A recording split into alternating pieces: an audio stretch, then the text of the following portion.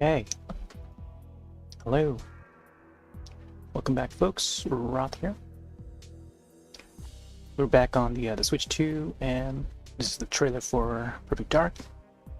When they announced that they're bringing this game over to the Switch Online app, and yeah, it's actually a separate app, a separate N64 app that you got to download. This is the mature rated one. So you make sure you download the right one. There are two of them. Unless you want to download the Japanese one, then there are Japanese variants of the N64 apps. So let's back out of this, and we'll get back into Perfect Dark. Yeah, you can find that in the news, the Switch news section, which is down here, right next to the eShop. But we'll hop back onto this.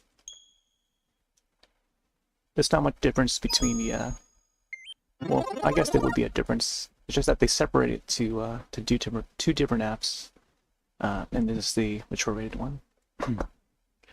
So let's get things started.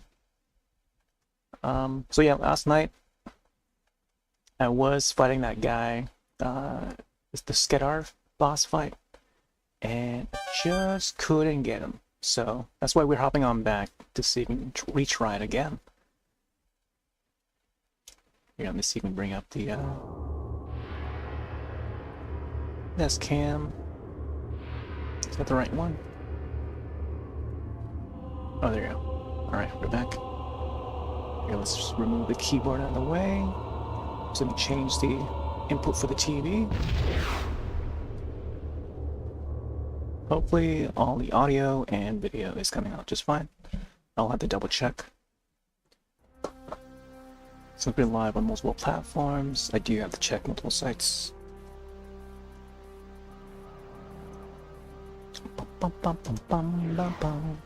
Why the big hurry? It's gonna be a retry of that Skedar boss again. And I feel like we're just getting so close to defeating him, but somehow... Gosh, I don't know what is happening with the input there. But it's not detecting it. What's the target location? Work your way down the building to the ground level. Dr. Cowell will be in a research lab somewhere in the underground facility. How will I HDMI 1. It's going in. An image record, and we can't find any official files. It's connected. All we have is the name. Good luck. Oh, there you go. Now the signal's going through.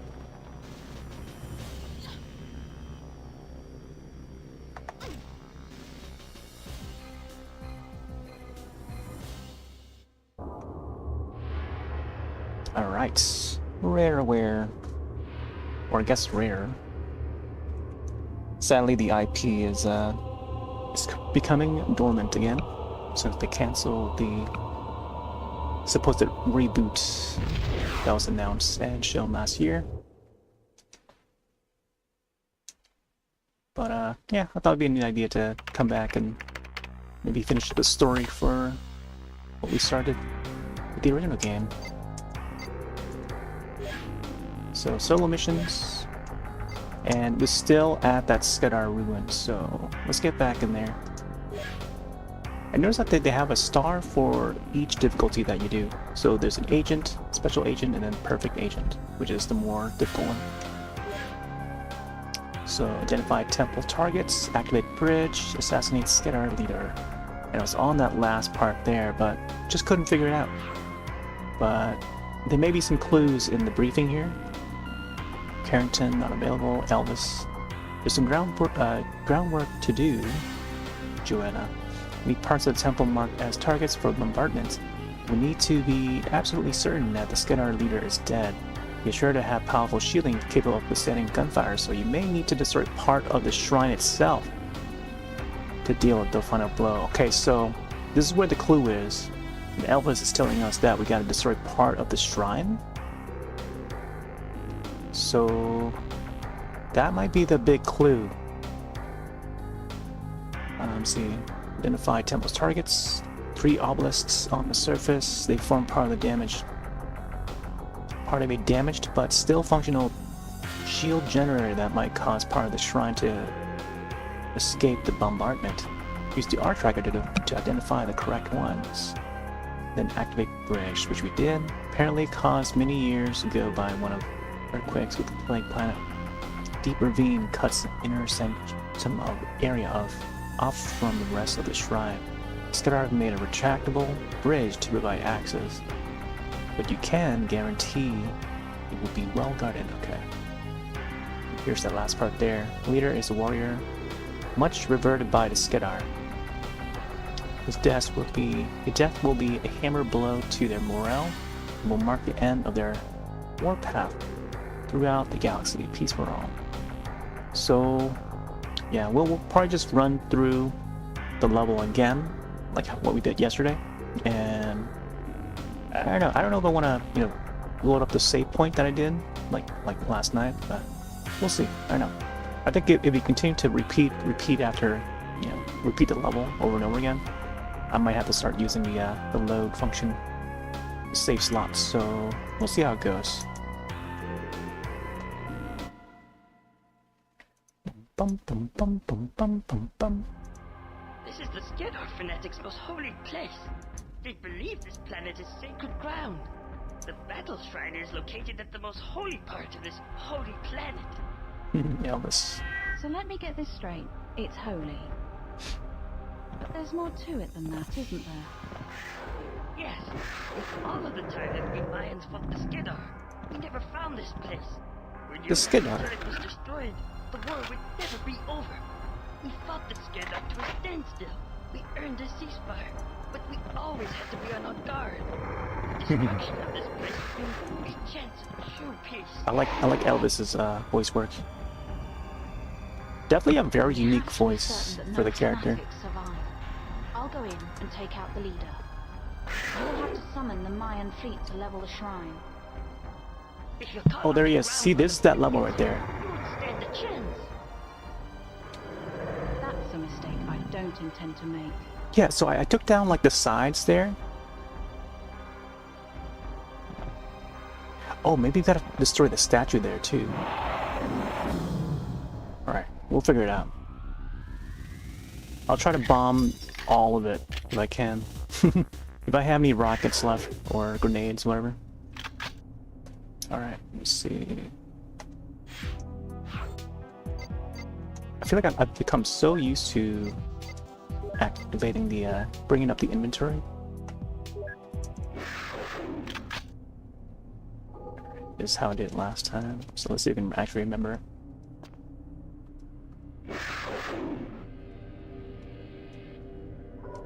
Oh yeah, rapid fire, right? Let me check the rapid fire.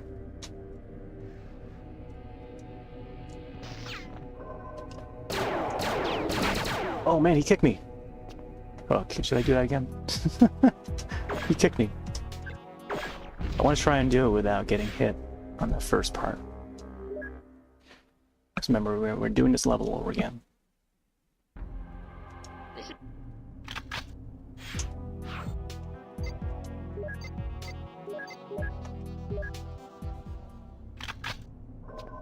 Okay, so it's already on rapid fire.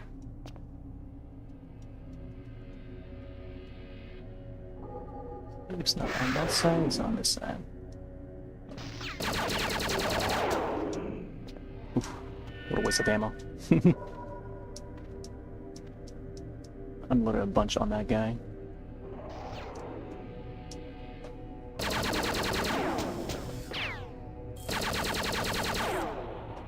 feel like I should hold it a little bit This seems lighter. to be one of the special pillars. Shorter, maybe. So this must be one of the pillars. Last time I accidentally placed the amplifier on this tower, and then turns out that that was not one of the towers. So I gotta wait for her dialogue to finish first to even activate before we start placing him, or else we'll make the mistake. All right, so for this part, I think I want to switch to Reaper. Reaper has the shot here, which works pretty well. There's gonna be a few that's gonna spawn behind me.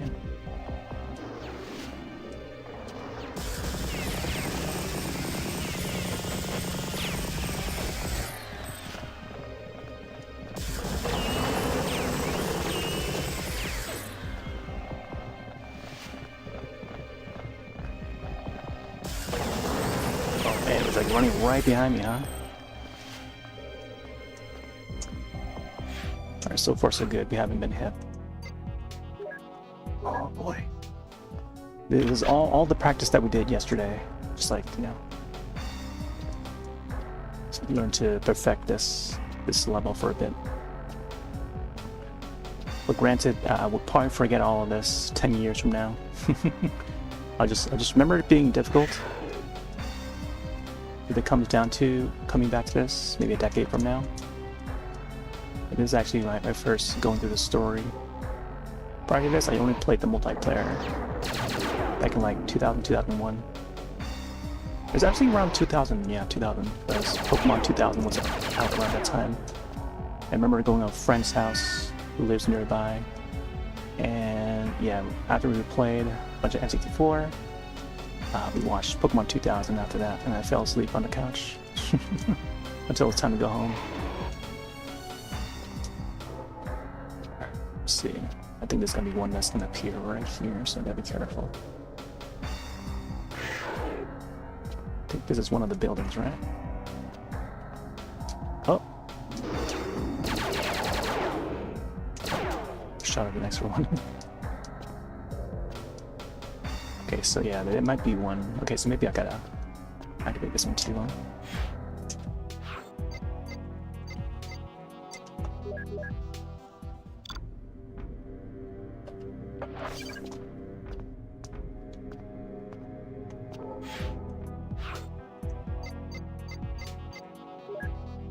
Actually, you know what? Maybe the Reaper ran.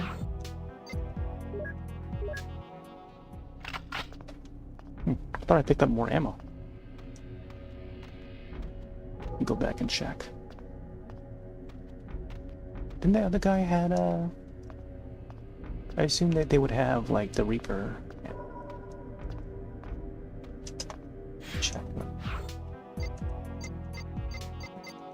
Let's check out the IR scanner.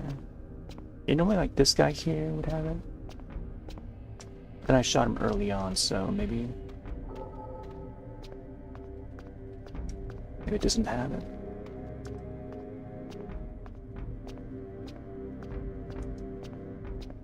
And I want to use it in an upcoming area. And I want to get a shield as well. And maybe depending on how well we do, it'll just provide like less ammo to help balance it out. So unless we get hit or something, they'll offer ammo or shield. Well, I think the shields will always be there. Just the ammo drop amount might not be.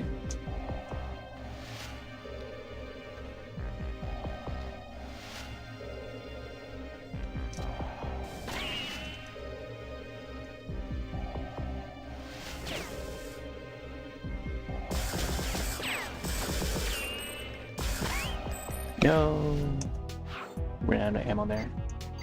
Trying to scope.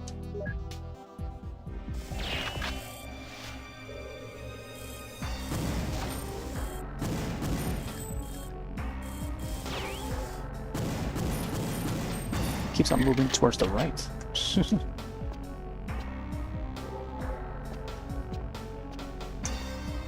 Crouch down a little bit.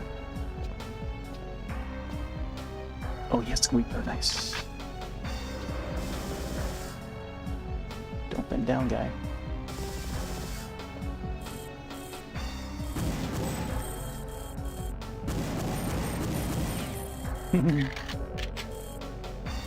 Thought I shot him in the face already. I gotta shoot him in the neck.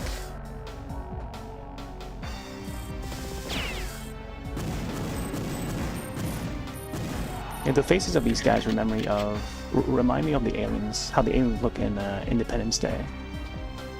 Speaking of Independence Day, that's coming up tomorrow. Alright, we got some Reaper ammo. Alright, IR scanner time. So yeah, 204 ammo. You hear those guys. Let's grab the ammo. Perfect health right now. I feel like I need a save. But then I'll wait till Get a little further. I don't think I need to go in here, because there's no tower here. But I do need to take out the guys now.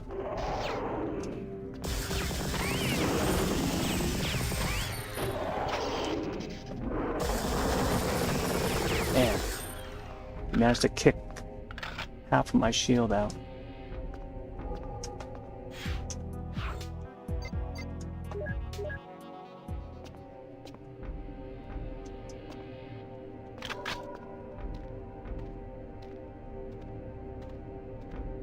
It's okay. There's gonna be another shield later on. So there's like one of these sculptures here. I gotta maybe I gotta take out during the boss fight. And then this is the other statues, right? Obelisk. There you go. Target amplified. That thing should explode, right? You can hear it.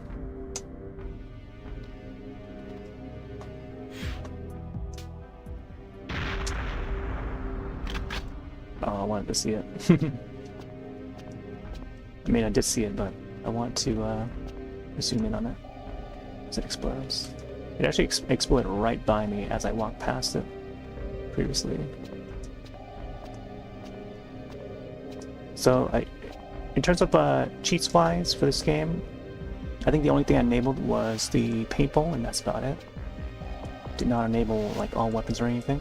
So we're playing this with no guide, and also aim assist is off.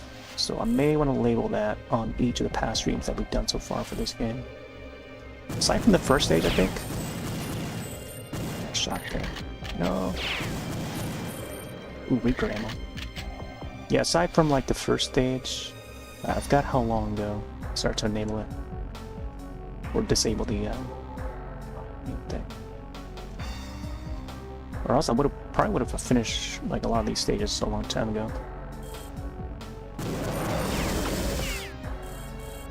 But yeah, it's very difficult to play an old N64 game without the auto aim. What? Look at the paintball. There's some red down there too.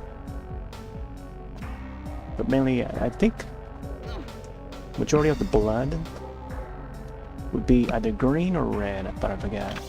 That's why the game is rated M. Because, you know, violence, shooting, and blood and stuff. But it's alien. I enabled the paintball mode. Feature that's been carried over from GoldenEye.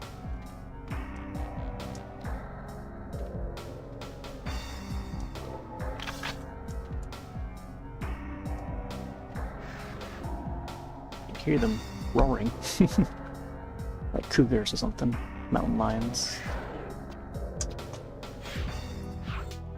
Let's bring the Reaper again. See the ammo just like continue to load. Alright, this guy is camouflaging. So we may have to use this here. Come on, Skedar. There he is. Got him.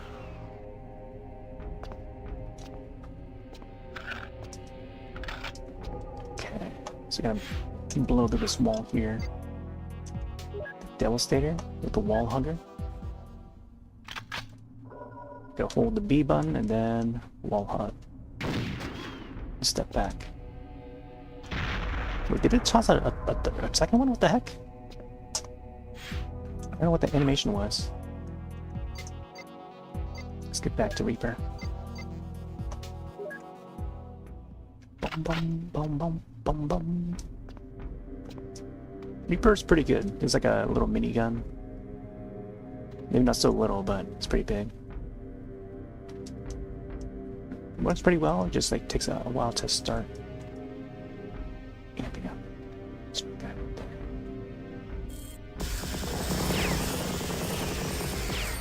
there. He dropped his Reaper. 700.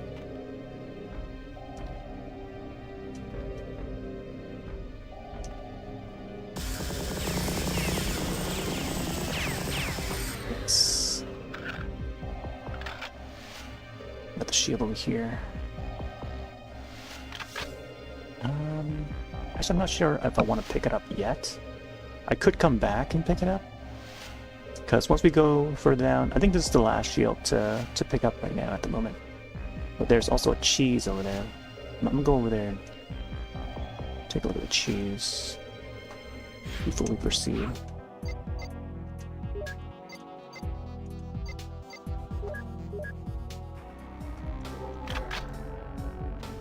Try not to pick up the shield. So yeah, there's a cheese over there. Can we shoot it? Every level there would be a wedge of cheese, and this is one of them. Oh, we can color it. We can't move it though, it's part of the environment itself. So there's a shield. Let's sit to the side of it here. Come on. Hey, get us through. Gosh. So if my shield disappears in the next area, I may come back around all the way to pick up that shield. Because I want to be a little, you know, preservative. What's the word? Reserved on the shield and stuff. Alright. And we get to the little guys.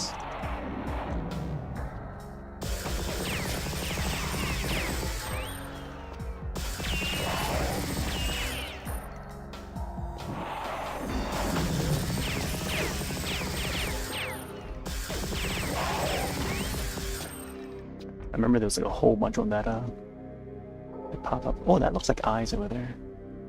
Kind of look like an album cover or something. Oh no, we got hit. Oh man, see, I knew it. I was looking back there though. I didn't see anyone. I don't know if maybe if we jump off, we won't be able to make it back up. So gotta be careful on this part here.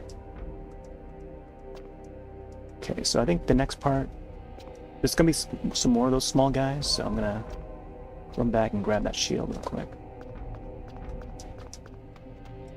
I had a feeling that was gonna get hit by those little guys. It was bound to happen. There we go. Just want to keep a full health if I can for the coming areas. At least until I make it to the point where the save slot is at, the save point or whatever it's called.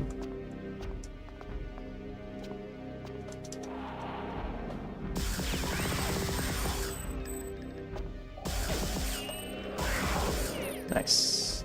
Oh, another one.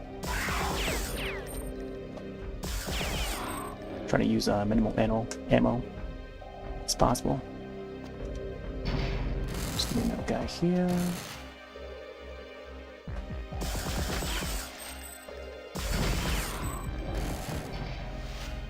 Nice. Alright, so we gotta push this here.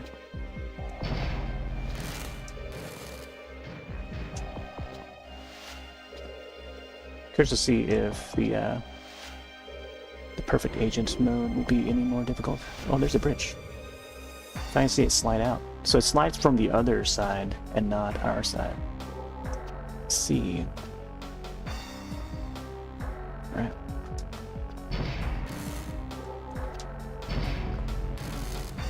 So far so good. Now this next part here, there's gonna be some more of those little guys. So I'll be a little wary.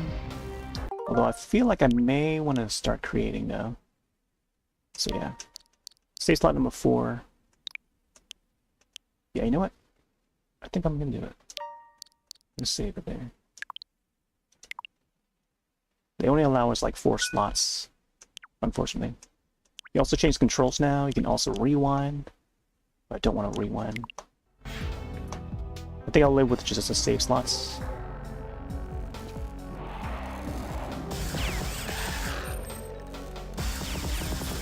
How come it's going around him?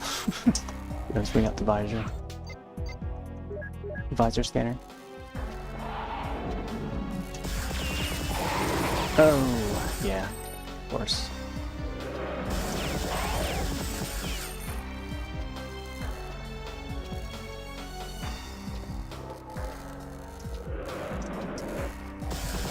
They're like little raptors. Reload.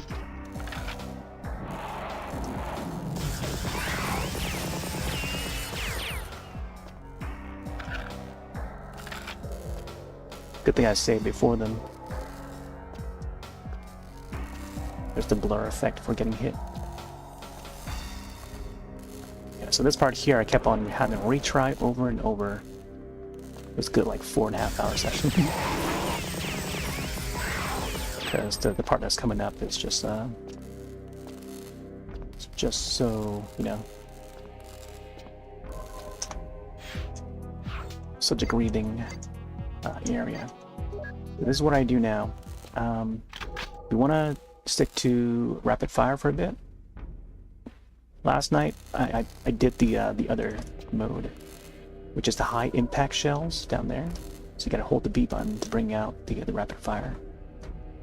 My trick to this is I take the guy on the right. See, how come the doors open fine this time, but then last night it was like all wobbly? Take that guy out, or else it's gonna shoot the rocket. Gotta watch out for the guy on the left side as well. Do the same process. This guy's a little bit more triggered, I think. Sometimes, yeah, angling the target at the right spot is crucial, because they would lean downward towards their right. It's like that guy right there. And then there's a third guy back there, so you gotta watch out for him. Or else, trying to ramble through this, you'll potentially get hit by their rockets and stuff. This guy is probably easier to take out when you're under the bridge. I don't want to waste that. There you go. So now you want to go down and grab the this is almost coming a tutorial. So there's a Slayer gun. It's gonna be I don't know if it's gonna be any important at all. Powers are constant in this area. The inner sanctum can't be far away. Can't be far away, yeah. And we picked up another rocket for that sanctum. See, and there's a symbol again. Just need to disable the visor for that. Yeah. You see pieces of it. It's a bit chipped off on this end here.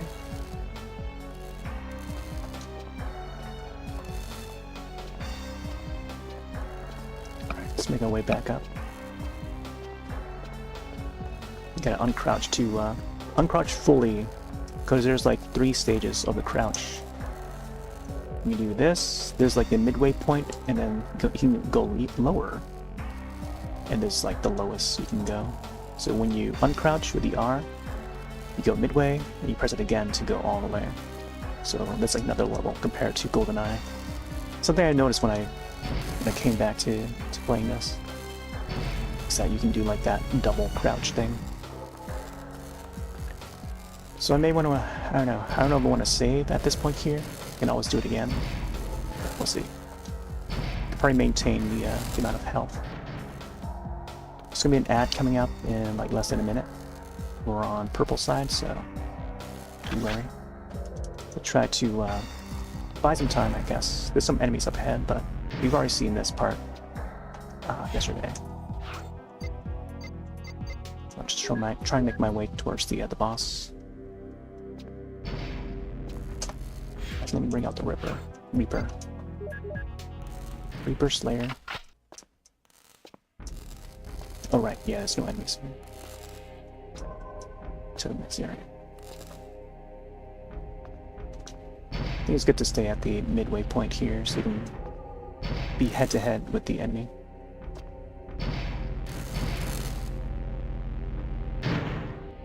Oh no! The Skedar army in suspended animation!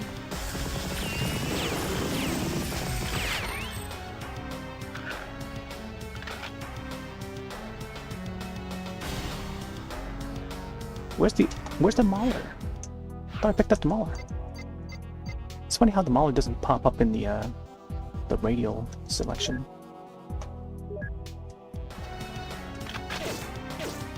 Oh.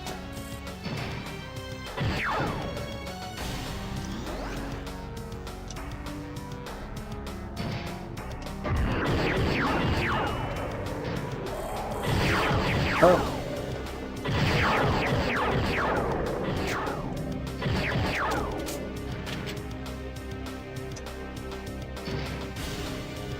Oh boy. There we go. Turn to the side to reload, or also just close the door. Close the door would be good too, so that the enemies would just come to you instead.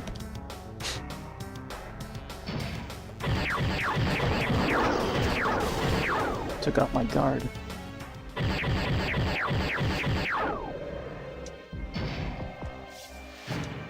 Skedar secret army has been defeated.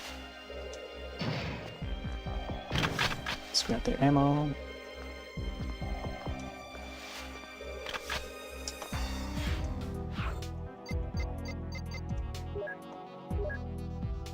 Alright. More ammo here. I think having the ammo for the Maulers is a good idea. It's got a pretty decent like fire rate.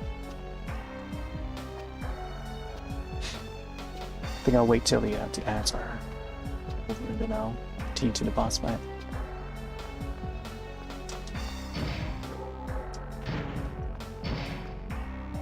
We're now affiliate over on purple side, by the way. Purple side, green side, and red. By red, I mean, you know, YouTube partner. Alright, looks like we're back. Welcome back. Not sure if any of these other statues are movable or anything, or whether or not there's any secret doors here. This place also reminds me of the Aztec in GoldenEye, in the way it's designed. Obelisks and the texture of the walls here and stuff, the structures. It's got a very Aztec look to it, but more futuristic as you're in this alien spaceship. It's a nice iteration coming from GoldenEye. Alright, so we're about to enter into the boss fight again. There's the Skedar boss leader guy. So I'm gonna look at the directions again.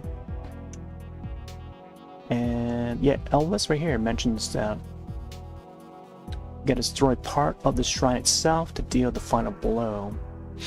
Yeah, I don't know why they mentioned it there, but then like they could have mentioned it here. And just have like Elvis adding his dialogue there, you know, for each section. So I don't know. We'll try to blast everything if I can. So let me double check here. Oh, charge up shot. Interesting. It turns red. Huh. How come it didn't turn red last time? Callisto. Make sure this is set to rapid fire. Yeah. Check the Reaper. I think what I did with Reaper last time was, yeah, I tried both repitch state and then also grind state to see if I can grind the back side of him. Because it seemed like there's like a tail at the back of his head that I got a hit or something. Because it turned red. The cursor would turn red when I highlight that portion. And so, I don't know, maybe I've got to hit that part. Maybe for this one, I started using the, is it not the, I think it was the wall launcher, or the wall hugger, I mean? Oh no, it was the other weapon, let me see. Slayer, yeah, it was Slayer, where I used the fly-by-wire rocket. Which actually still, it goes in slow motion, but you're in the first person view of the rocket when you shoot it. So you can actually guide that rocket as it flies. And then I would aim it at the boss, but it doesn't really do anything. It just shows the cinematic, and then explodes or something like that, and it comes back to Joanna's view. And in that time, like the whole thing is still active, so the enemies can actually make it over to Joanna, and Joanna will get hit. So I gotta be a little wary on that when I shoot it. Otherwise, I think a rocket launcher is just fine. I'm not sure what else. Try try the IR scanner thing to see where the enemy would be. And that's about it. I don't know. Go back to Mahler. Try the chart shop and see if this makes any difference.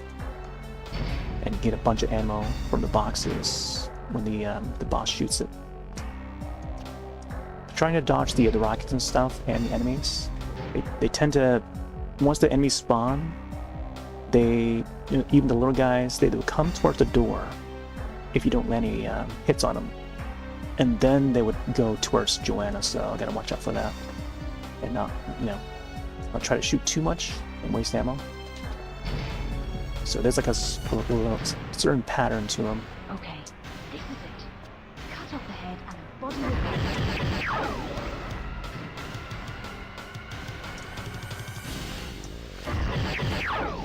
Oh, I noticed that thing's glowing.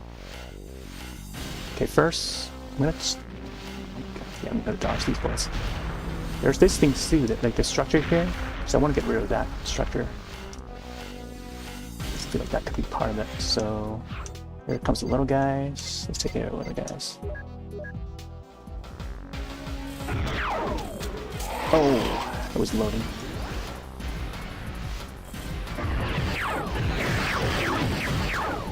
Maybe I should do the single shot thing. Oh, see, I wanted that rocket to shoot at the.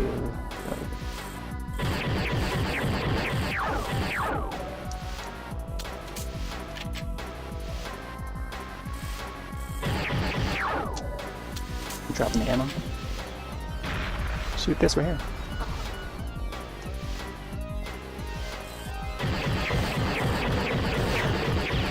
No. Yeah, they always make it over to the door for some reason.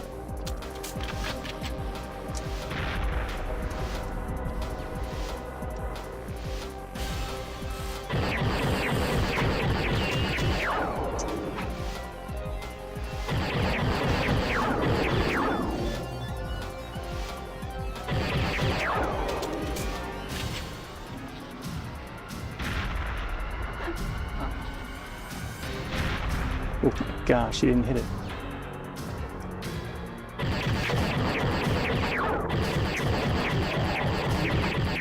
Come on. Stuck by the bar there.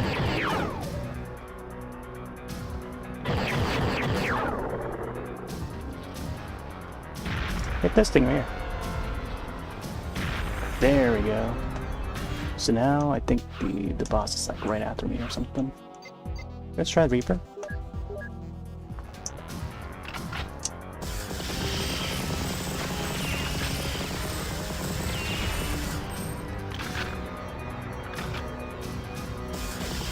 Oh! Yeah, just shoot everything. See, there's some bots over there too. I'm not sure if I should shoot that.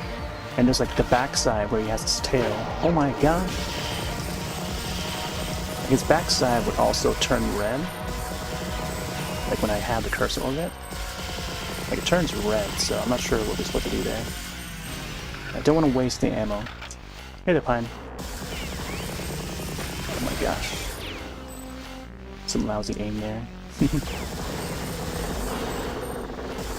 Any little slight movement on the analog stick, it would just, it'll go very wild. Get that little guy.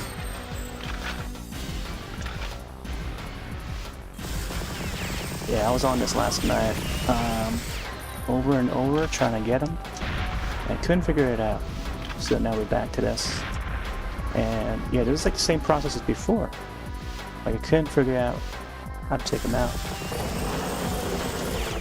Gosh, okay, now we're out of bullets. Gosh, let me see. Oh yeah, we still got the Devastator, right? Devastator and Slayer. So I'm gonna try the rocket, see how the rocket does. Or this one has grenade launcher. So maybe we can probably do more damage with this. I mean, he is shooting rockets at us. Oh no. The way he runs is like, reminds me of the Queen alien xenomorph. Come on, go down already.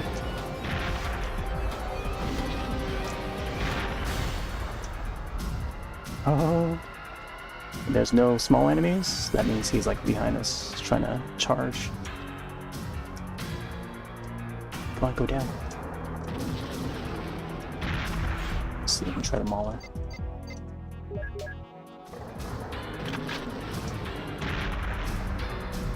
Little guy.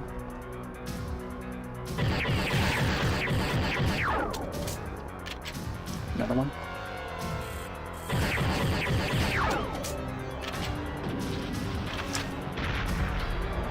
So I guess they can't reach that bar at the top there. Oh my gosh. See right there, I feel like the tail part of his head. Because apparently you gotta take his head off or something. Ooh. Yeah, we have one more hit left. Okay. This is where I start to load up the thing. Or else it's like, it'll be at the start. Here. So I did a new load, a fresh new load here. At this part. Near perfect health, I think. Yeah. Perfect shield. Just so we can get back to that point.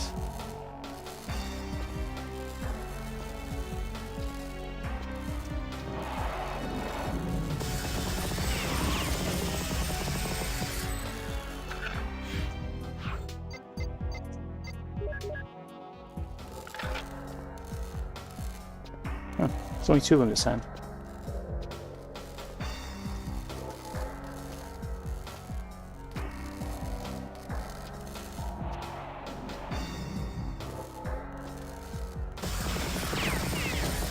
Alright, so far so good. I think leading up to the boss, I've already perfected this level. With the countless repeats from last night, I remember what to do about it. And these doors seem to open much better now for some reason. Let's get this guy out. Oh! I guess I was too out in the open that this guy starts to shoot.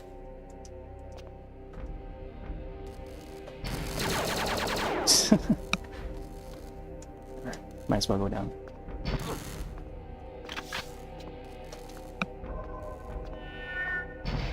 Power's more constant in this area. The inner sanctum can't be far away.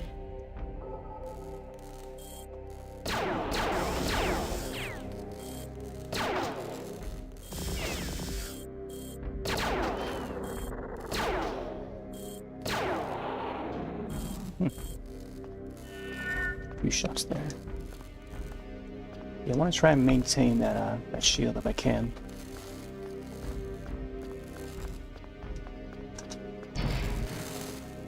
Even though I got hit earlier, but I still got half shield.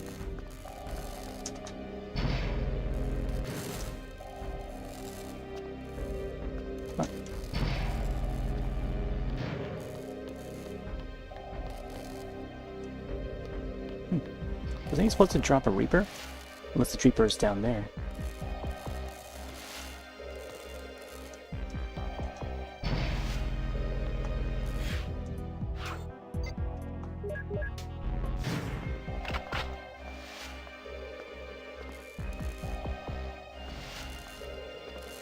This part again.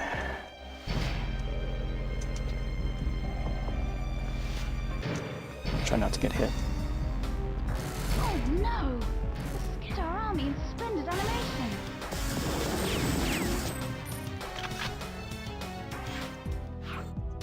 Mauler.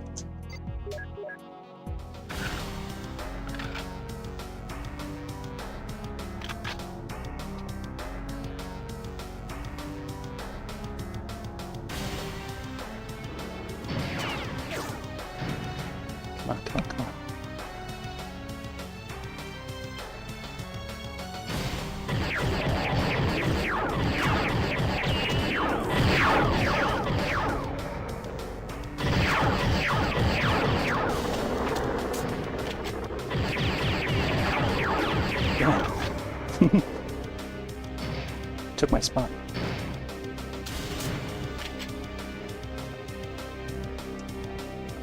Hello.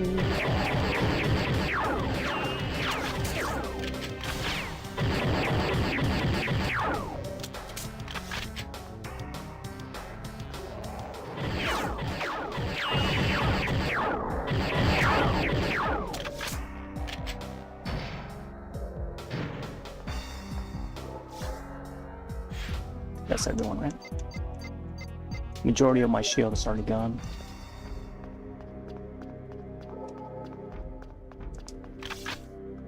Ammo. Got 200 shots left. 220. 40. Alright, here we go again. Bum bum bum bum bum bum bum bum.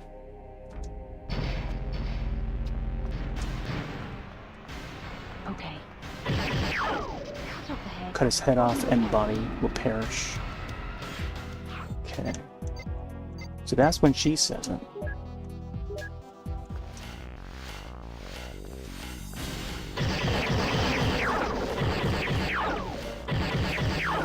Destroy!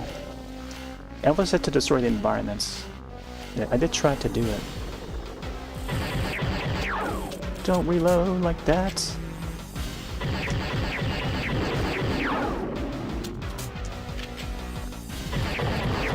Take him out. Let me see. Reaper. I didn't get to do the thing.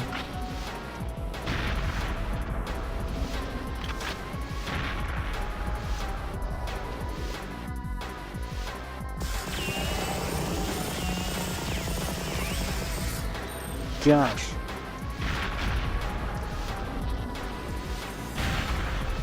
I gotta get him to get rid of that thing right there.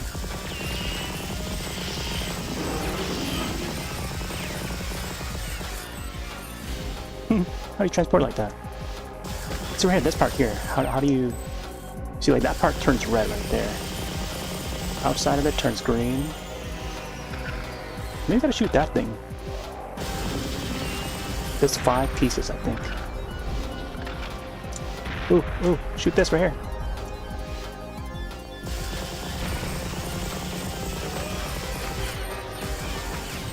Oh, that's my spot too. Oh, it came back down. What the heck? See, I tried using the grinder on him too, and it won't do anything. Try shooting that thing.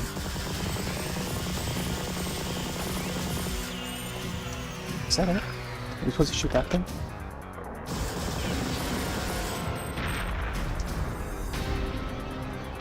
Ooh, there we go.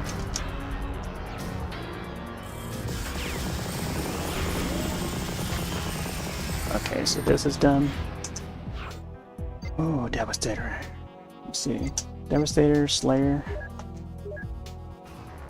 Oh no! Wow.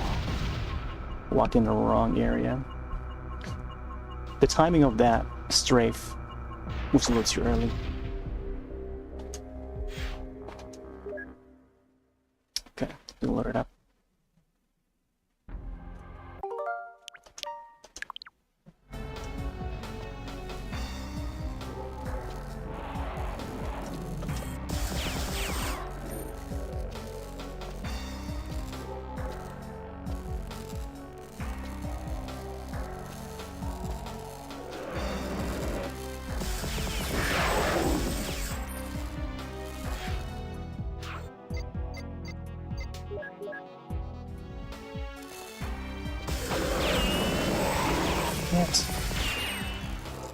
The more you look down that alley or that direction, the more it's likely going to spawn.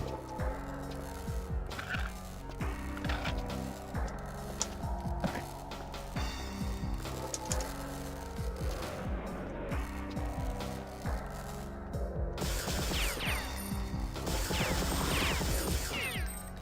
Come on, man. Fall down already.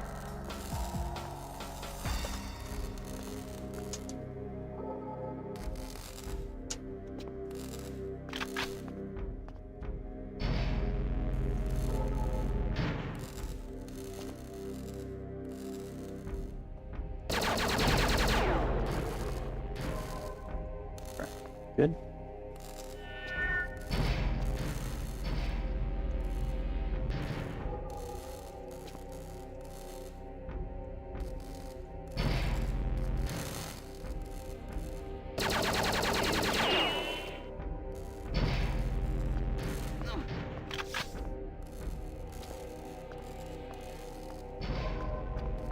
Power's more constant in this area. The inner sanctum can't be far away.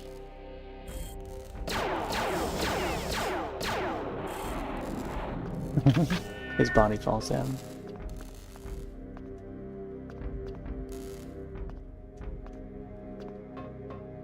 Yeah, the only other object in that boss room would be the sculpture that's just behind him. And even the sculpture has like a shield around it, so I don't know if we can actually hit it yet. Unless we gotta break that shield somehow. With something. You take off the visor. What's up this layer?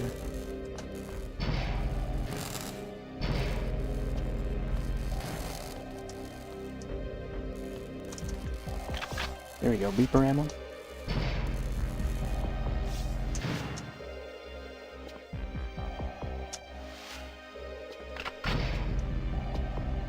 Yeah. I mean, even just with last night's session, it's like 4 hours trying to figure him out, but all up until like I ran out of ammo for every gun. Just couldn't figure him out. Oh no! The Skedar army in suspended animation.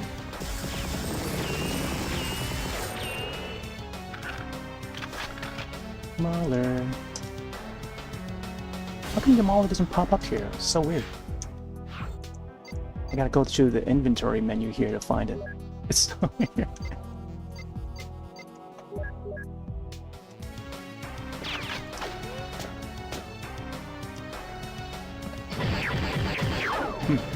Try to shoot from here.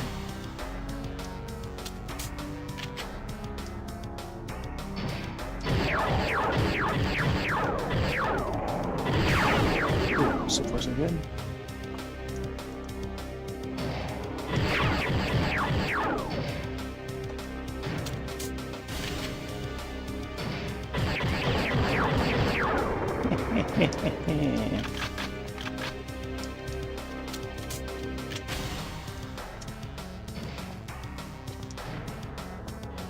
Oh, there's an enemy over here. Ring around the rosy.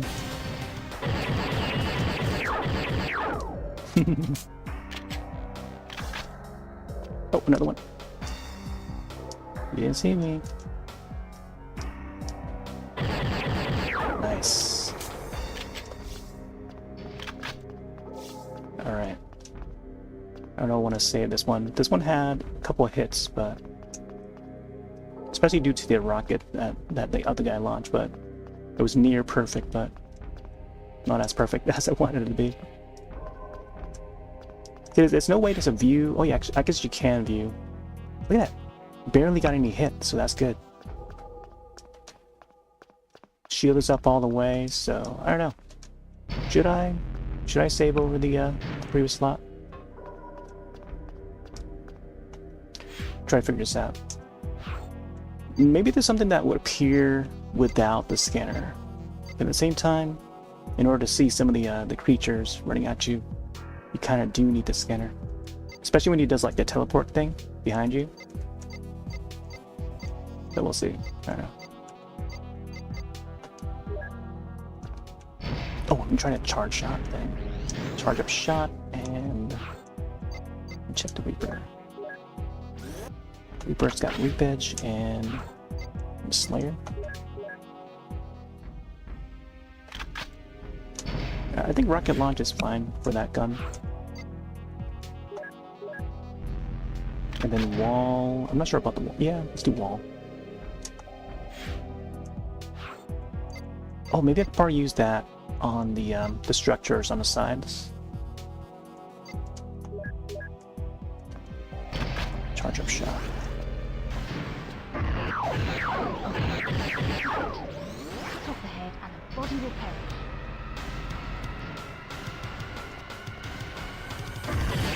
cut off his head. Yeah, oh no, there's a shield on there.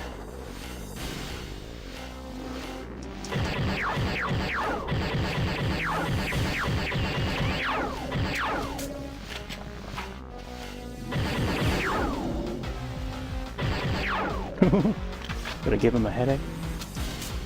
Oh, come on, get out of there! For some reason the game's not taking out my armor.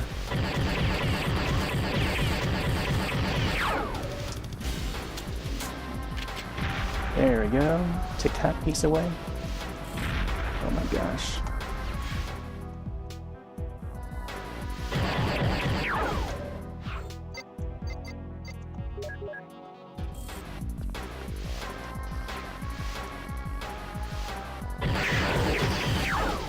Oh. Slimy little rascal.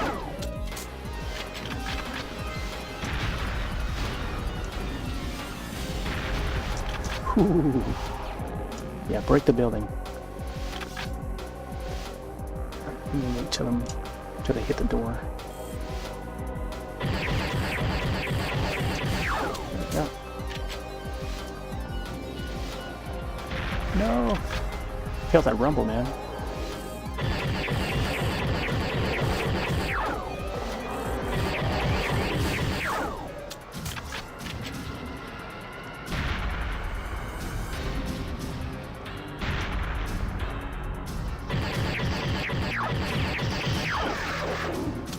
Little guy.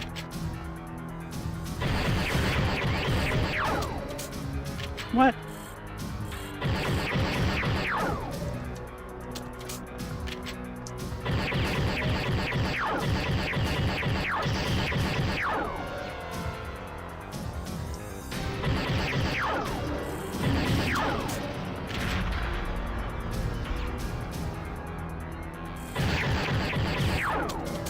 Oh. Ooh, that was so close. I almost got hit. I'm like more so dodging with my body than with the controller. There we go. Give myself some room here.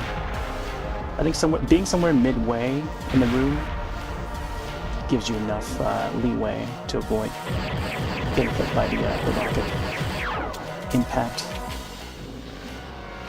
We start shooting that. We'll head towards the back of the room instead of, you know.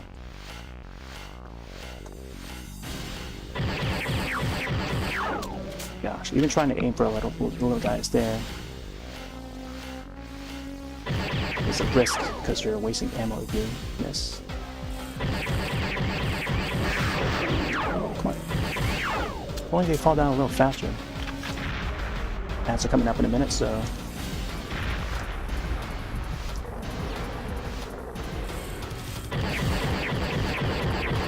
No.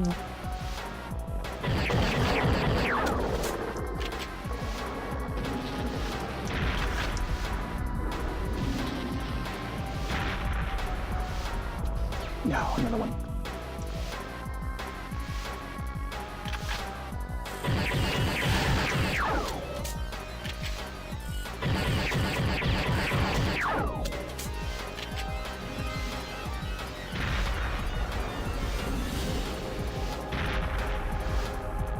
Yeah. Been hearing fireworks.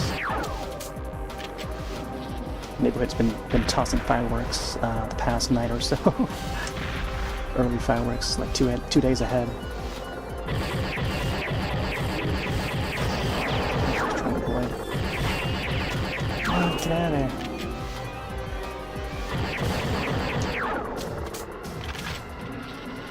It's like the worst time to be hit right now.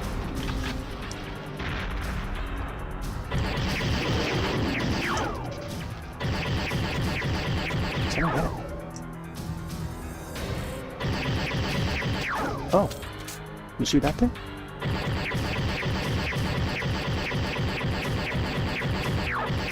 I'm gonna try the rocket next time so you can actually get some parts of that exploding.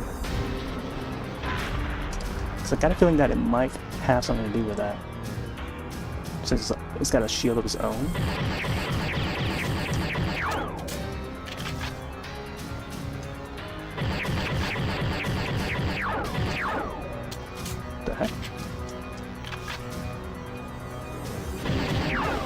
Oh.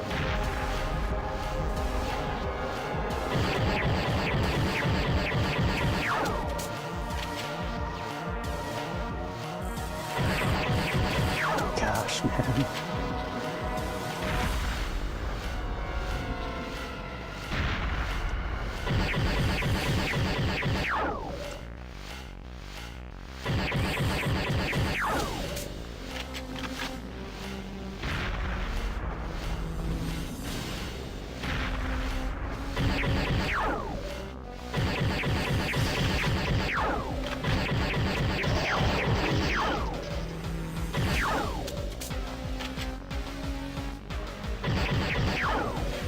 Let's go back there. I think Devastator.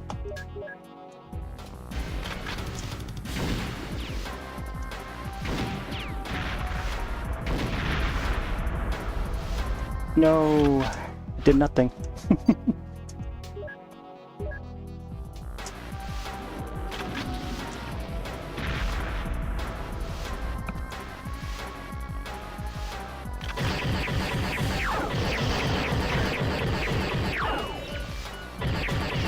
Right in the wrong direction. Hey, yeah, we're trying to figure out this this boss fight again.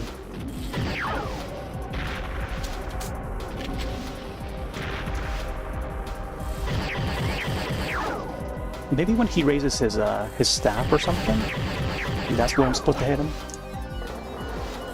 I'm like a couple hits away. Yeah, right there, that part. But that's like spawning the enemy. So maybe he's weak then.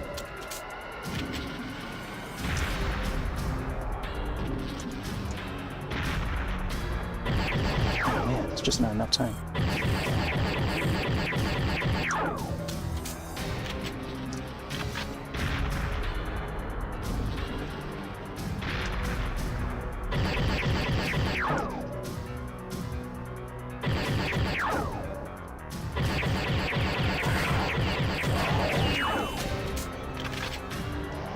Another one.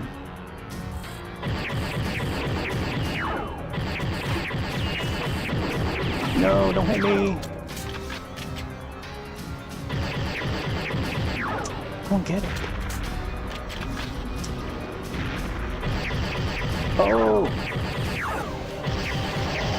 Away!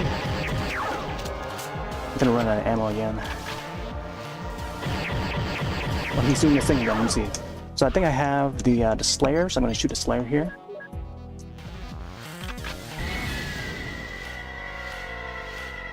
Oh. Did that even do anything? That didn't destroy any of that structure at all. So I don't get it. I only have one more shot on the Slayer, so... Don't recall finding those aliens without using these tools. These tools.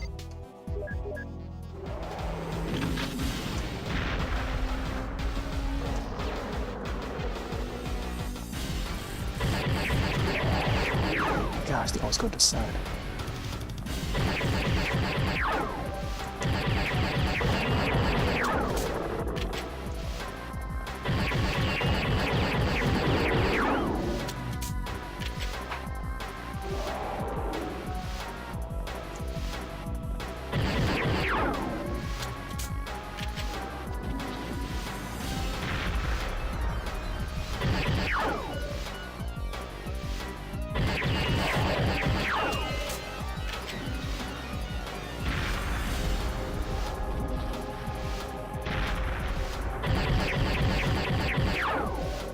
Okay.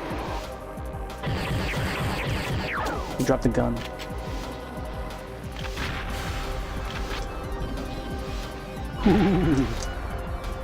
No, the gun keeps on spawning the enemies.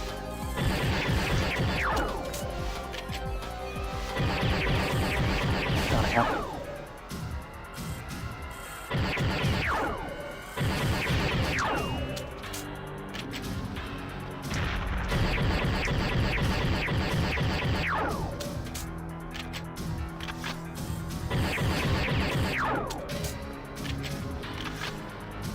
Yeah, they be holding like guns and stuff too. Oh! I'm like one hit away. Oh, they got me. Alright. So maybe I'll save the slot somewhere just before the boss now. We gotta move forward. I don't get it. Try to get the structure on the sides The Skedar fanatics was horrid. taken out, but even then, it's like it doesn't do much damage on the bots itself.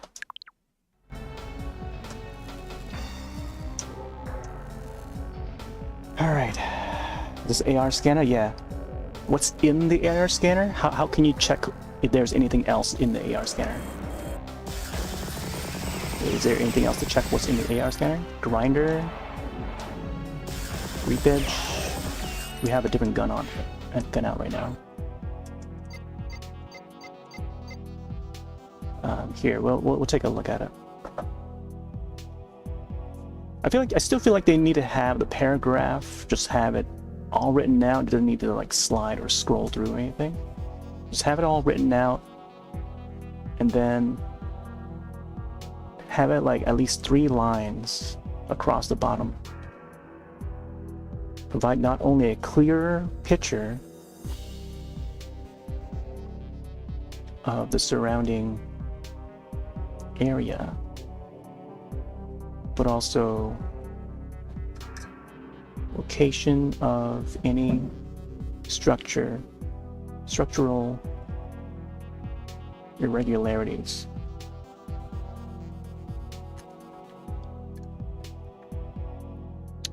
And also locate the enemies using cloaking technology.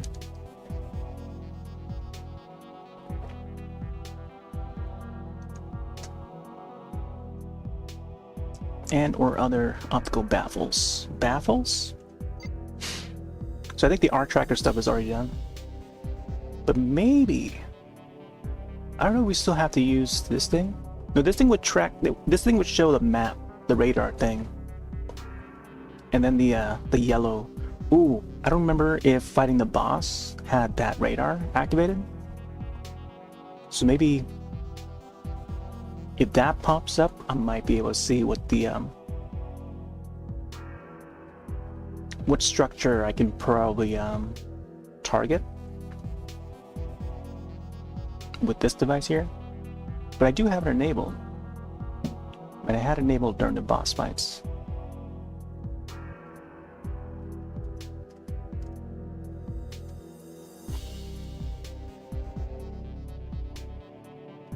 Yeah, you know what? Maybe on the next fight, this upcoming next fight, I'll probably try it without the IR scanner on, just to see if there's anything that we can find. Yeah, if there's any tips right now, now is the time to do so, because once I get in, it's gonna be tough to read comments while during the fight, or else I'll get hit.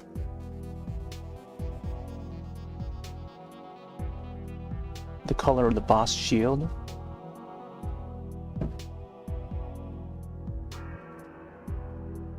The color of the boss shield, is that some sort of indicator? I usually take note of the targeting.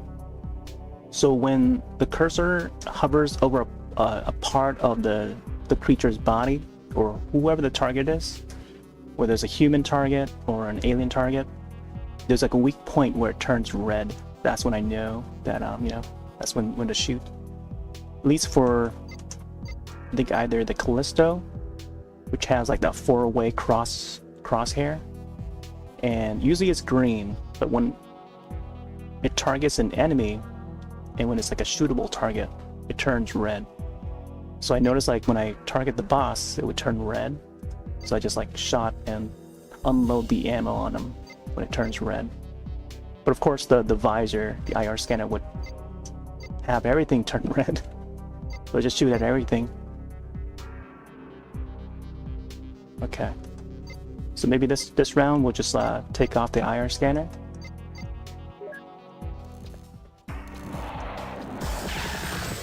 Try all sorts of options, because what differs from last night is that I kept the visor on for the most part.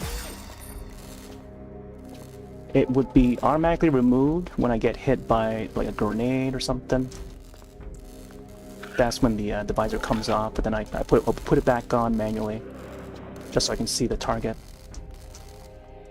Oh man, I got hit already. Another one.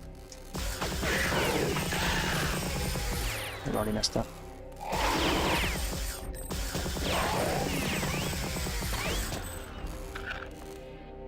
Alright, you know what? Let me do it over again. Want to have enough shield as possible.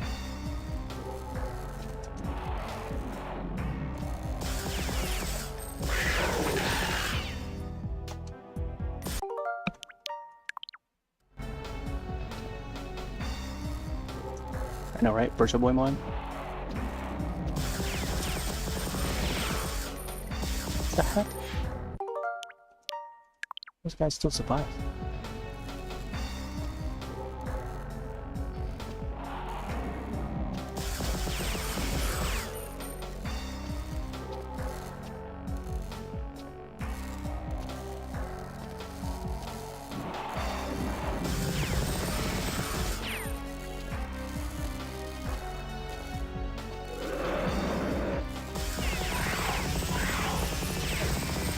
Oh boy. This part here is where...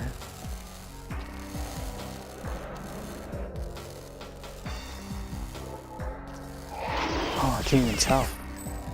Couldn't tell he was there.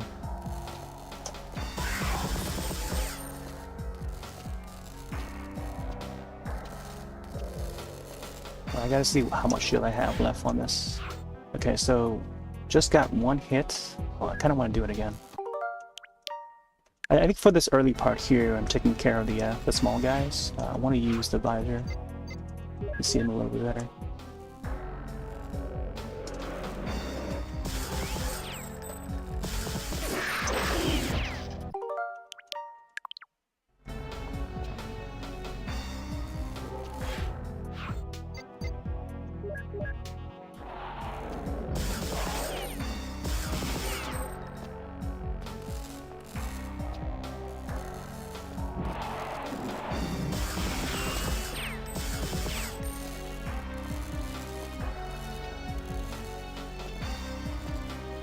That part you don't want to look right, or else the more you look right, the more the game's gonna spawn another enemy.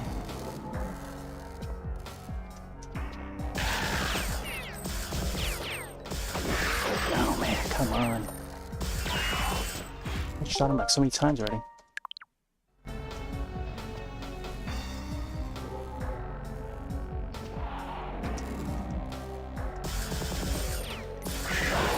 Ooh.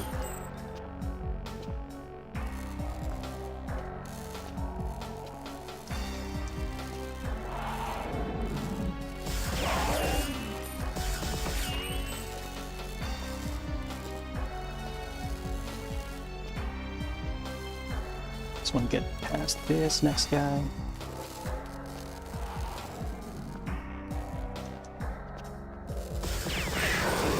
Nice, there we go. Kind of want to save here. Try to get past this one.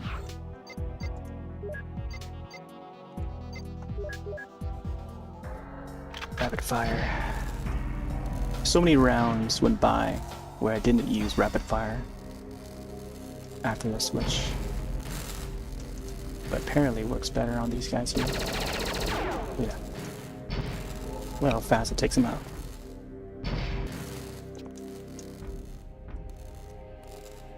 Hopefully still not alive.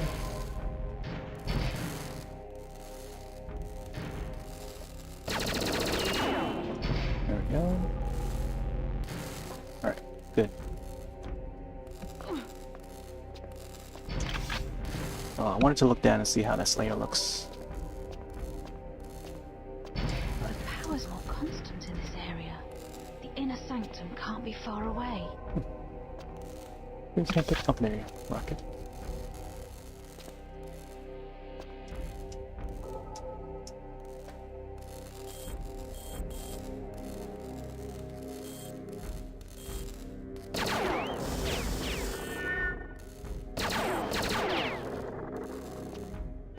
Yeah, so it turns red.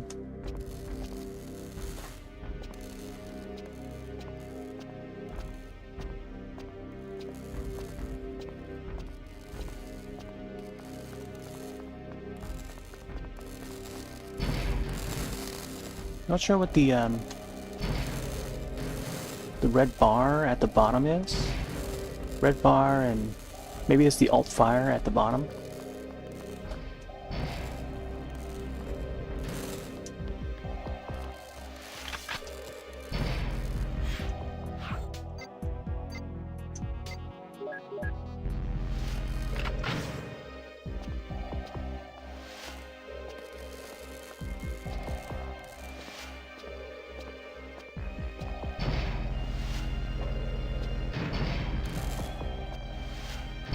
No!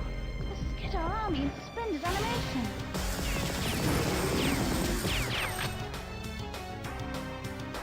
I don't know why the mullet doesn't pop up in that circle, that dial.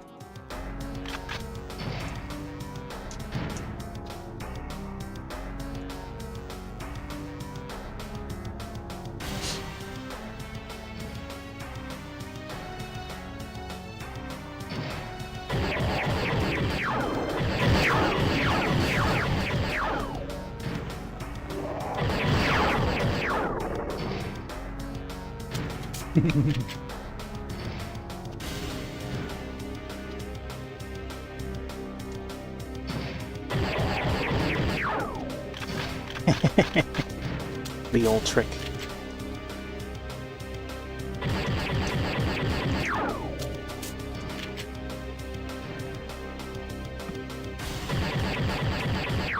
There we go.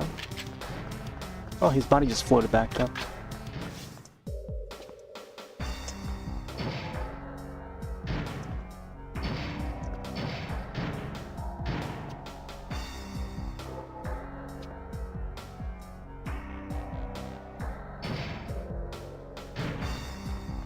See right there, like these guys, they have their tails too. It's kind of like the xenomorphs. So I was shooting this part here on that boss, and no matter how many bullets, it doesn't have like a health bar or anything. So there's no health bar to indicate how much life he's got left. So I assume that there's got to be something else, because normally enemies would have a life bar once you land a hit on them. So I thought like the one case is to shoot the tails, their head tails. Like this guy has it, you know?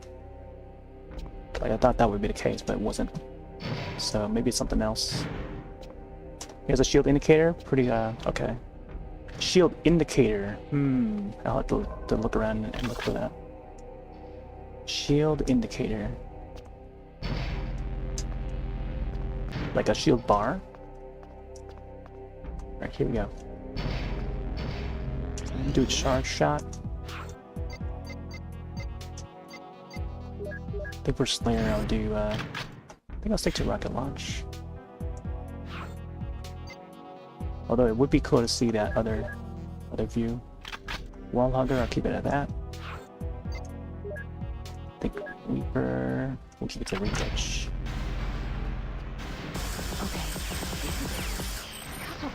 Yeah, where's the shield indicator?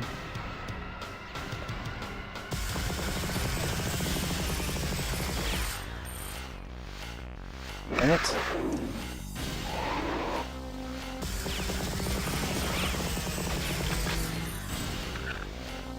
Where'd it go? Where'd it go? Yeah. So I kind of want to get the visor so I can actually see where he is. Alright, so the sculpture on the back there is yellow. It's got the yellow shield.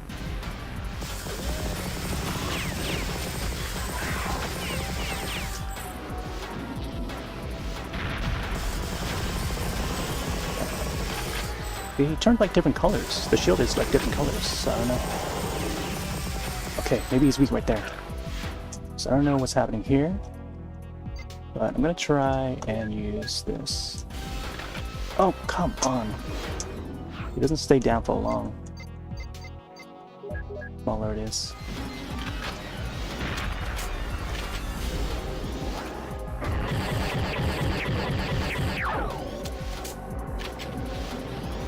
Looks like he shoots it out of the mouth.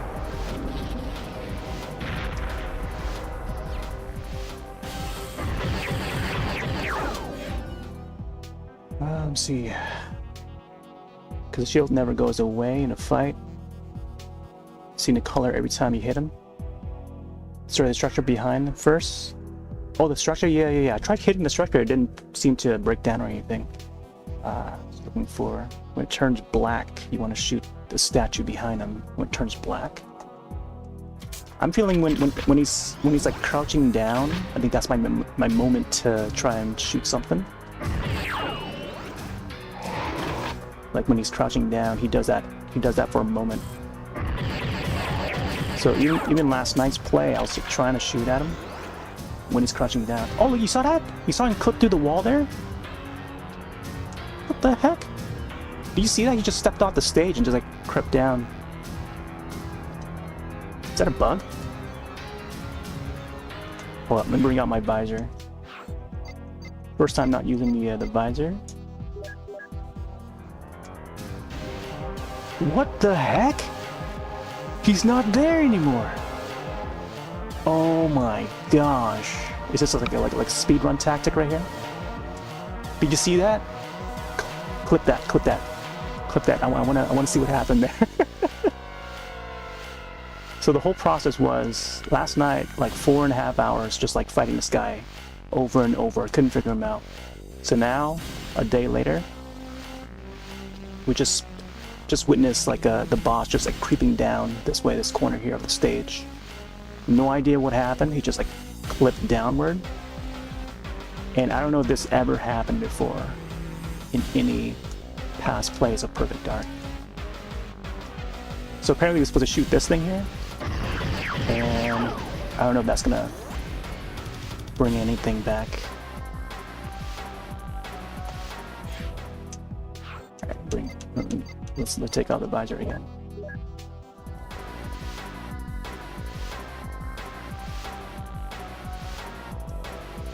Yeah, so he's not there anymore. Did we just like soft lock ourselves?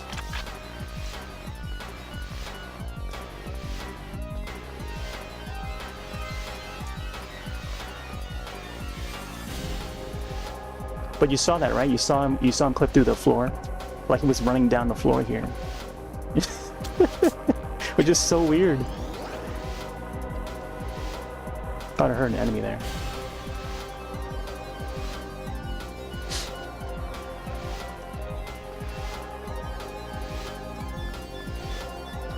See, we can't get up there either. There's like no stairs to get up there.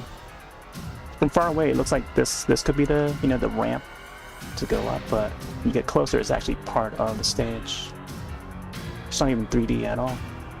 Like this thing here, like these bars. So initially, when I played them yesterday, I thought that you had to take out like these structures here, like these bars, because he definitely took out the one that was over here. It's been broken down now. You see these pieces here. When I bring out the visor, should probably just do this here. You can actually see the pieces. It looked more like this color. But it was like a piece that was like hanging from here to here. So it's been shot down already with the rocket. Because it kind of got to guide the rocket towards that way when he shoots it. Which I thought would be the way to like weaken them down. Because maybe he's powered by the structure of the building or something. But now it looks like this whole structure here might also be part of it. So now I don't know what to do because the boss is not there. And I feel like that boss might not be in that black shield state yet to even try shooting this down, so I may have to start this over again. It's a strange bug.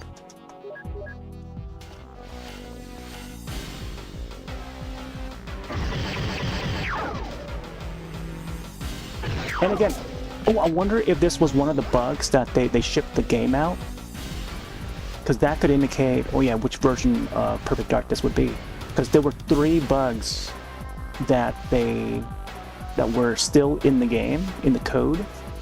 on the initial release of the game, and then Nintendo, they wanted to push the game out at the time of release. I read this in an interview a long time ago, and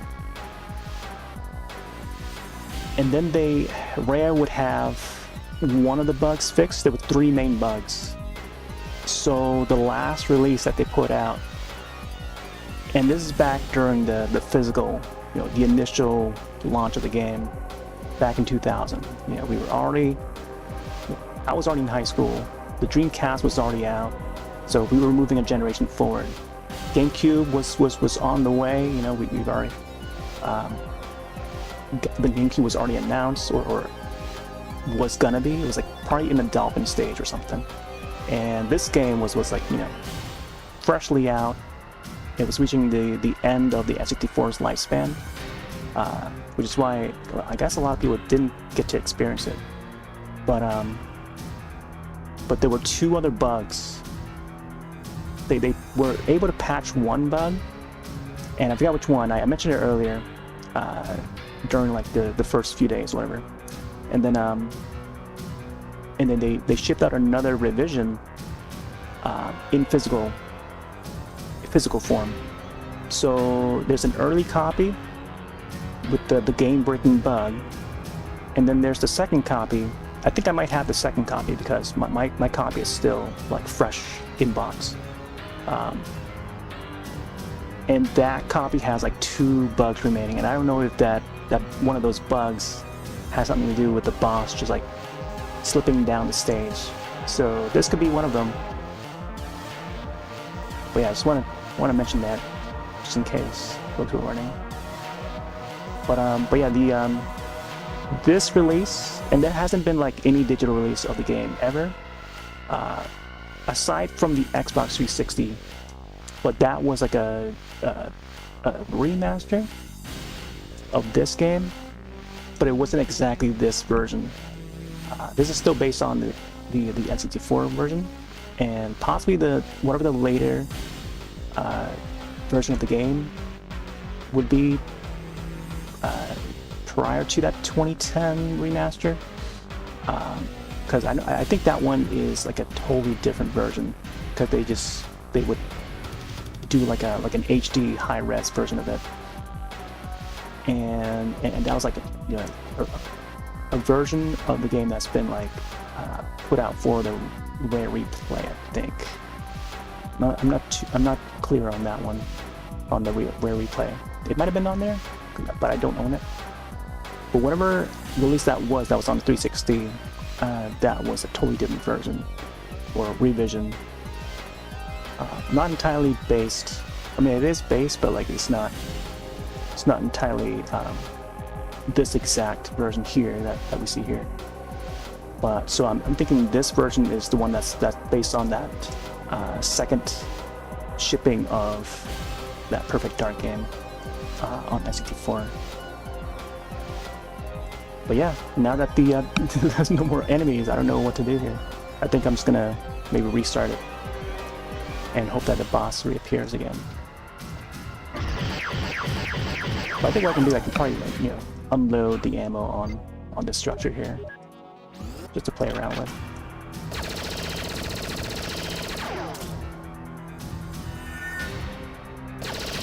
Yeah, it's weird. I don't know if this has happened for anyone else.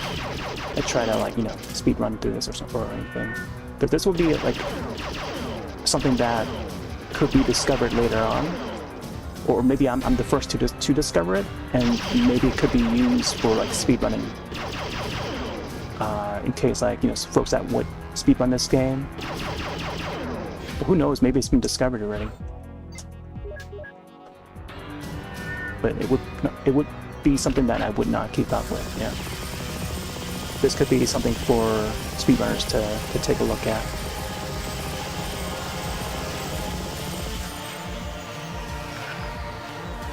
Let's see what else we use here. Grinder.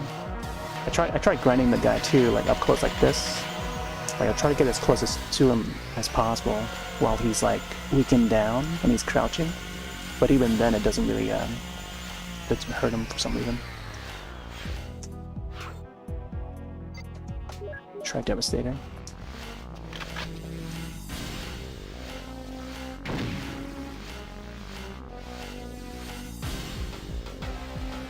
Did it just go through?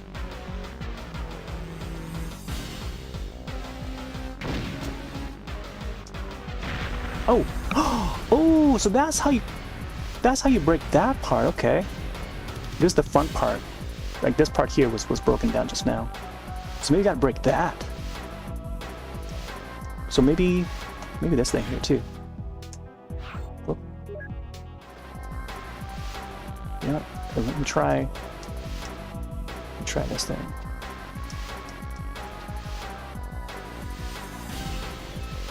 Make sure it's on the wall hugger.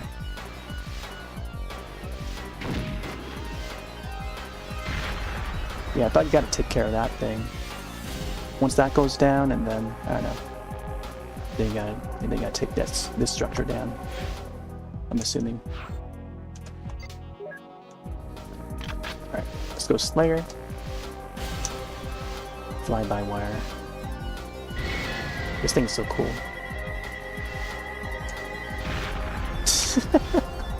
I tried again. What if I use this and then like try to follow where the boss went?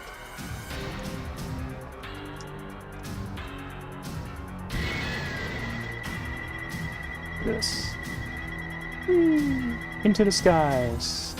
Oh man, it just disappears like that, huh?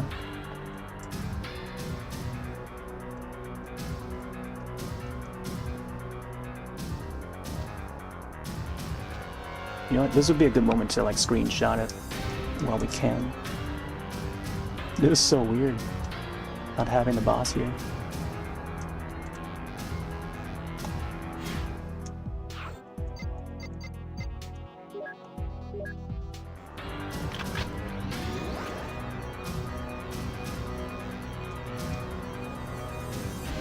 Screenshot. Yeah, there you go.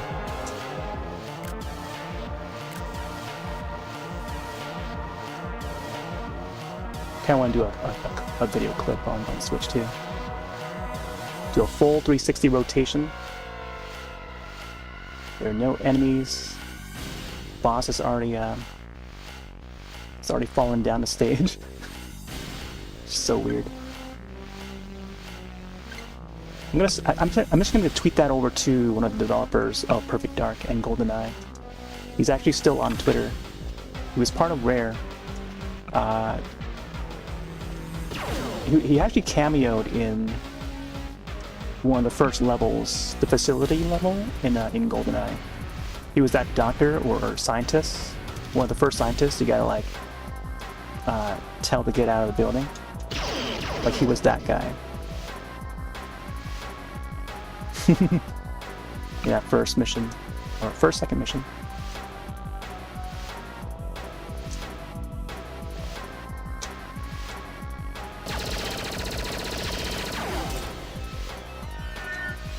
High impact shells.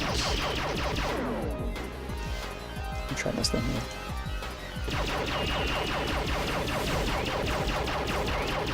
Oh. Maybe you gotta do like a rocket on that to break it down, huh? Reaper.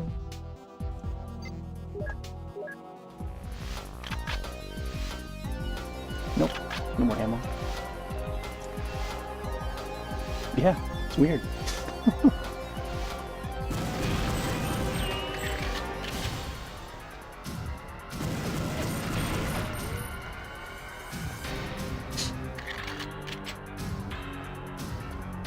Okay, let's go back. Abort.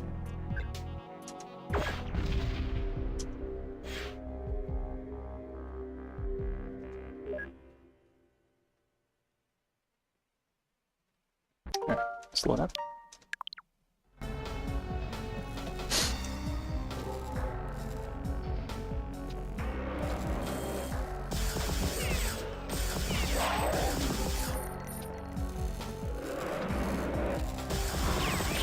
I didn't even see that guy. Oh, I didn't get to pay attention to the R tracker thing during the boss fight. thought I had.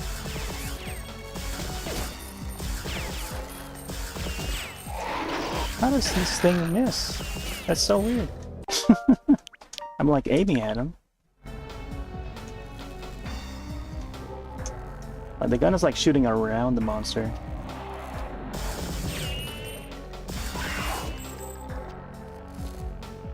Okay, 4 shots around him.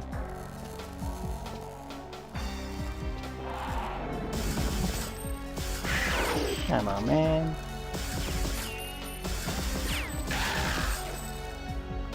Here, we'll do it again.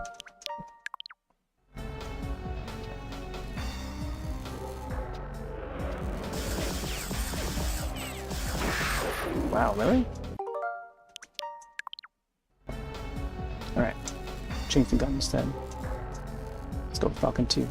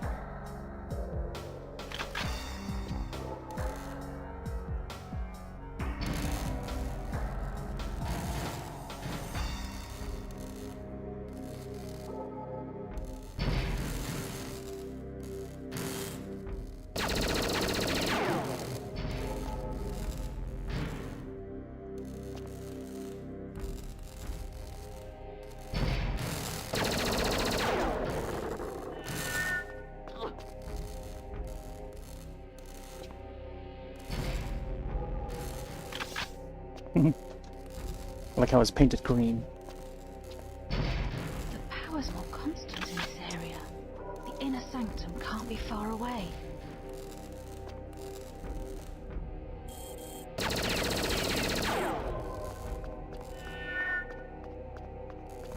Skedar.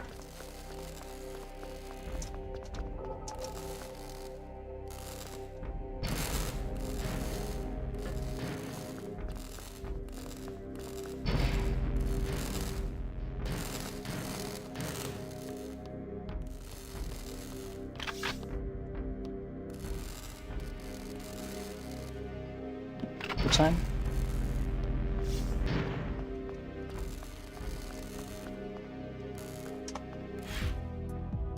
Full shield too.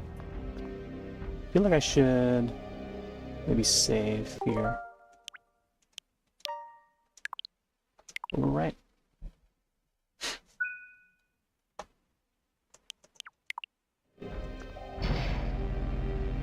I used a little bit of ammo, but it's okay. Oh no! Skedar army in suspended animation!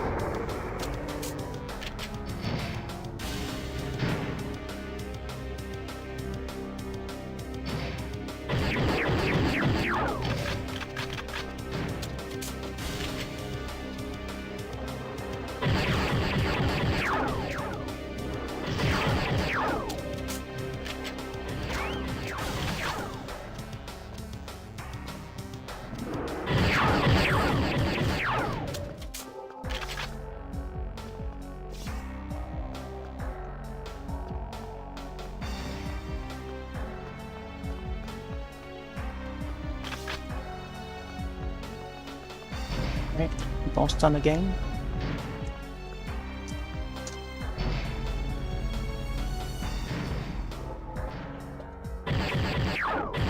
Actually, can he actually come out? I wonder if he can actually come out. 'Cause I haven't tried opening the door to see if he can. Okay, this is it. Cut off the head and the body will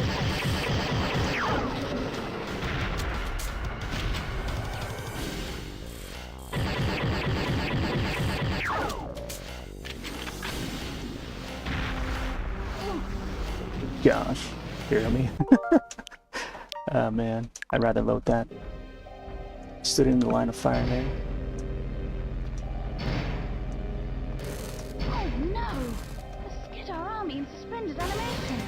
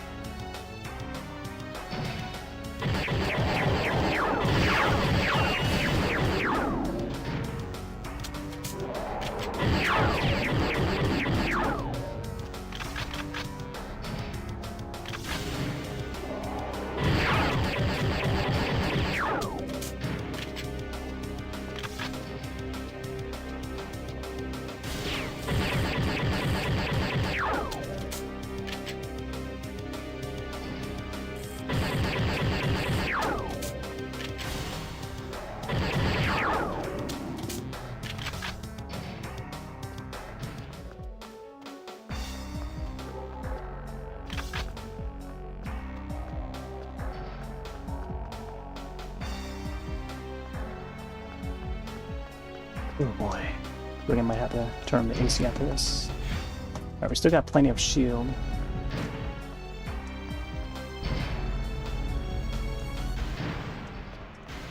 Okay. Cut off the head and the body will perish.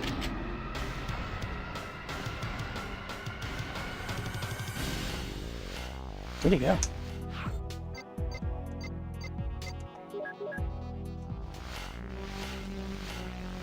Oh.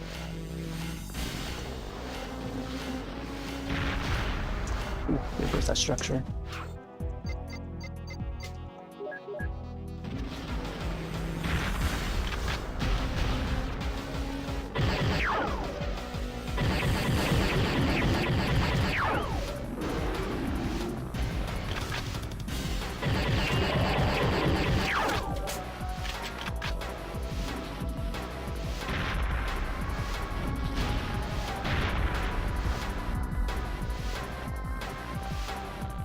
Oh, I just saw him turn black. Let me see. It was like a black shield.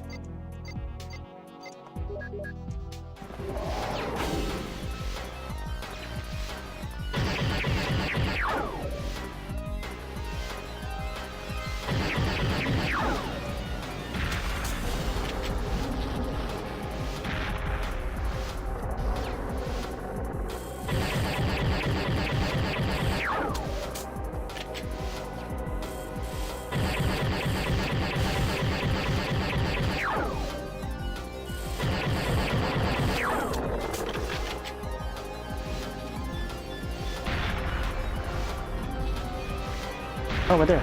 Saw the black shield again. Maybe I gotta use the visor? It's not appearing here. What the heck?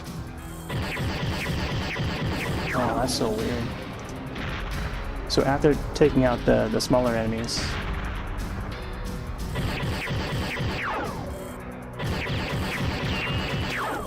No, don't reload. Right there, see, when he's leaning down like that. No, come on.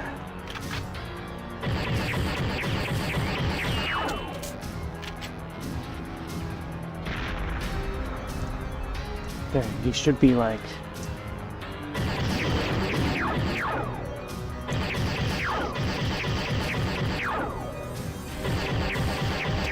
Right there, right there, right there.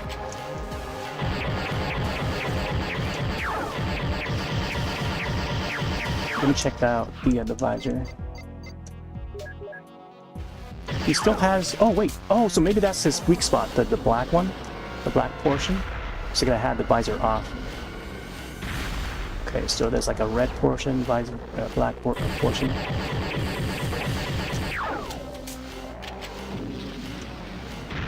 That might be a way. But I gotta have the visor off, it looks like. Man, I've been playing like hard mode the entire time. Not even perfect agent.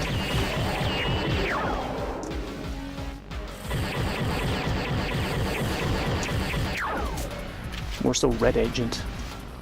Red, I think that's what they should call it. They call it red agent. With the visor on. Okay, so black there. Oh, it's right behind me.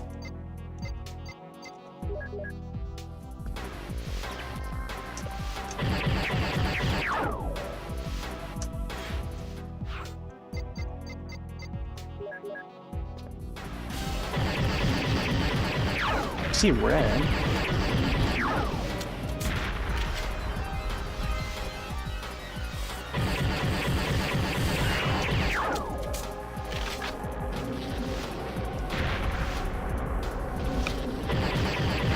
Red portion again.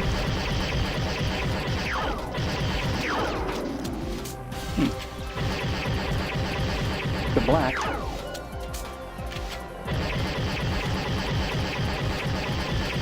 Yeah, I know.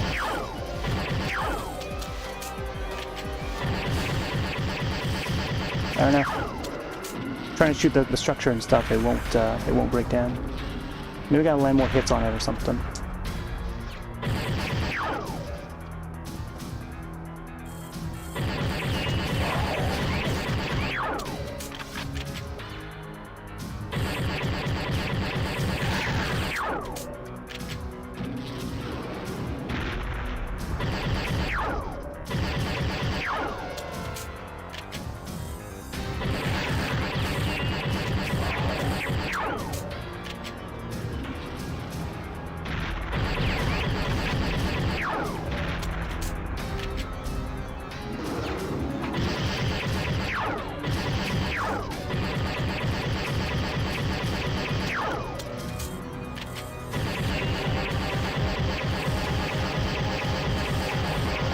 I don't see it. Something else? Gotta keep shooting them when those shields is down. And trying to heal himself. Rinse and repeat. I get the gist that he is trying to heal when he's like crouching down like that under the statue, which is why I'm trying to shoot all parts of his body and then also the sculpture. I'm shooting everything pretty much at this point. And I tried grenades, I tried regular guns.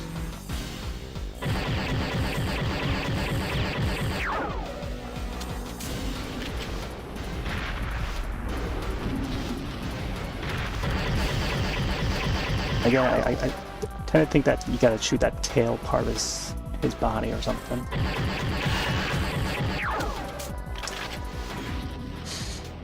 So when his shield is black, he'll go in front of the statue. So when you turn to attention to attacking the structure behind him. So would the shield of the structure still be yellow? Like, would it change color, or would it still remain like yellow? I'll continue to shoot the statue though.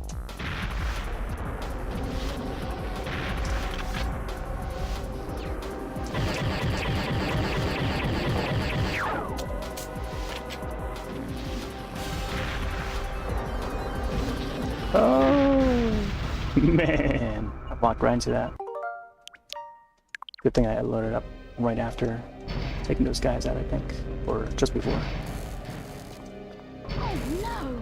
The Skedar army in suspended animation!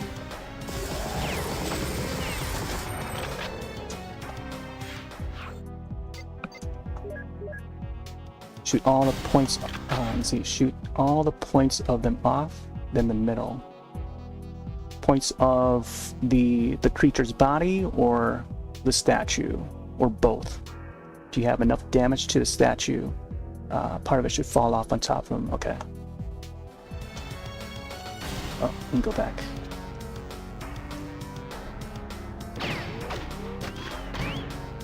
Structure, okay.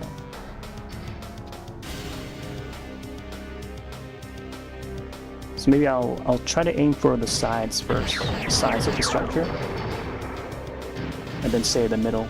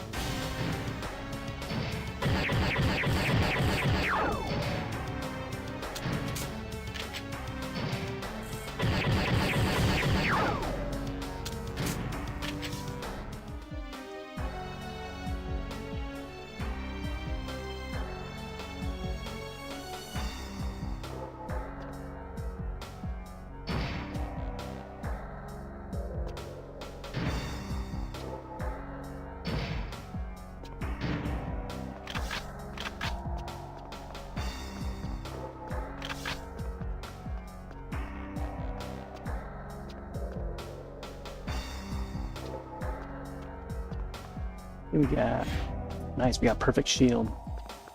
Perfect shield. That might be a sign. Is that a gun right there? No. Oh, wait, look at this. Look at that. It's not looking texture, that looks like a gun. Okay, I think that's all of it. Okay, let's save here.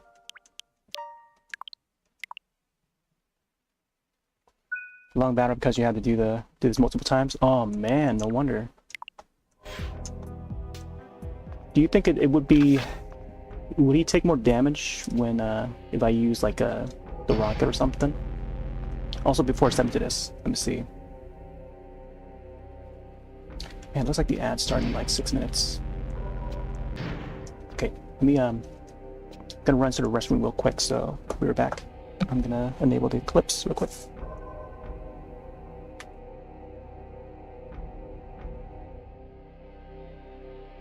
Alrighty. Well, thanks for the hunts. I'm gonna check out some of the other lobbies. I'm gonna lobby hop around and see who else may be hunting around.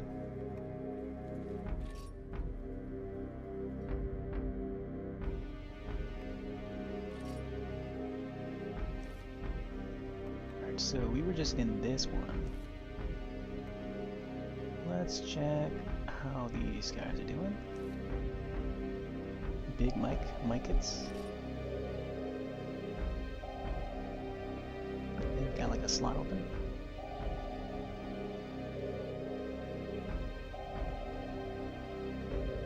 Oh, error! Error! Oh no! Error! Yeah, this is what happens. Disconnected. Will this be it? Let's see. Welcome, child. Will you protect our precious natural world? It's funny that she says natural world, because in as I mentioned earlier, we were watching Nightbreed, the classic 1990 Nightbreed from Clive Barker, and they call the human world the natural world, and then the monster world would be the what's it called again? Midian or something like that. Yeah, Midian. Yeah, the Midian. Where the monsters would reside, the mutants and the monsters. And they can only stay in the dark. They can't come out into the sunlight, or else they die. Say, I will. I will. Follow me. It's a passage through the tree. 50. Ooh.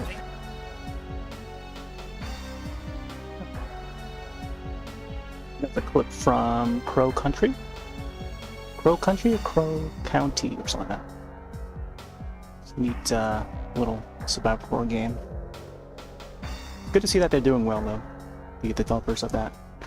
They're the same developers who did snipper clips for the Switch. Alright, so we're back on this. Full shield, full health.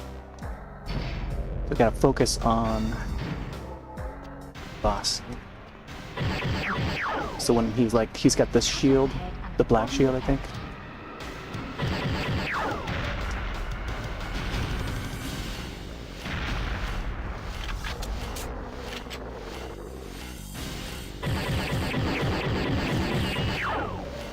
No.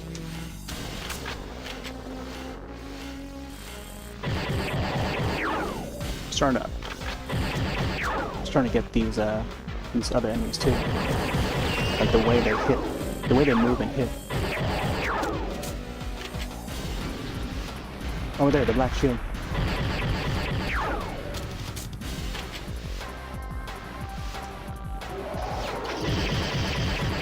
Man, one hit, he took my my shield off.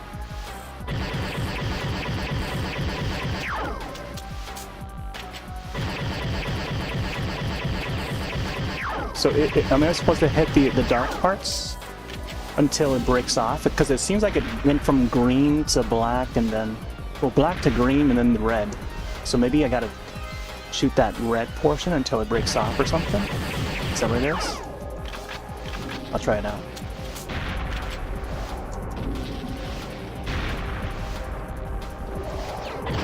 Oh! So I can't see him unless I have the visor on.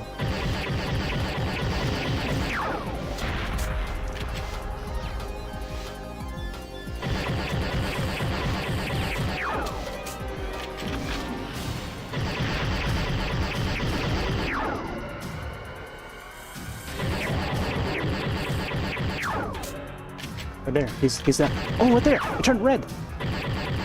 Oh man, the structure turned red. So we gotta do like multiple times. Man. Yeah, part of the statue turns red.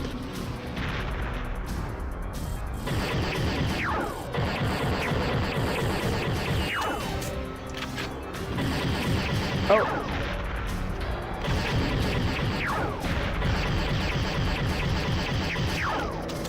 Right there, right there. What the heck? Shooting above it, come on. Go to the door. Gosh.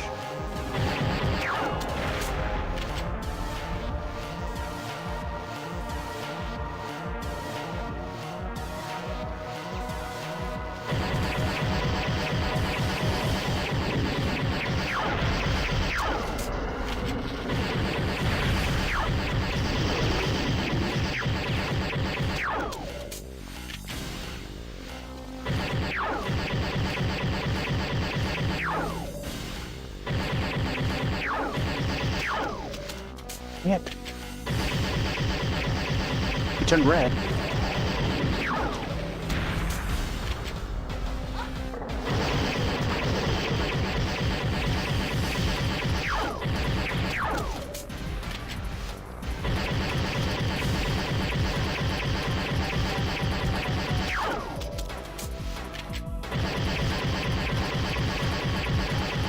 Man, I don't get it. It took so much ammo just to get that one piece.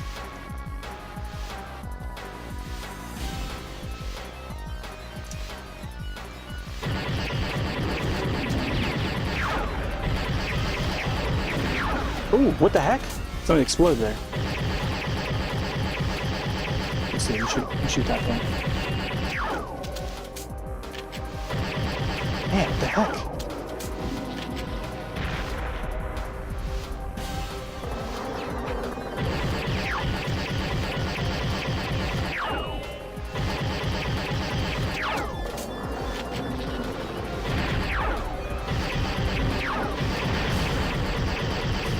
Back in the middle.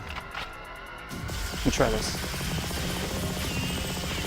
Shoot everything. It's red. It's red. It's red. Let me see. Can I do a rocket? I'm afraid to shoot myself. No! Ooh, ooh, ooh, ooh. Hold on, let's see. He's gone back to that mode. Alright, let's see. Shoot a structure when he's underneath it? Yeah. Like, he's underneath it now. But then there's like enemies right here. Okay.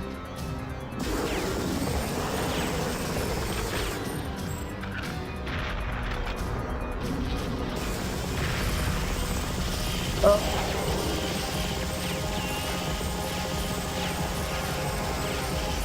Oh, right. It's red, it's red. It's breaking! It's breaking! Red. So you gotta get it when it's red. He's facing us. Oh, okay, I see. You know, I feel like in this design, the way to design it, I feel like it's confusing because the different colors of the shields, like yellow, green, black, and then red. Okay.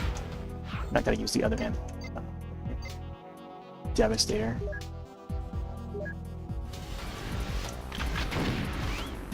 That doesn't... Wait, wall hugger, right? What the heck? That thing just dropped down? Here, I'm gonna have to use the, Oh, man, I'm gonna try the Calypso.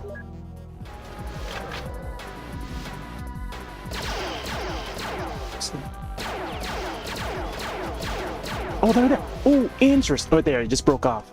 Finally, something is happening. Something is happening, finally.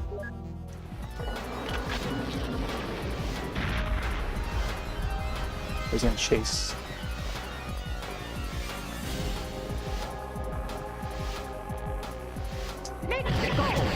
Alright. Right there. Ooh, here we go. Let me try the big old Slayer. Yes.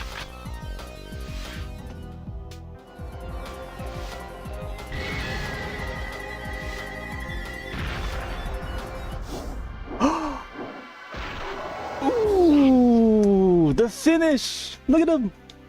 We did it! We did it! Well done! Yeah! Yeah.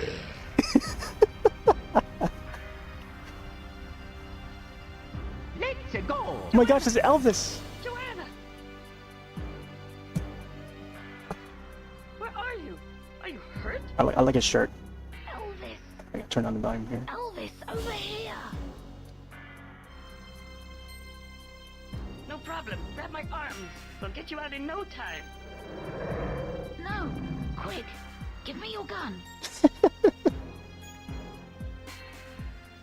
Will you just What the heck? go? The camera just like edits towards her face. Pachoo, pachoo, pachoo. Each Managed to pew. get the fleet to stop the bombardment while I looked for you. They'll start as soon as we're clear. I'd have got out in time if that one hadn't grabbed my foot.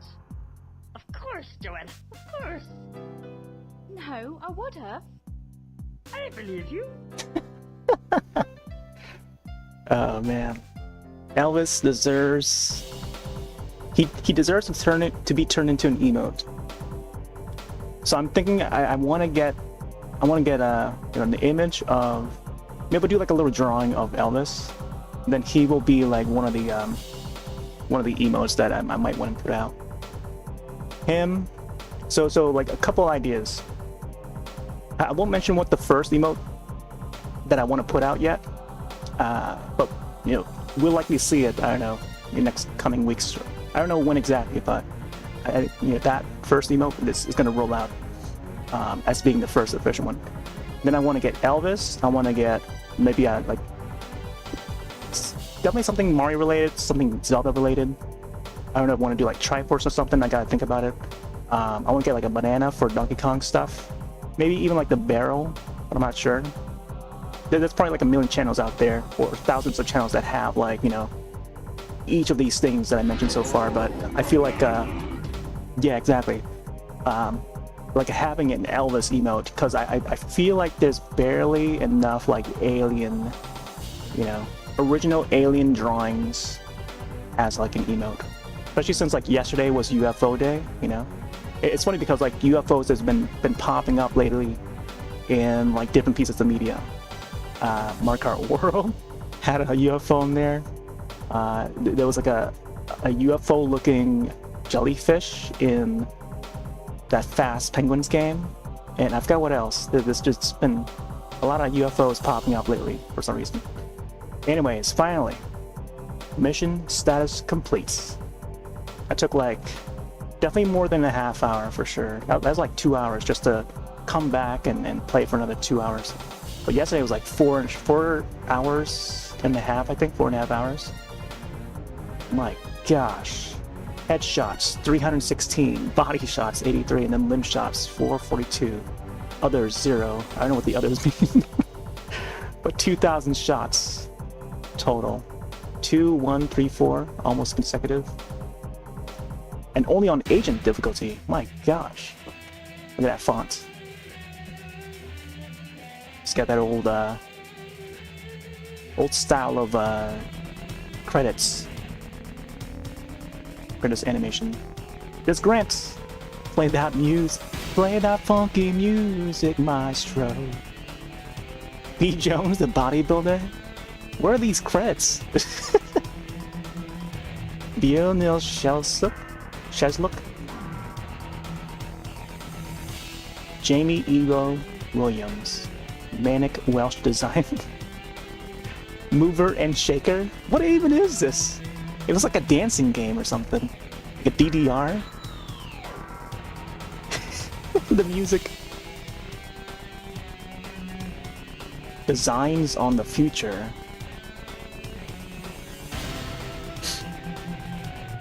Bangin' hardcore tune. Look at how they spell the tunes. That's the old European way of spelling tunes.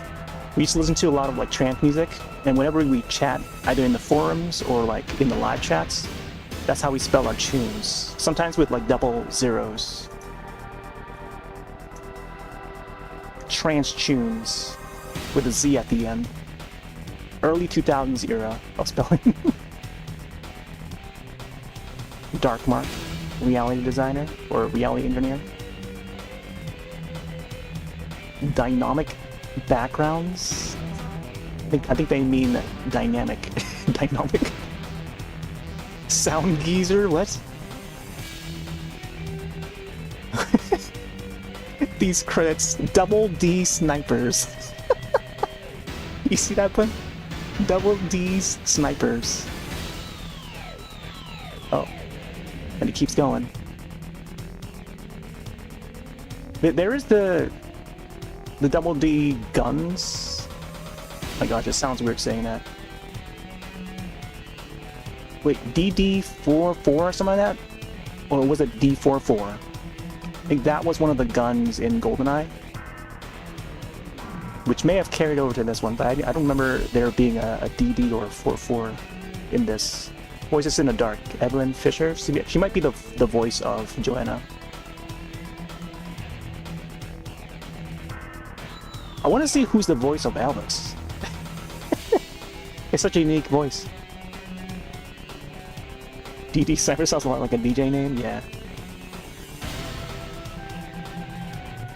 Rare Exterminators. Oh man, we're gonna miss the old Rare. Sadly, the last remaining lead designer at Rare has left the company, as announced yesterday. CI Techs. Hard and wary support. Hard ROM. Oh my gosh. Oh, they got the motion capture.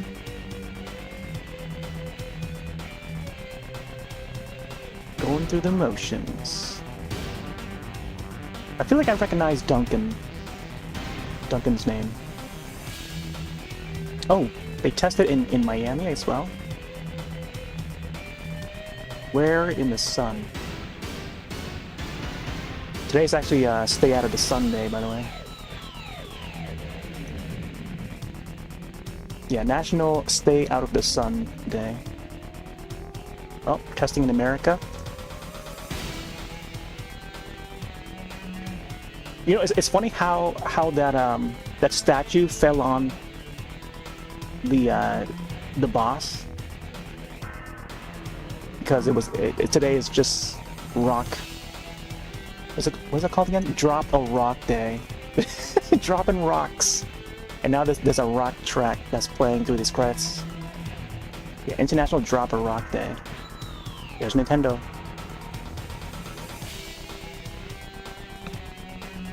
Well, I wonder if... Oh, Ken Lob right there. Ken Lob?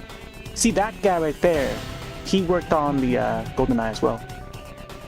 And the gun was named after him. Perfect Dark, PV device, trademarks.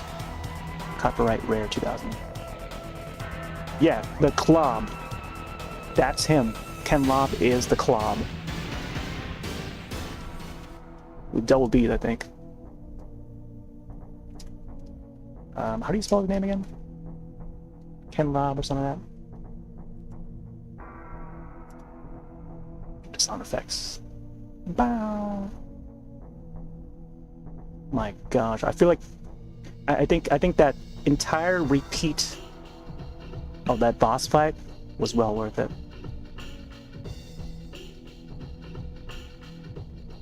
Oh man, that beat. I'm like nodding my head right now.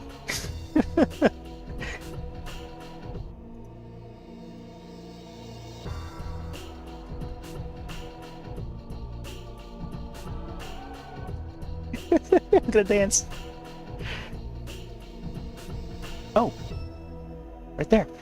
Man, this would have been great for the intro. Hold on, I'm gonna remove everything so I can actually get a recording of this in full.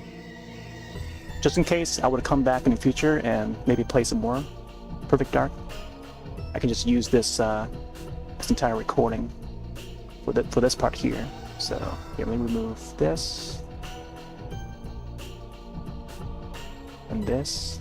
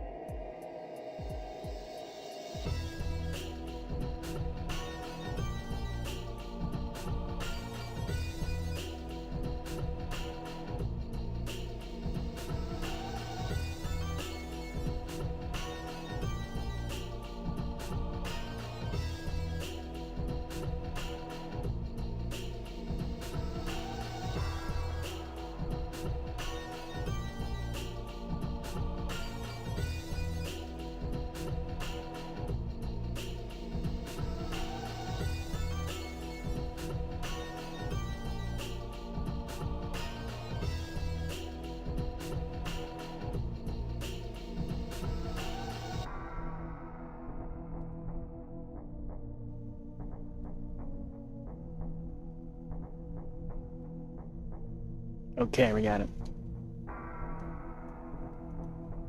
Wow, that's some good stuff. There we go, that's story mode. Let's swap back.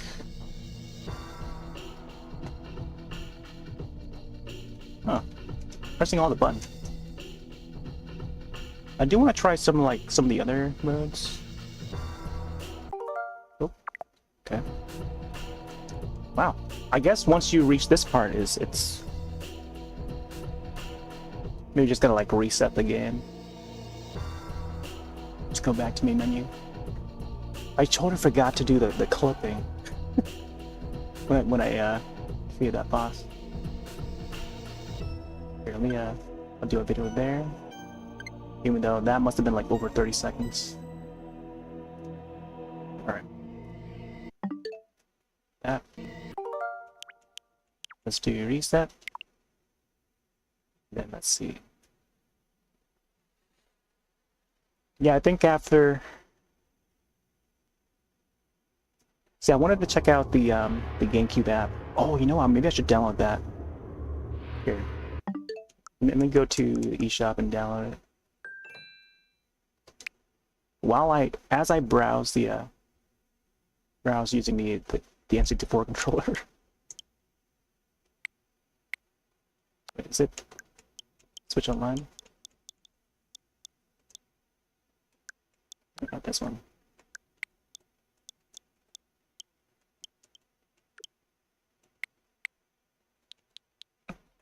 See that they allow the D-pad to also be used, and not just the stick. Although the N64 does not have a plus/minus button, which I feel like they should have had. There we go. Cybercube.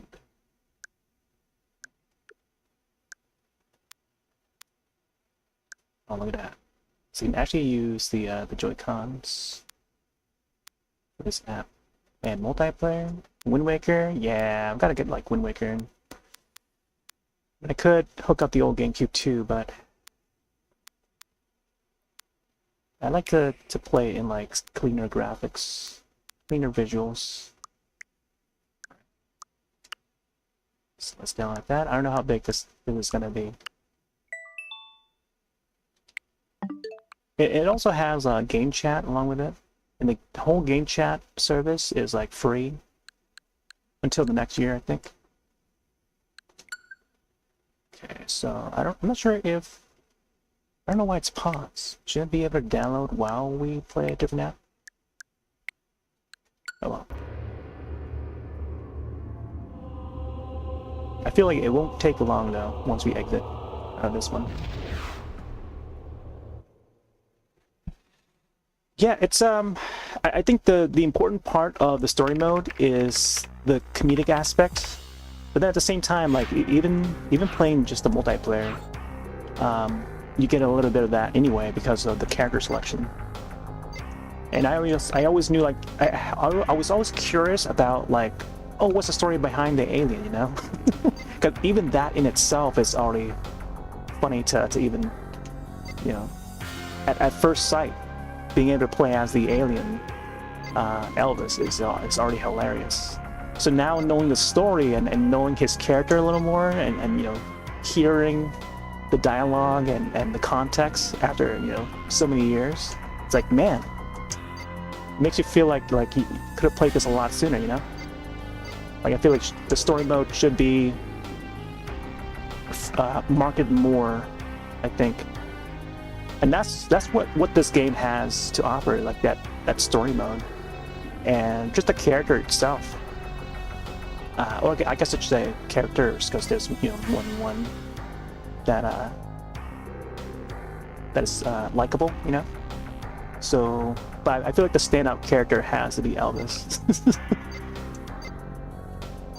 But yeah, there were some fun moments. I think early on, even in that data dying building, there was that one soldier or guard that was like, you know, there was like a comedic moment when dropping out of the elevator, and then like that guy's still knocked out in the elevator, you know, like that part is pretty funny. But like little bits like that, if they had continued that throughout the entire, well, I guess like it gets later gets carried by Elvis, you know. I think once you reach the point when you save Elvis, that's when it gets, like, you know, fun, you know, it gets more funny like the rest of the way. But also they kept the challenge up with how the game plays, you know. You kind of know the ins and outs, how the enemies move and stuff like that. But yeah, that was pretty fun. Combat Simulator, I think this is the one where you can allow the AI, like you can play around with the AI and stuff. I haven't tried this yet. Parenting Institute. We can probably go here and see what the tutorial was supposed to put the show to player. Because apparently there's like something else in here that I haven't found yet. But I went through each of the rooms. Downstairs, upstairs. Hello, Joanna. Hello. This must be one of the devs. I don't know which one though. Rare tends to use like photos of the team to use on the characters. So as I mentioned earlier about that scientist, the doctor, Hiya. he was placed in GoldenEye. Hi, Joe. Oh, here we go. I forgot about the unlockables and stuff. Let's see. Let's see what's in fun. DK mode, yeah! Small Joe, small characters, oh boy. Team heads only. Slow-mo single player, oh man. Let me try this. Classic weapons for Joe. Oh, here we go. You can enable the weapons for Joe to use. Cloaking device, Joe shield, enemy shields, okay. Perfect darkness. Ooh. Care about those yet. Weapons for Joe solo. Super Dragon. Yeah, Super Dragon was pretty good. Laptop gun was hilarious. Phoenix. I don't remember how the Phoenix was like. Apparently that looks like there might be more to unlock or something. Classic weapons. Some of this thing there. Hurricane Fists. So maybe the rest of these could unlock when I finish like Special Agent and then Perfect Agent. All guns and solo. X-ray. Yeah, I think if I were to replay this, I might have to enable some of these things. Velvet Dark? Okay. Hey. I was hoping the DK mode would enable here. You gotta go, man. Just go. Don't have to ask.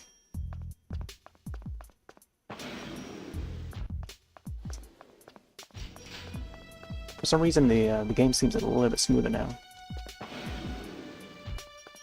Hi there. Hello. Come to see me for some training? I had to save her in one of the missions. I thought it was like a blood splatter right there. Yep, can't enable that.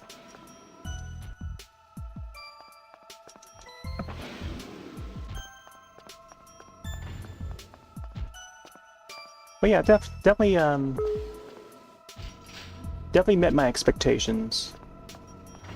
I just wish that I would have played the story mode a little sooner.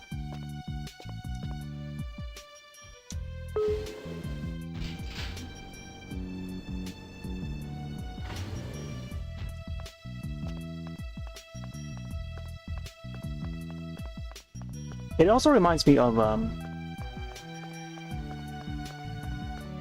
I mean, not just GoldenEye, but also what's that series called? Time Splitters. Yeah. So, yeah, that makes sense because Time Splitters, which later released on PS2 and GameCube, man, I really hope they would put Time Splitters to the GameCube app.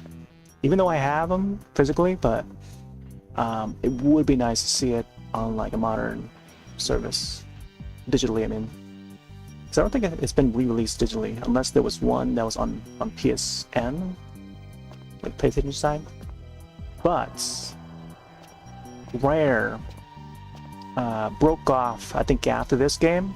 This was like the sort of last outing on the N64 until the GameCube came in. It was either this or yeah, I think it was this one. So the first-person team, I forgot how they call the teams that were split. So there's like the banjo team, and I forgot what each of those teams were called. Like they had like a specific name that they call themselves. There's the banjo team that would focus on like the 3D platformers. There's the Bond team, or the first-person shooter team, and then there was a third group that does, I forgot what else. I forgot what the third one was. it could be like the kart rider team, because they would do like Diddy Kong racing and stuff. I don't know if there was a fourth one. I think it was just those three groups. But they would sectionalize the groups into like, you know, different teams that work on like different genres for Rare. And there's like Battletoads and stuff. But yeah, there was like the Banjo team, the 3D platformer, and then the shooter team. And so that shooter team sort of broke off, and then they formed Free Radical. And it was Free Radical that made Time Splitters. So Time Splitters for PS2 and GameCube, I think? Or was it Time Splitters 1 and then 2? And maybe, I think it was 2 that was on PS2. So it was only the first Time Splitters that was on GameCube, yeah. I don't think I don't think part 2 ever landed on GameCube. I think part 2 was exclusive to PS2, if I recall. So that team, you know, that's the team that worked on this, and then GoldenEye, and then this, and then they broke off to make Time Splitters. So the reason why I bring up Time Splitters is because not only that, it was ex-Rare devs, but in that game, I haven't played for a long time. It's been like 2006, 2007 when I last played it. It was at my cousin's house when I brought my GameCube over, just around or before the Wii era. But in Time Splitters, there's a monkey you can play as. Yeah. So when it comes to like multiplayer first-person shooters, in this game you get to play as the alien. The odd thing about, you know, that's like the sort of like the gimmick or odd, I don't know, icon of this franchise is the alien, and you know, the whole like, you know, abduction or I don't know, UFO alien thing. There's a sci-fi aspect to this. And then, well, I guess if you start off with GoldenEye, it would be like the Odd Job, right? Odd Job. There's some sort of odd character you can play as. So Odd Job for GoldenEye, Elvis for Perfect Dark, and then the monkey for Time Splitters series. So that's the thing about Rare, or at least the first-person shooters group, is that they always have some sort of odd character tied to each franchise. So yeah, if only we get another Perfect Dark, you know, that would have been cool. You know, I don't know if Initiative or Crystal Dynamics could ever pull it off, but from what we've seen from the gameplay preview, like it looks like a modern first-person shooter with you know, high frame rate, HD. You know, it looked really nice for like the modern first-person shooter, and very action oriented, you know. And it's set in daytime though, and I was curious to see how they could pull off like the lighting effect and stuff, and whether or not they can bring back like Elvis or something, you know, all the, you know, some of the different elements that made the original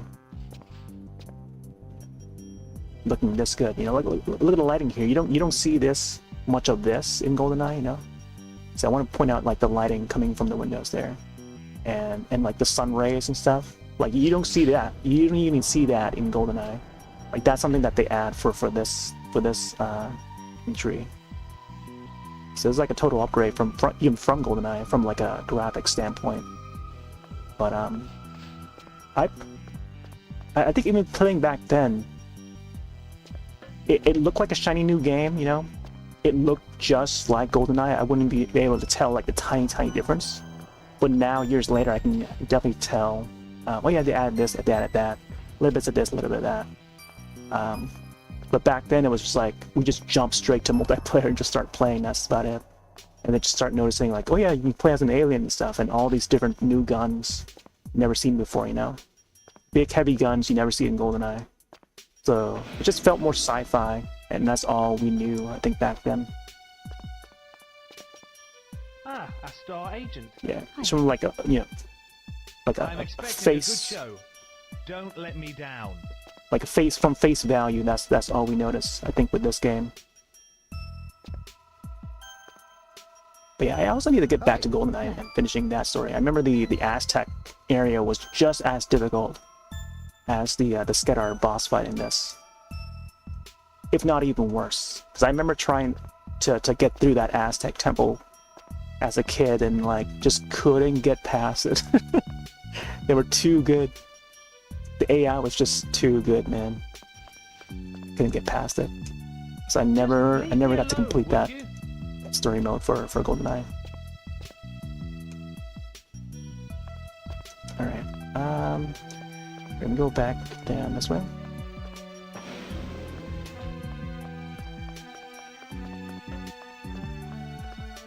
Yeah, I'm still heartbroken by, you know, Microsoft closing them down.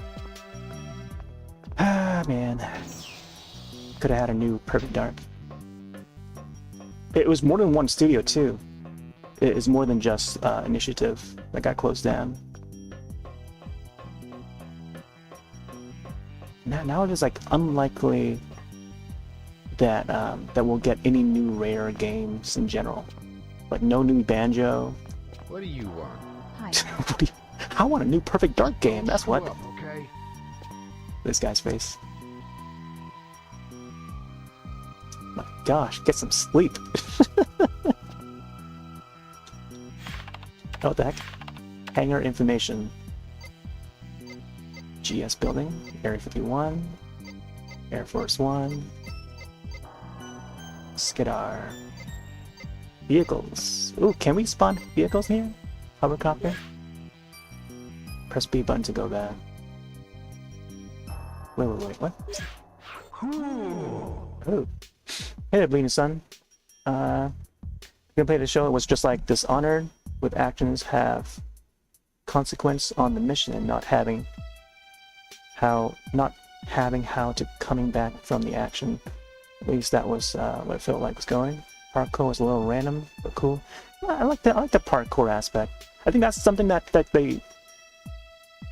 I feel like this series could.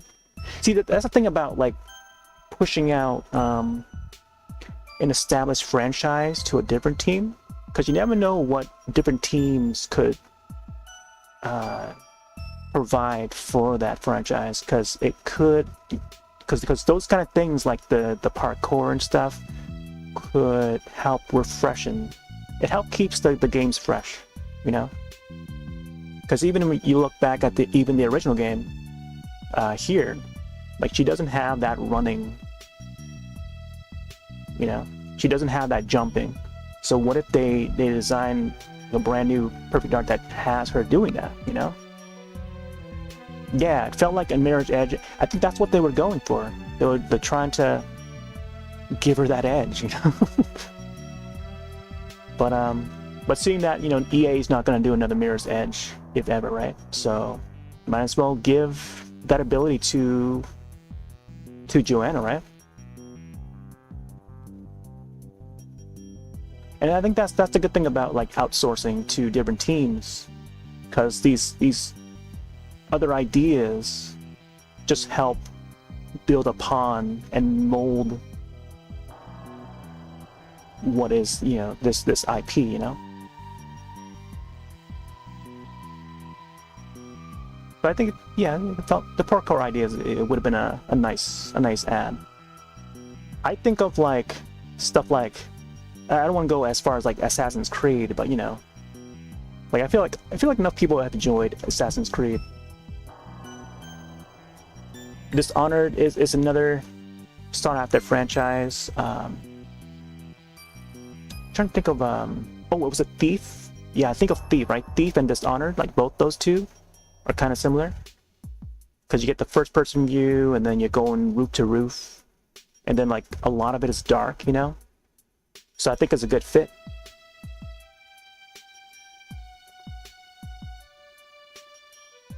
Espionage, yeah. It does have that. Like I think of that island portion. The island mission, I forgot what it's called now. That island portion, I feel like it was inspired by another movie, but I can't recall what it was. Of course, like, it had to be an action movie. like a lot of the missions in this game. Air Force One specifically, like that was one that had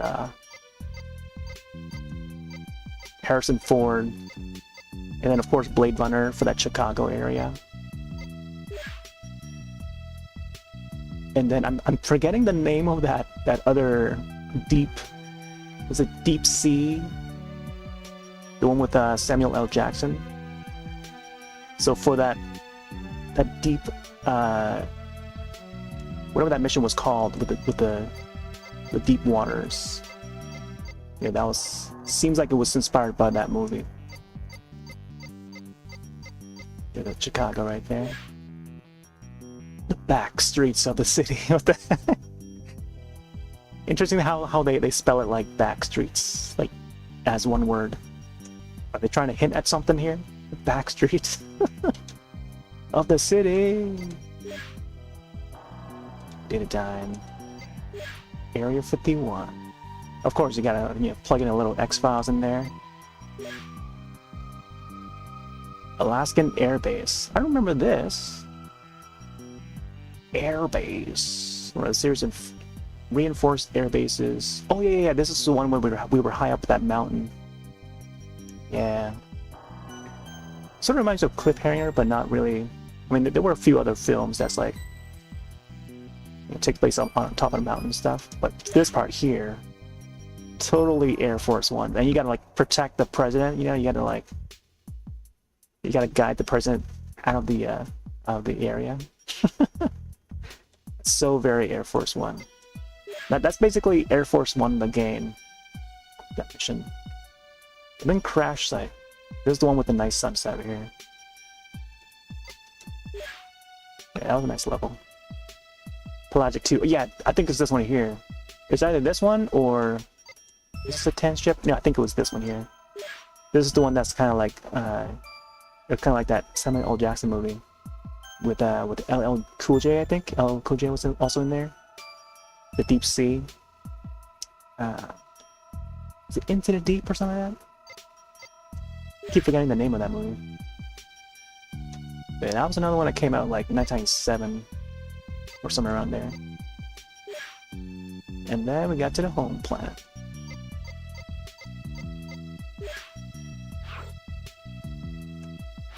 Oh yeah, the crate. The moment when I pushed that crate and then exploded on that guy because he kept on shooting at it. Oh man. There's the hover bike. Neat that we can access the files that way. Can we open this?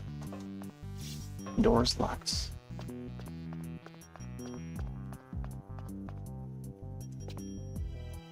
What the heck? This would be like a mirror or a puddle or something? Interesting. Odd texture. Yeah, I think that's supposed to look like water or something. Maybe a leakage.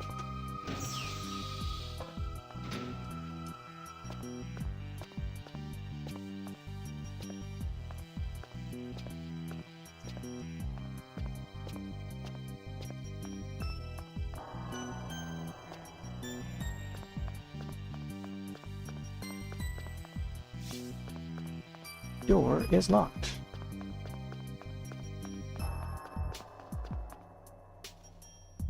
Over there.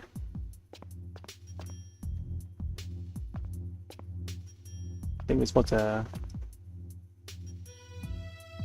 Oh, there you go. You gotta press B once, and then you gotta hold it, right? Or something like that.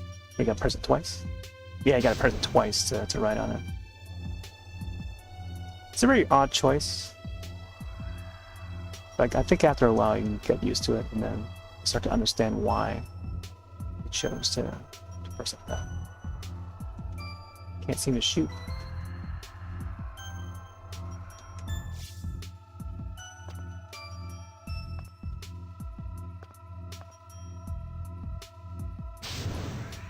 Ba-da-bum-bum-bum-bum. Yeah, I won't be able to use this.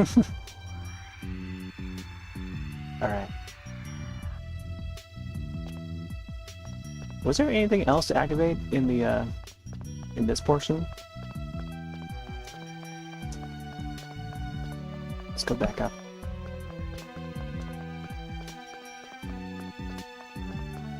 So I remember someone mentioning that, oh yeah, you can do like practice, like a targeting practice or something like that, like this part here. Oh, maybe gotta go. Oh no. Oh, there you go.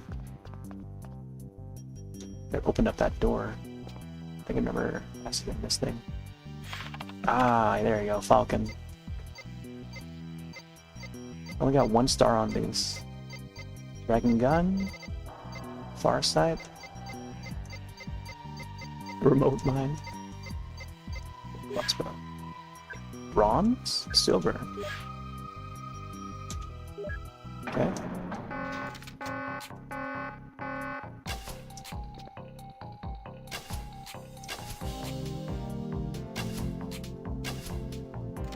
Bullseye.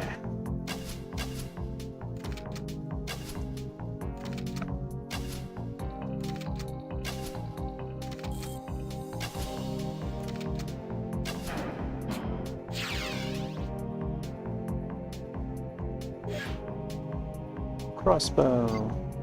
Tranquilizer.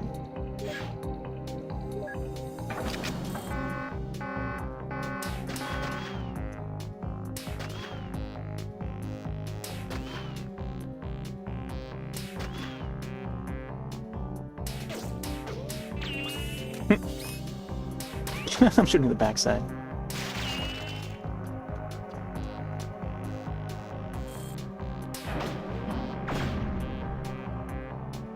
Oh.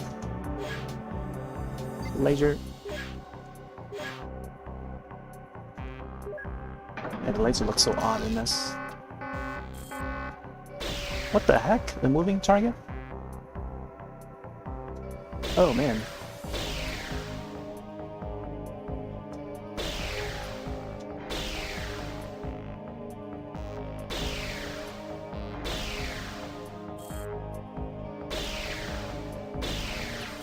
I see.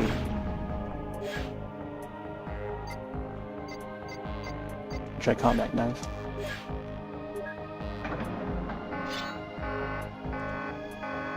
What? A slash. Oh.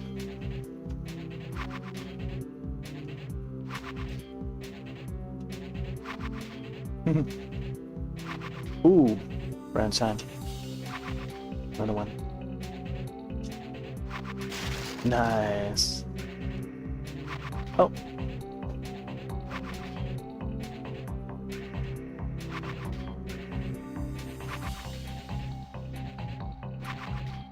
Knives only. Oh. Knife on knife. Let's try rocket launcher.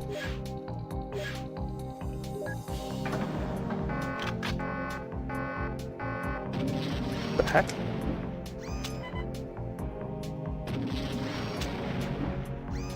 Sheesh.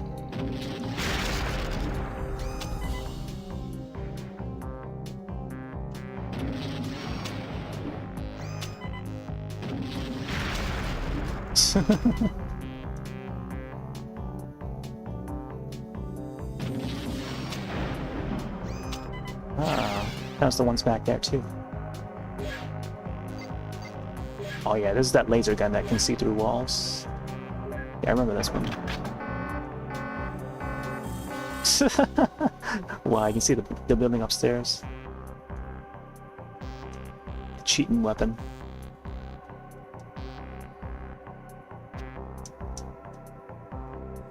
Man. The heck? I'll try it again.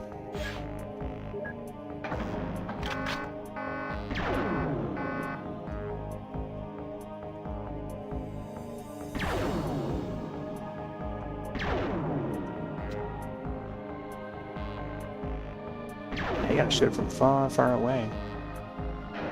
Maybe that's why it's called Farsight. We not even... Oh, aren't they? AR-34. It's like the assault rifle here. Yeah, this is the one that I thought would be similar to the R-34.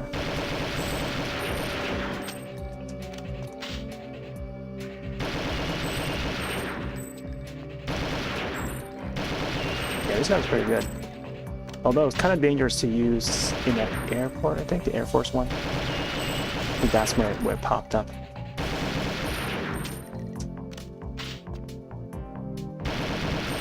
Yeah. Such a high fire rate. Laptop gun.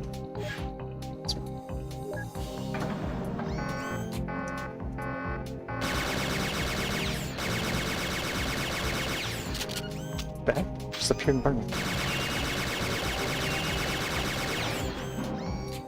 Laptop gun mode? Burst fire. Deploy. Oh, maybe you gotta hold it and then press it. Okay. Oh, that's not good. You know, it would be neat if they... I guess Borderlands 3 has already done it, but a gun that can run, you know? I feel like they could have innovated with that. And just adding a gun that can run.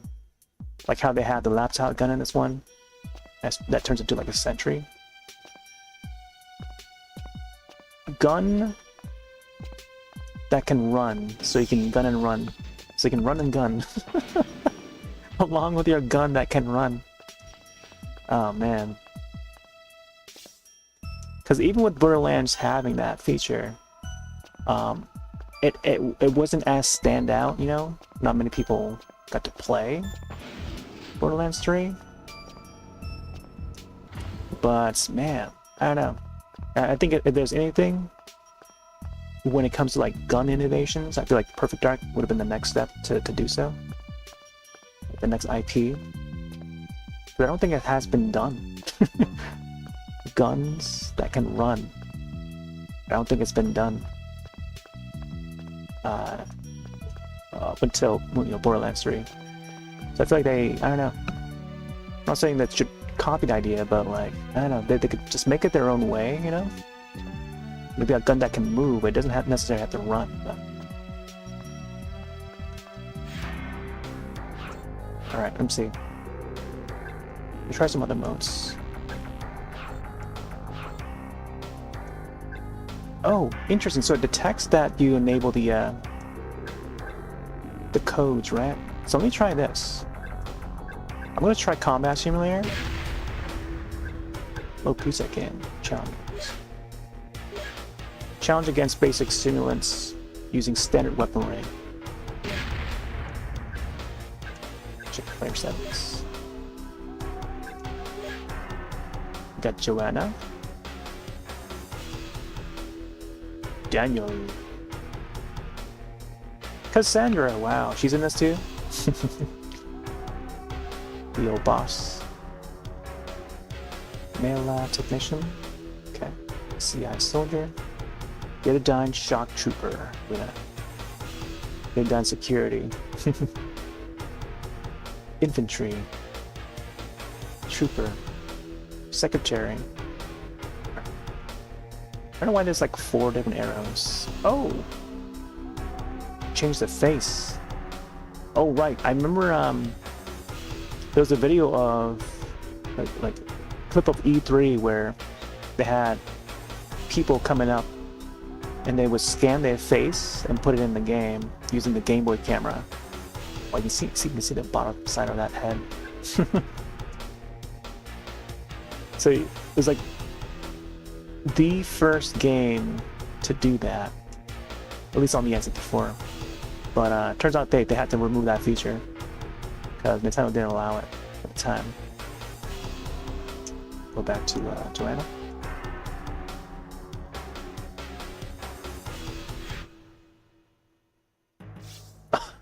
DK mode. Oh man, DK mode. It looks like exactly like the one in GoldenEye. Did I enable little Joanna? Why am I blinking like that? Okay. Let's see what we got for guns. Weapon. Then we gotta look around for a gun. There it is. CMP 150.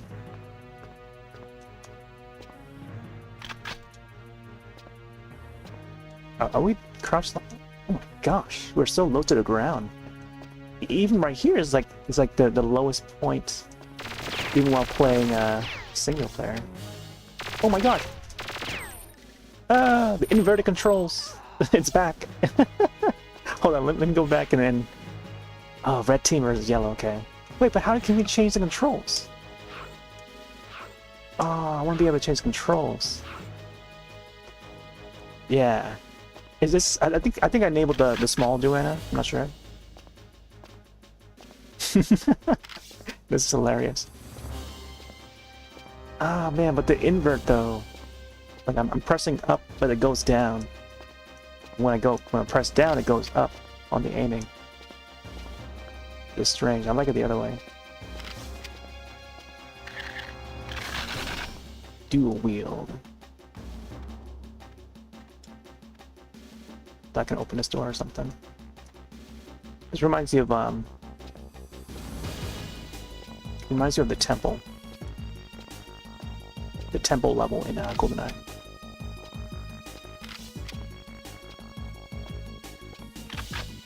There's a dragon.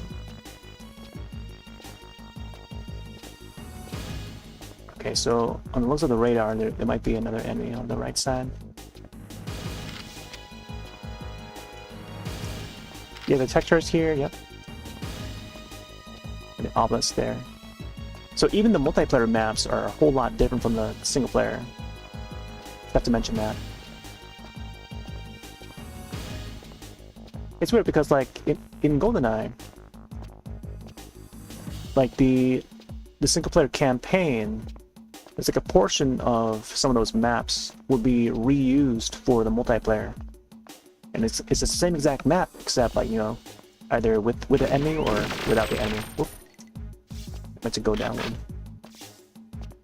There's a bloodshed. Whereas in this game, the multiplayer maps are all designed separately from the single player. Go up here.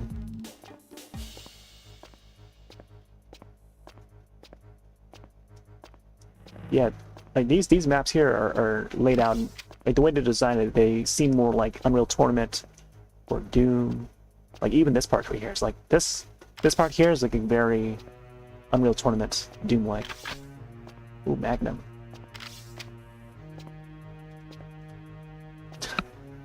Still thinking that I can uncrouch myself. Oh, look at that. Who's that creeping behind there?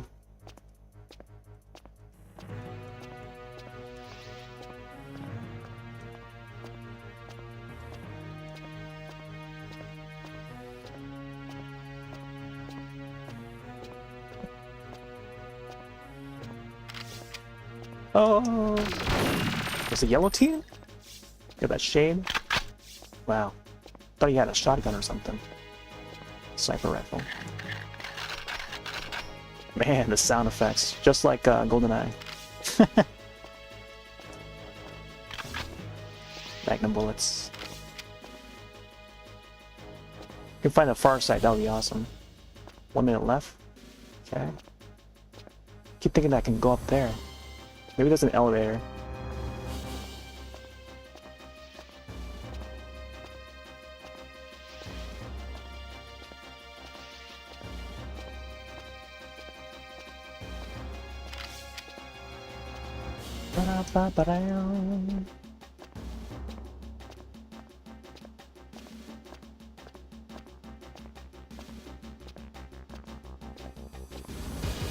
Oh, this guy. Look at that. Man. Aim assist. Save new player stats. Save now. Game pack.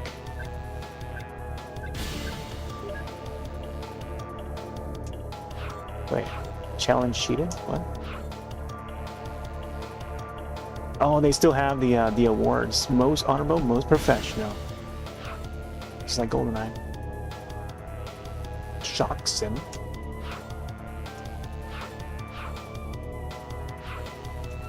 Okay. Oh man. Gotta have 4 players on this. Advanced up. Scenario combat. King of the Hill.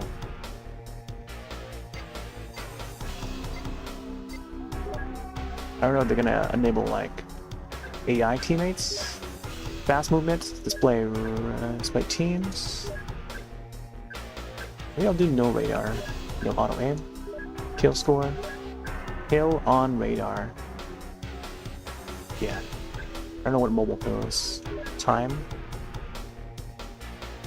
Oh, we can actually increase the time. I think by default it was 20. Yeah, King of the Hill, yep. That was a new thing that they added to this. Yeah, because like GoldenEye would have flags. I forgot what that mode was called in GoldenEye. Like whoever held the flag for the longest, like the longest inning, like that person gets to win. And I don't know if they have flags in this one. Ooh, Skedar. Let's try Skedar. Area 52. Okay, seems like we got the power weapons. Heavy explosives, grenade launcher, proximity mines. Oh man. How come there's no slappers only? Or knives only? It's all like heavy weapons and stuff. Pistols. Or maybe it's not for this mode. Random 5? Oh, random 5. Interesting. So that's when like when you shoot it, it swaps to like a different weapon. Like, oh, I'm thinking of a different mode that was in a different game that was called Gun Game. So once you fire and take out an enemy or target, it gives you a different weapon after that. And then again, after that next weapon, you get a different weapon. So you pretty much it changes weapon each time you take out an enemy or a target. Sometimes do a better weapon, and then or like a faster rate weapon. So you start off with like pistols and then onwards, which is pretty neat. Pretty neat little mode.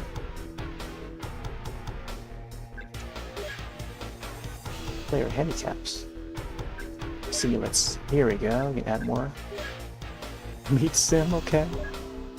I don't know what that means. Easy sim, normal sim. Special sims. Turtles. Turtle sim. Let's see. I don't know one. Venge sim? Ooh. Sounds dangerous. Judge Dredd. By the way, Judge Dredd 1995 Sylvester Stallone film is was it 30 years now, I think? 30 years old. I also think of Prey, the first-person shooter, sci-fi.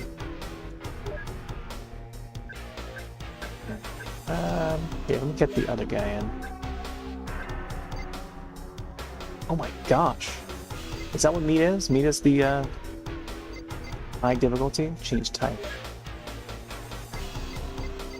Here, let's get Judge in there, I think.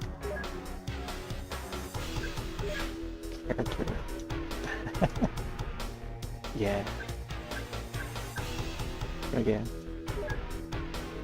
4 other players there. Teams. Oh, each person is a team?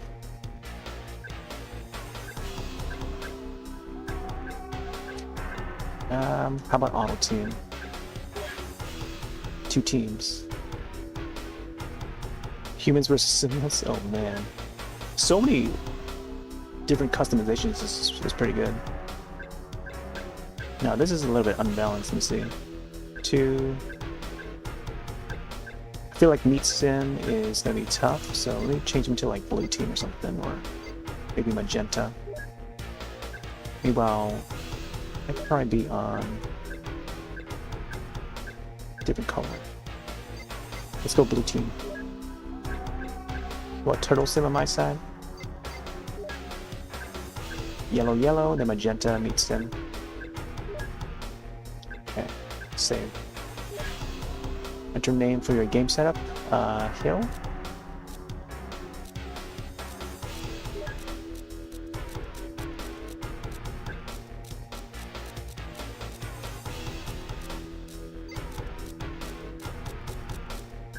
We've just gone all caps.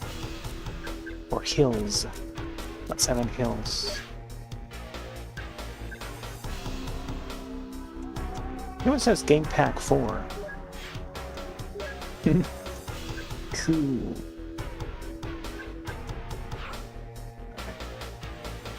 Restart. Ooh, you can actually set the soundtrack for this too? Oh, that's so cool. Multiple tunes. Oh man, look at that. Deep sea ray.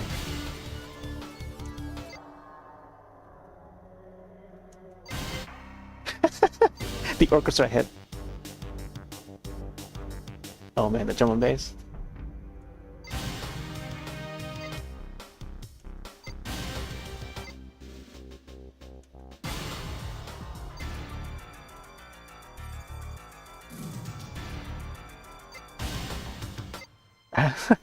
How come each of the ones that have X next to their names would have like the orchestra hit sound to start with? Wait, that one too? What the heck? Even that one. I like this one here. Alright, I guess we go with this one here. G5 building. Multiple tunes. Ratio 16:9. Lock. I don't know what lock is. Start game. I feel like I should have just the AC. So we're on blue team. That's why we're looking blue. Man, I thought we were gonna have a different stage, but I guess I must have enabled this stage. This is the Skedar. Gun in the middle. Oh, okay.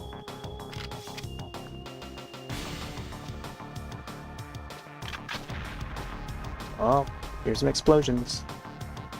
Pistol whip.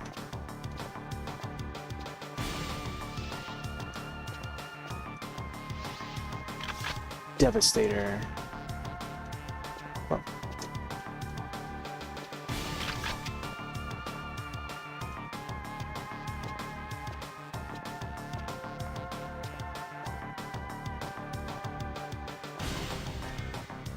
Man, no radar.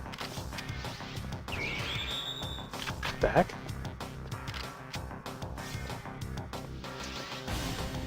Heck was that sound? Oh man, double.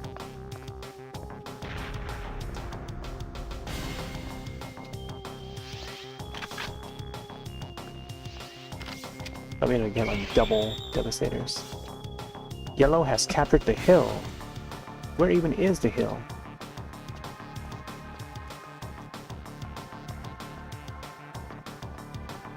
Oh, what the heck? They are. So I'm on blue team. I think I went the wrong way.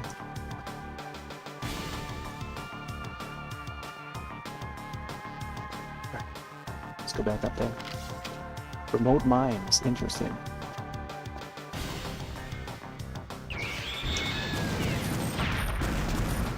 Dang it! Wow! The guns! The guns just flipped.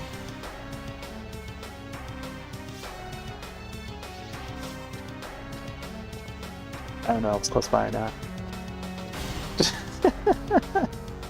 I just dropped that guns.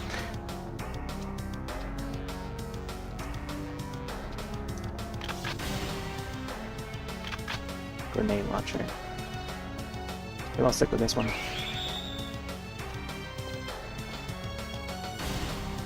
Yeah, the invert.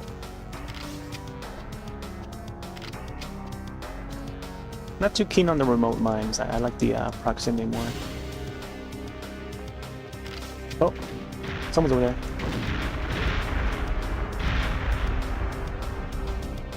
What the heck? Did I take him out?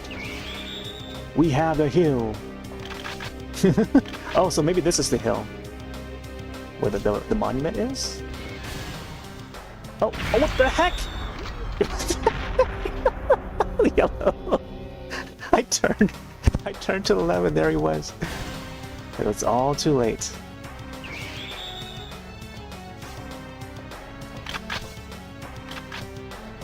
Oh wow, spawn right here. Wait, is that magenta team over there? Oh my gosh! Come on, hurry! Ugh! Get out of here!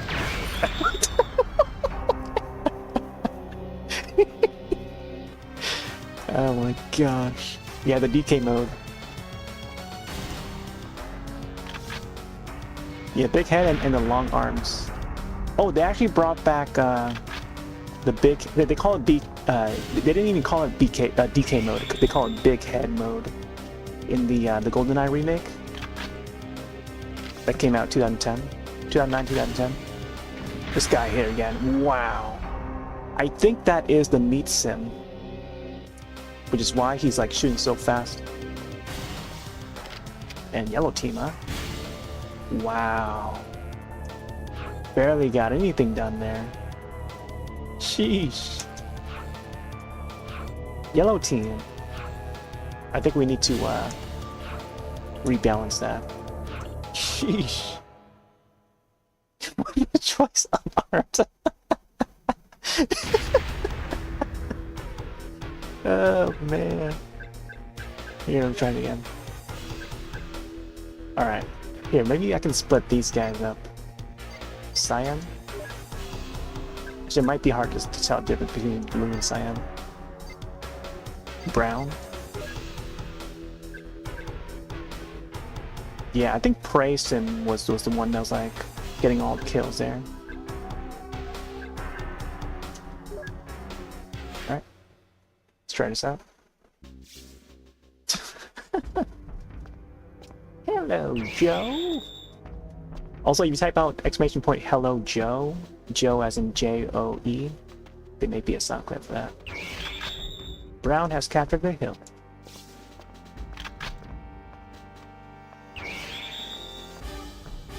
I don't know why I'm going further down here.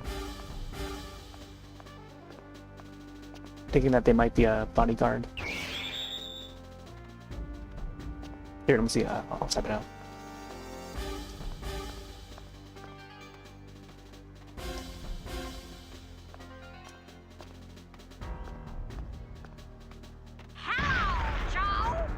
There you go. Hello, Joe! A clip from an old Simpsons episode. You recognize it? The heck? We have grenade just bouncing. What the heck is that? Was that like a seeking missile or something? Oh, look at this guy. I think he's on my side.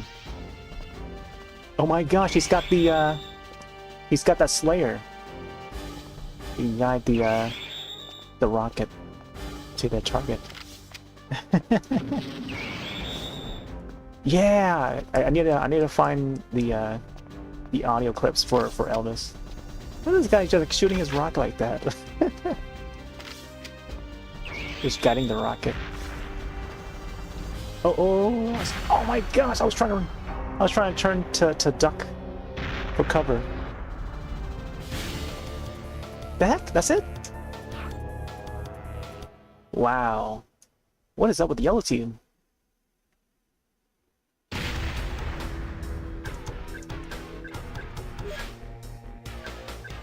Trace him. Holy moly, man.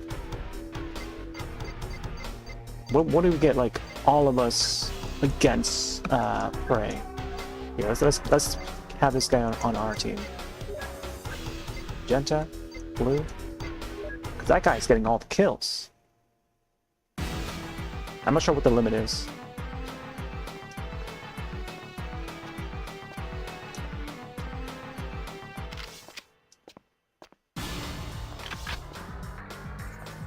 Here's a Slayer.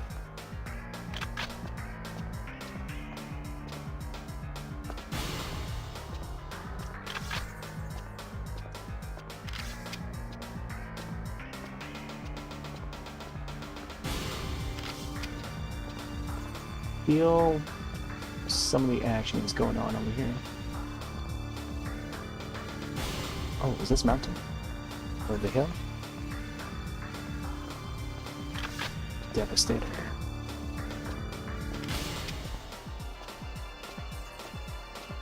I think the first 4 points or something like that.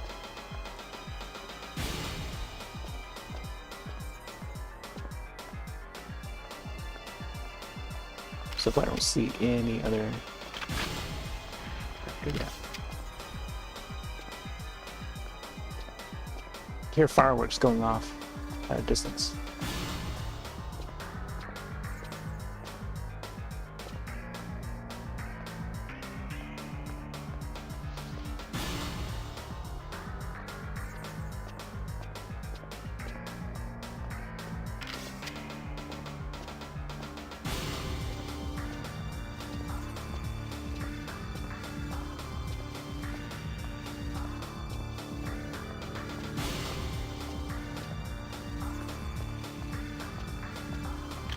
Ooh, sniper rifle.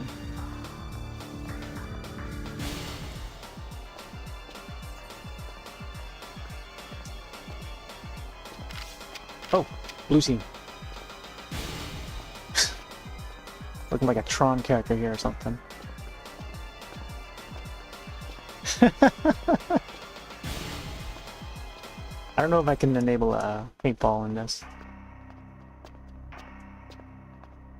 I'm gonna follow this guy in case he knows where the enemy is gonna be. Forgot there's only one other enemy.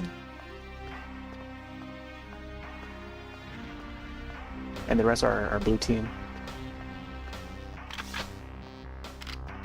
Okay. Oh, something going on here. Let's see where. Where's it located?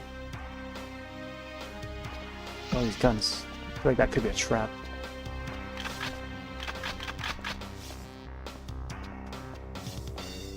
Watch my back, I'll watch yours. Oh, blue team. Oh, what the? What the heck? Gotta run backwards? No, come on, put up. Dang it. I'm trying to shoot it where his head is at. Dang it. Oh no. Oh man, look at that. First to 4. Alright, I'm just gonna adjust the AC real quick. Sheesh.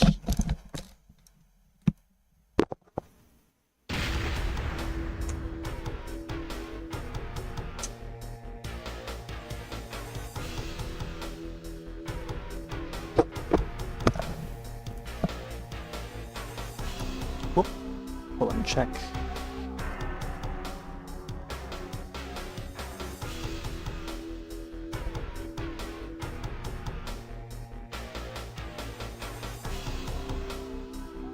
Check and make sure I didn't press anything here. Okay.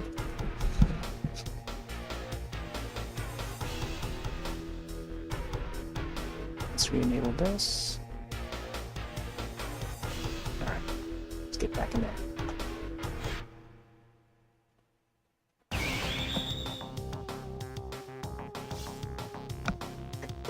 Input.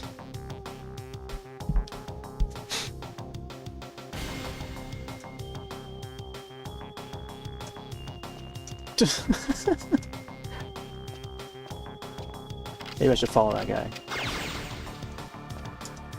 Alright, remote mines. I'm not so great at remote mines. I always prefer proximity.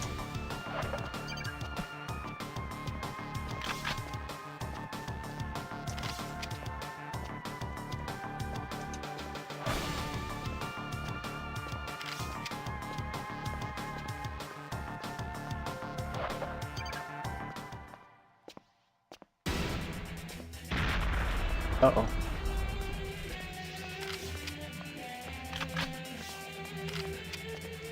Did my guy die?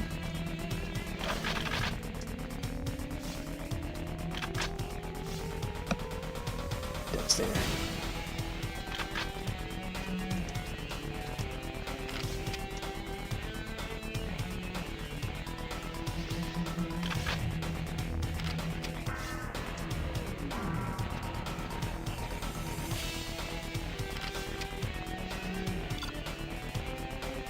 thinking the A button is a jump or something.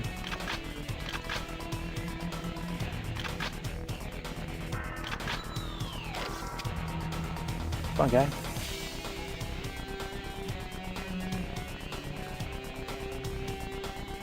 Oh. The heck? Someone's using the Slayer. This guy over here. Oh, I got him! Man, I think he was using that Slayer to try and guide that rocket. My gosh, the Orcus hits.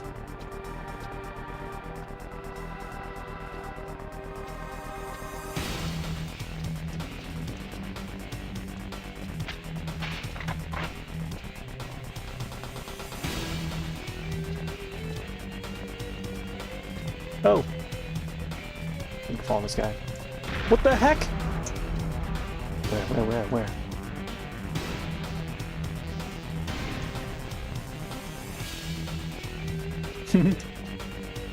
Oh snap. Oh right, I think he's shooting at my my remote mine or something. Unless it's an enemy here. I don't know where he went.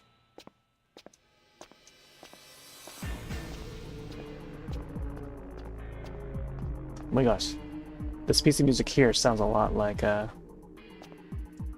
one of the themes in GoldenEye when you try to restart a level. Like that part.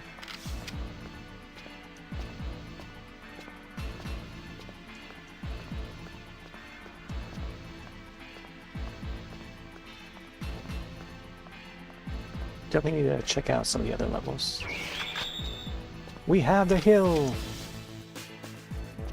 Alright, let's go back down there.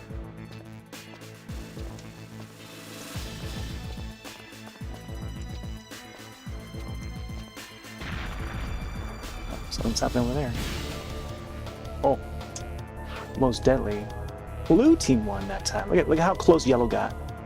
This might be a little more balanced right here. Wow. Total sim with the kills there. Alright. There you go.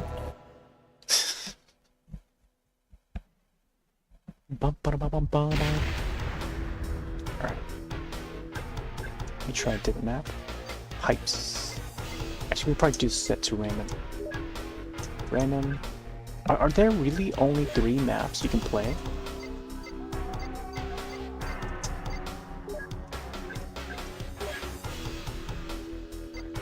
King of the Hill. I don't know if I can add more bots. I'll check out some more options after this. Oh, yes, they're making use of the grill stairs, like in the complex. I think there was some more, but maybe misremembering. As in maps. Maybe we gotta unlock the maps or something. Look at this guy. I feel like that we might have to unlock more maps or something. Or it could be like mode specific. What the heck? What's that red? Oh, what the? Okay. Oh my gosh! Jeez! Jeez! Wait, what's that guy say again? Oh, the guy tried to aim at me. What's that guy say again? The one of the enemies? G. Yeah, no, yeah, he says G. G. Maybe I should say that. G. G. That was close. G. Oh man, I gotta have the I gotta have those sound bites. G.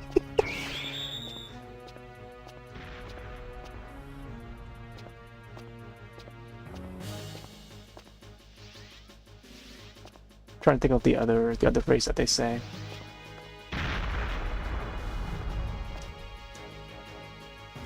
What the heck? Oh! Try to run away from that one. No!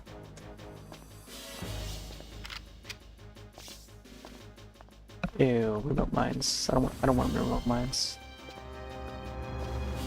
Wow, they even have these pillars just set up just like the stacks. It's a multiplayer level in GoldenEye called the stacks. Alright, we got Slayer. Oh my gosh.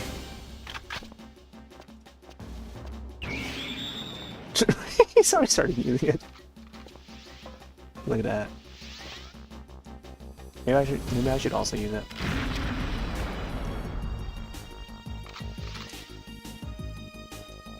Fly by wire. No, come on! Don't explode.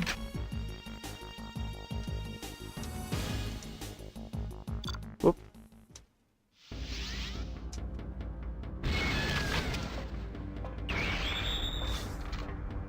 What is he even shooting at?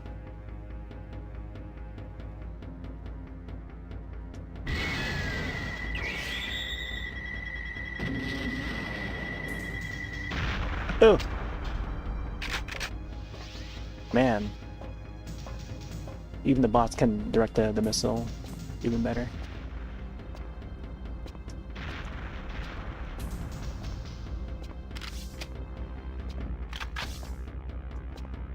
Toss them above, explode. Yeah, I know. Yeah, they had them in GoldenEye. For me, it's They do get a little dangerous when there's already an explosion. So when you toss more into it, it'll expand the explosion even more. Oh! I pressed down on the C! Ah, man. See, we can't... I don't think we can go back to uninvert the C buttons, which is strange. Unless I do the whole you know, change the control thing. So like, if I do this, look up, look down and stuff. How about this? How about change button 2? Change to button. Do not set button. Look up. Okay, so look up. What that? Now there's 2 lookups. Look up.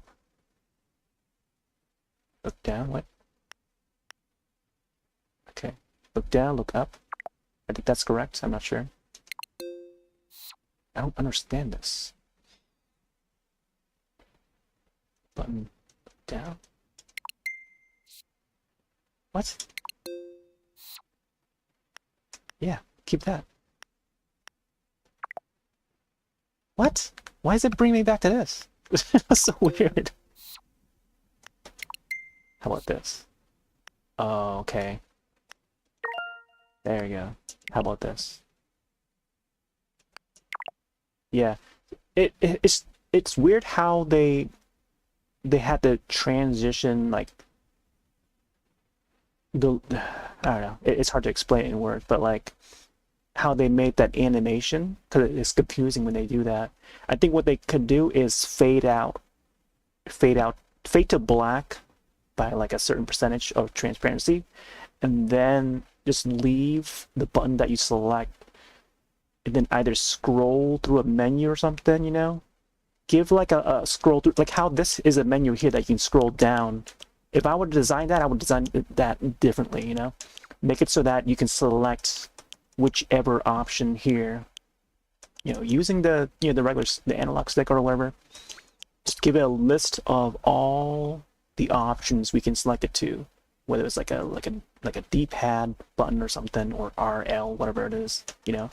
List them all in a list like this, you know, vertical list, and then I'll be able to select it, like how I'm selecting continue, you know, like that should be done like that.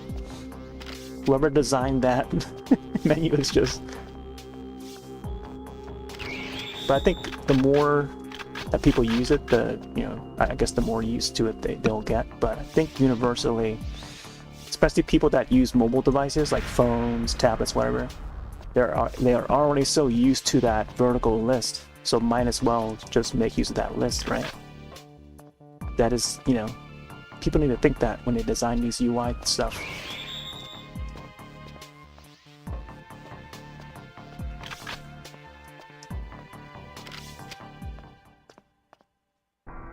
Let's see. Let's go Devastator. Devastator seems to be like the most devastating weapon. Maybe that's why it's called Devastator. They're trying to change it with Wind Waker other night. Such a pain. Yeah, I could definitely see that. I've yet to try out Wind Waker to see how much the controls would be like. Also, when you were playing on the GameCube controller, the official Switch GameCube controller, or was it a different controller? Try it again. I was supposed to swap to Super Mario Strikers tonight, but I'm still checking out like some of the other modes in this game.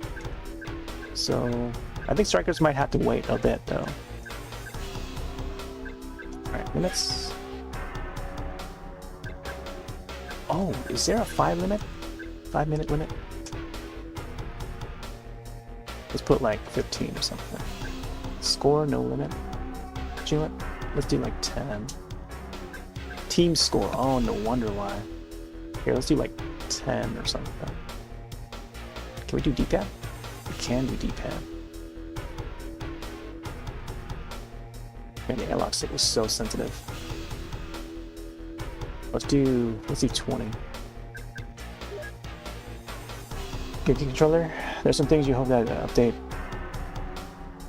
in the GameCube app. Animation feels a little bit off. Oh, interesting. Yeah, I've yet to try it out.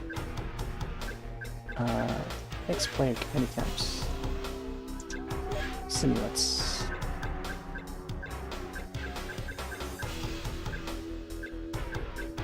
Oh, it seems like we cannot add any more.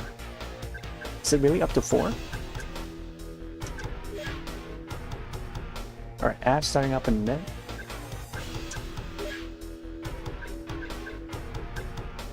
Okay, 1, 2, 3, 4. Yeah. Guess we can't add any more.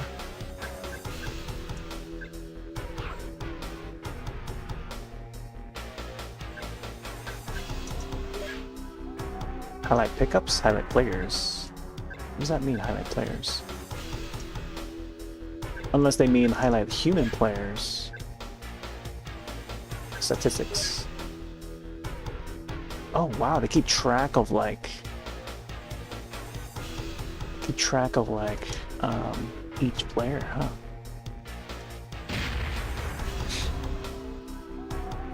Maybe need a complete hard difficulty to unlock more options. Yeah, probably.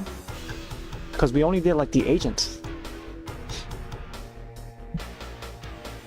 You know, maybe that's why they have the star levels for each of the missions. So like, if you complete the agent, there will be like 1 star for the agent. And then maybe there's 1 for special, and then like the perfect agent. Alright. Let's go back in there. Oh, this challenge, wait, let me check all these other ones here. Maybe I can complete all these challenges. Let me see challenge 2.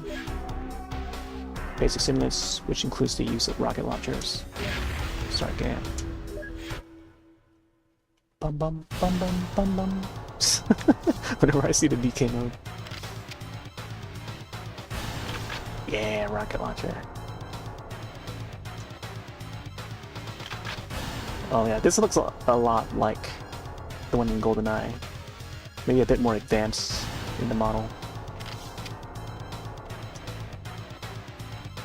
The one in GoldenEye did not have like the gold spiral, the yellow spiral coil thing. It was just like just a long metal. Oh my god, look at this building right here. This looks like a lot like the building in GoldenEye. Almost. Like the structure. But there was probably like stairs that you can walk up. Oh, I went the wrong way. What the heck? What the heck? Joanna. Oh man. Died once.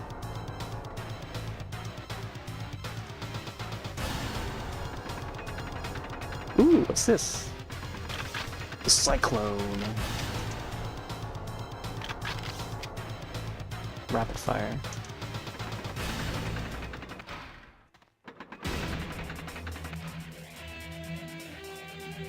Okay, there you go. Now the inverted up and down. It's making more sense now. What the heck? Get out of here, green team. You don't want to mess with the blue team.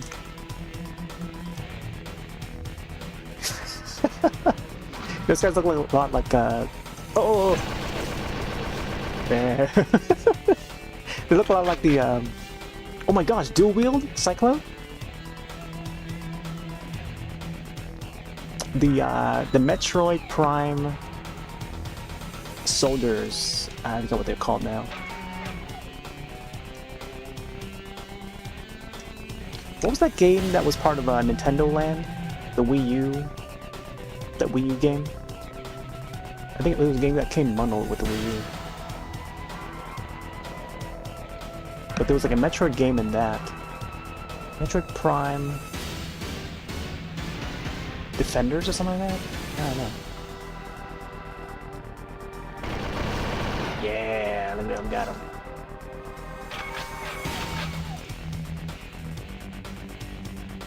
The radar. The radar helps a lot.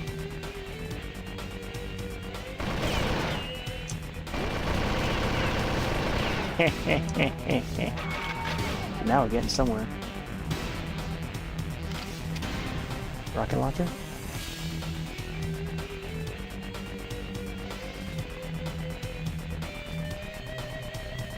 What the heck? The door? I thought the door would open upward, but instead it just it goes downward.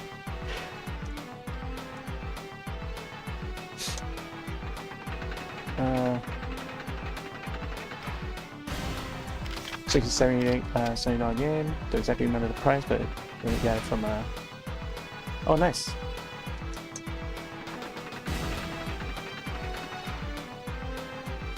Yeah, I think games back then were definitely still pretty high up there.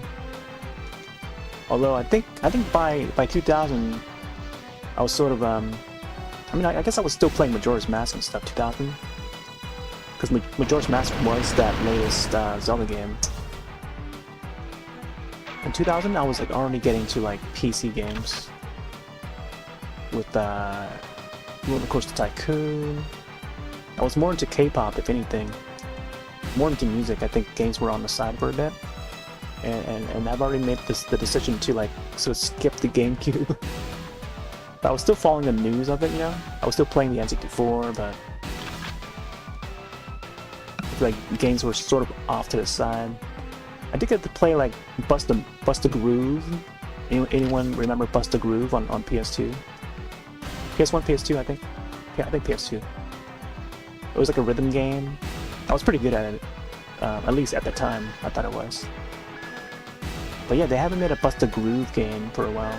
There's Bust a Move and then Bust a Groove. I'm talking about Bust a Groove. Back. Challenge cheated. Okay. Yeah, there was that. I don't know. I mean, there was Parappa the Rapper. I'm trying to think of some other ones from back then.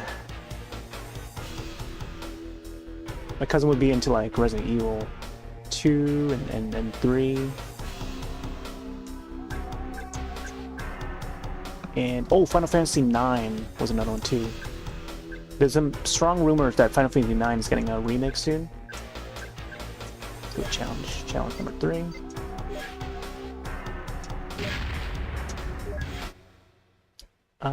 And then like, I don't know.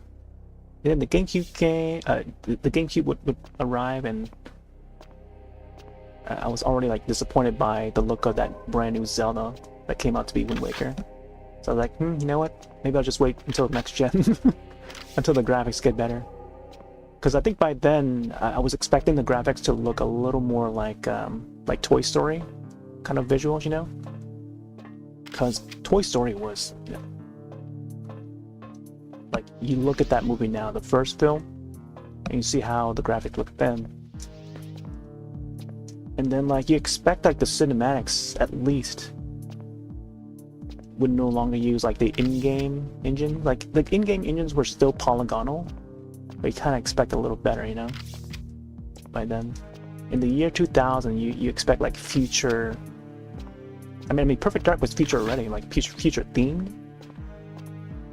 But I don't know. For me, I just kind of expected like better graphics. I was also very into. What the heck? Scully, was that you? What the heck? I've never seen her before. Who was she? That looked like Scully with blonde hair.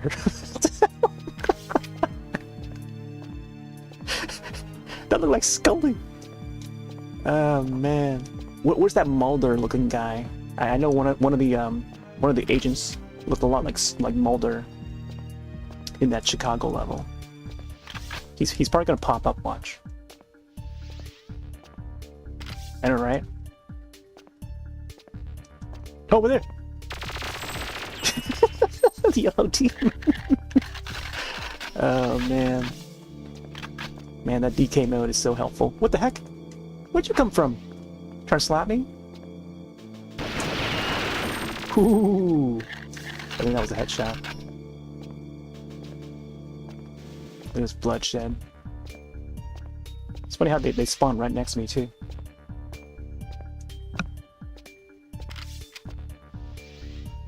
It's full as powerful, like a few areas in the PS1 prevail perfectly, yeah. PS1 was just like it allowed more space, and it was just more capable of playing the cinematics, the FMVs. It was neat to just watch those little movies, you know. Even though N64 did have some capabilities to animate and show the cinematics, this game had it too, and it had voice acting. What was he shooting at? What was he aiming over there? Like he was just like facing forward and not towards his target.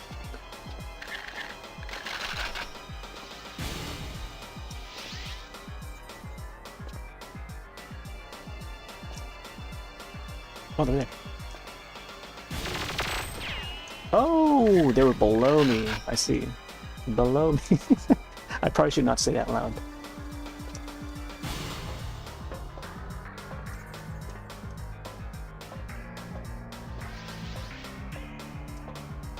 And the pipes.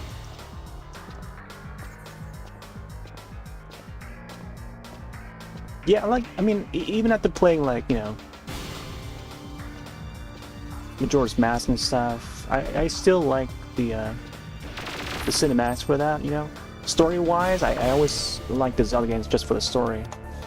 But, like, I think at that time, I was hoping to see more, like, a jump in, like, graphics, like, just graphics, you know? Like, even by then, like, the stories are a given, you know? Depending on the franchise, which I challenge for here.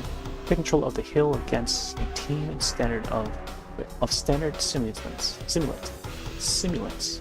Shield technology is available as well as K7 Adventure. Right? But like, I don't know, like I expected like Pixar level cinematics by then. You know, like how smooth, less of the polygons, you know. But then, like, by the time the Wii came, I was like, you know what? Maybe it's time to just accept it. If I was just gonna, you know, lag behind on the graphics, then so be it. And thus, you know, and that's when I start to like notice. And upon playing Wind Waker back in 2003, that's when it hit me. That's when it like started. That game just changed my mind about like my outlook on video games, you know? Oh, there's the King of the Hill one. Okay, it looks like the flag is behind me. Yeah, we weren't there yet. Well, I think that's like, you know, that's like when like they can do the whole like FMV thing and just have pre-rendered instead of using in-game engine cinematics. Which is how the PlayStation was doing, like a majority of the PlayStation games, they were using those FMVs. those little movies to trick the player into thinking, oh yeah, these are the graphics for the game. But little do they know, you know, it's like, oh yeah, no, the actual graphics are this. Yeah, they actually look like this, not this, but like this. But I think, you know, because I mean, you look at Final Fantasy IX, you know, that's a big game back then. And I was already like a sophomore in high school. And that game was like out. My friend was playing that. I would go over his house and watch him play it. Like, man, you know, the cinematics look nice, but then like the actual game is like, yeah. So it's been the trend, I think, even with Final Fantasy IX, Final Fantasy VIII with Squall Lionheart body shield. Like you see the cinematics in that, but then like the actual character models is like a whole lot less. I don't have a weapon, what the heck? Oh, there you go, never mind. What the heck, the guy? Oh, man. I gave him a little bit of time, too, to turn around.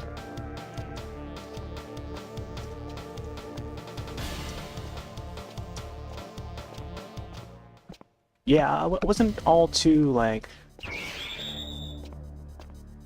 into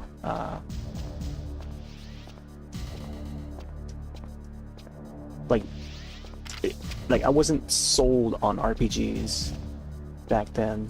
Like I would view it on the side, you know, as like a spectator, but I wouldn't like dive into it myself.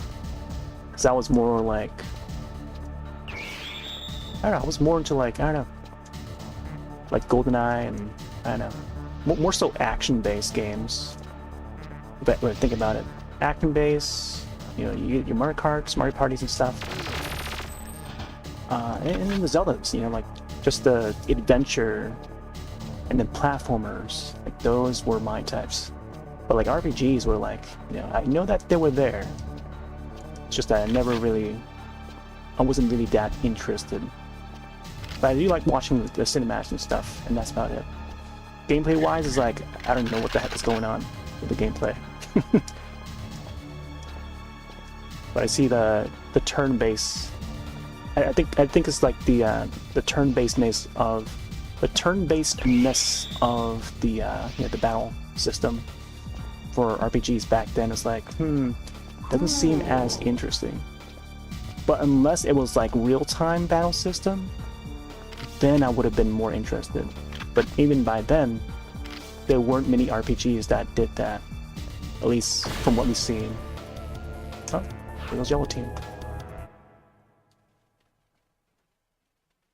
Yeah.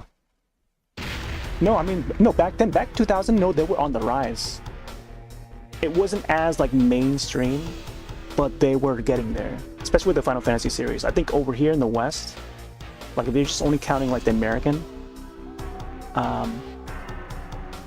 it was more like with Final Fantasy, that's like really popular. But other than Super Mario RPG, you know, that was on Nintendo. But even then, you had to know people that would own it to be able to have access to it. I've seen people have like Super Mario RPG in their houses whenever I go over, but I wouldn't actually see them play it as much. It was usually we were playing a whole lot of beat 'em ups, and again a lot of action games, fighting games, you know, Street Fighter, Mortal Kombat, whatever. But when it comes to like longer, how do you call it, like lengthier kind of games as an RPG, you know, those are less seen because they're not meant for like party, you know, gather people around, we're gonna play an RPG. You know, it wasn't like that, you know, because there was no co-op. There was only like a single player experience, you know. Like a lot of that I would categorize as single player games. You know, there are some games that are meant for multiplayer, and that's when, you know, people get to see other games and stuff. But when it comes to like a single player game, like an RPG, you don't get to see that, you know, when you're in a group, when you're going over a friend's house, you're there to play a multiplayer game, you know. At least that's the majority. So unless you're there a lot of the times, you might get a chance to see like a single player game or something. Maybe you're both playing a Zelda game or something. Like I remember going over one of my other friend's house. This is back like '95, and this will be when I was already into the Zelda games. You know, I would play a whole lot on Super Nintendo, and then he would have a copy of like the first Legend of Zelda on the NES, and then you'd have part 2 on the NES, and I got to play a little bit of that, you know. So, you know, that would be like some of the times where I would see, you know, I would get a chance to play some of the single player games, but then like, you know, it was only like a little taste of it, because I'm not there for like a week or anything. I'm only there for like an afternoon. He would have like ActRaiser. Remember ActRaiser? That's another like action-oriented RPG. So I think of like that. If it's like actiony kind of RPG, I can get into it. But when it's like turn-based, like the standard slow-paced turn-based games, is not as appealing, I think. Okay, I've already done this one. Let's go back out. But I feel like they've risen up a little bit over the years. You look at some more modern stuff like now, modern stuff out now like Expedition 33. You know, I think even that style, you know, just updated graphics engine, and then using turn-based battle system, bringing that classic style back to these newer games, could still work in this generation, because it's just that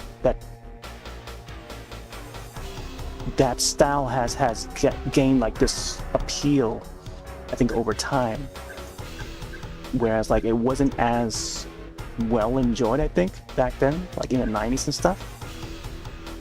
So we didn't see much like Dragon Quest, Dragon Warrior. I think it was through Final Fantasy, I think, for the majority of it. Final Fantasy, Secret of Mana, you know. I would see the Secret of Mana commercial on TV, but I wouldn't actually get to actually play it myself, because barely anyone owned that game, and if they do, we wouldn't get to play it, you know. It was mostly the multiplayer games that we would go over to play at people's houses. But yeah, I mean, that's usually how it was. Unless you rented it at the Blockbuster or something, you know, that would be another way to get have access to it, or just buy the game itself, just own it. And I think back then I think reading about the games, learning about new games in magazines would be one way to see if, oh yeah, maybe this game could be something that you know, a certain crowd would be interested in, if they were into that genre. And then even when you read through some of those magazines, you see like, oh yeah, this game is categorized as like racing, action, and then you wonder what RPG even is, you know. What is RPG? Is it a gun type? It's supposed to be like a gun RPG? But no. And then you the more you read those magazines, the more you'll learn to discover, oh yeah, this means this, you know. There's like different terms that you learn along the way. But yeah, I think over time it starts to grow from there. Out of the 90s into the 2000s, they get more popular, and then even more now that we've got like, you know, the Japanese side of RPGs and then the American side, and then, you know, I guess they sort of just like merge into this big whole thing, and then just later just like influences other genres to include certain elements in their games, such as that turn-based battle system. Yeah.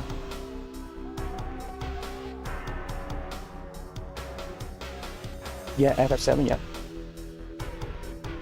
I think it's just, it wasn't like, I mean, it was popular amongst like people that played PlayStation, at least from my memory. Like, it wasn't as like mainstream. I think a lot of people were expecting a lot. There was a lot of hype surrounding Final Fantasy VIII, and I recall that. That was like 1998, 1999, if I recall. Yeah, because like 1996, and 1996 and 1997 was Final Fantasy VII, and then 8 with 1988 and 1989 with Final Fantasy VIII, if I recall. So I remember drawing Squall Lionheart, the character from the game, even though I had not played it. But I would read about it, and then there would be folks in my class, in my grade, that would have it, that would own it, and I was receiving the feedback from them as they were playing it.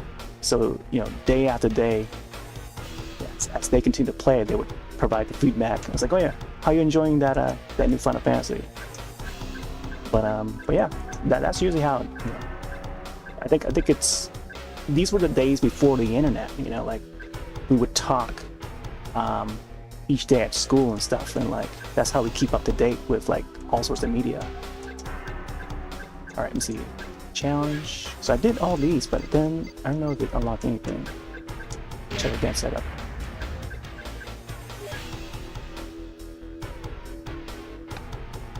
Did it come out the same year as the Dreamcast? Oh my gosh, so that was like 1999 then. No, it just needs Super Mario RPG 2. It could I don't know if it would happen, but I mean, everyone wishes. When I say everyone, you know, people that want it. Like we say we want it, but then like there's already the Paper Mario series. There's the Mario and Luigi series. But like a true Super Paper Mario or a true Super Mario RPG follow-up, I think it's gonna be it might not turn out how we think it would, you know, because the original team is no longer there. But I think it would look nice, at least in the graphics department, because with the recent remake, you know, like they kept everything to how it looked, except, you know, in a 3D engine. But like the likeness of the characters and how they look more Munchkin, you know, they kept that look, how they appeared in the you know, the static images or in those sprites. But I don't know, I feel like they could use that engine again to build a new game,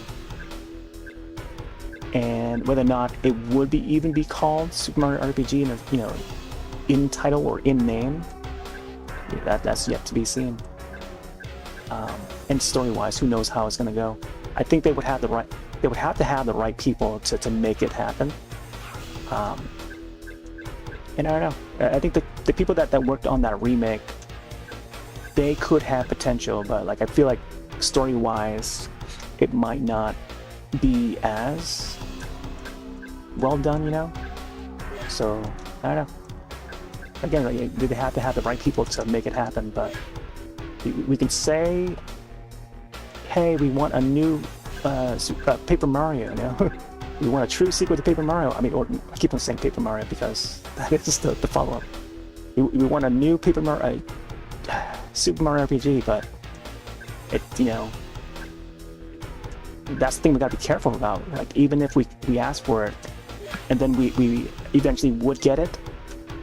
Like, say we get it, and then like it turns out to be a bad game, you know. Would they ever go back to making, you know, to making that again? But yeah, I don't know. I mean, we're this far already, and only now they decide to do a remake. But then, like, for what? For what was the purpose of that remake? Just to gauge interest in a new RPG game? New Mario RPG game?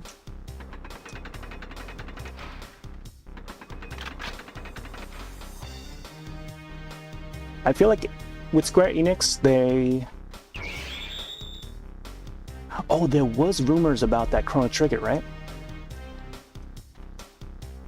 It was supposed to be a Chrono Trigger remake, like an official one. I forgot what happened, but like I think one of the companies leaked that info or something. Oh no, it was a mistake, right? So I think one of the members, I don't know, it was like a developer. I think it was one of the developers or someone that was like promoting a Square Enix game or something. They were mentioning I don't know what the full details were, but they mentioned about like, oh yeah, Chrono Trigger could see a remake, but he didn't mean to say that, oh yeah, it is happening or not, But it was during like an interview or something like that. But I think there was like a mistranslation or something like that. So the rumors of there may possibly being a Chrono Trigger remake might not possibly be in the works at all. So, oh, are they under me? Oh snap! You get to wait for him to come in. There were times when like I would go in and look for the guy, but I think it's best to like stay put until they come in and surprise them.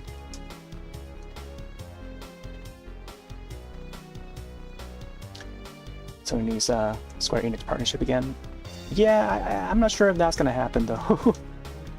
I feel like the Square Enix of now is a lot different than how they were before. Like Sakaguchi is no longer with Square Enix. Let's put that on the table. He's no longer with the company. He's got his own company, Mistwalker. I think if anything, Nintendo should team up with Mistwalker and help the guy out. And seeing that there's so many studios, I don't think right now is even a good time for even a collab. Seeing how companies are struggling. Look at EA and American companies, American side of things. Oh, is that somebody's head? Just saw somebody's head right there. Oh no, the invert on the stick. The invert on the stick. Forgot about that. Ad starting in a minute.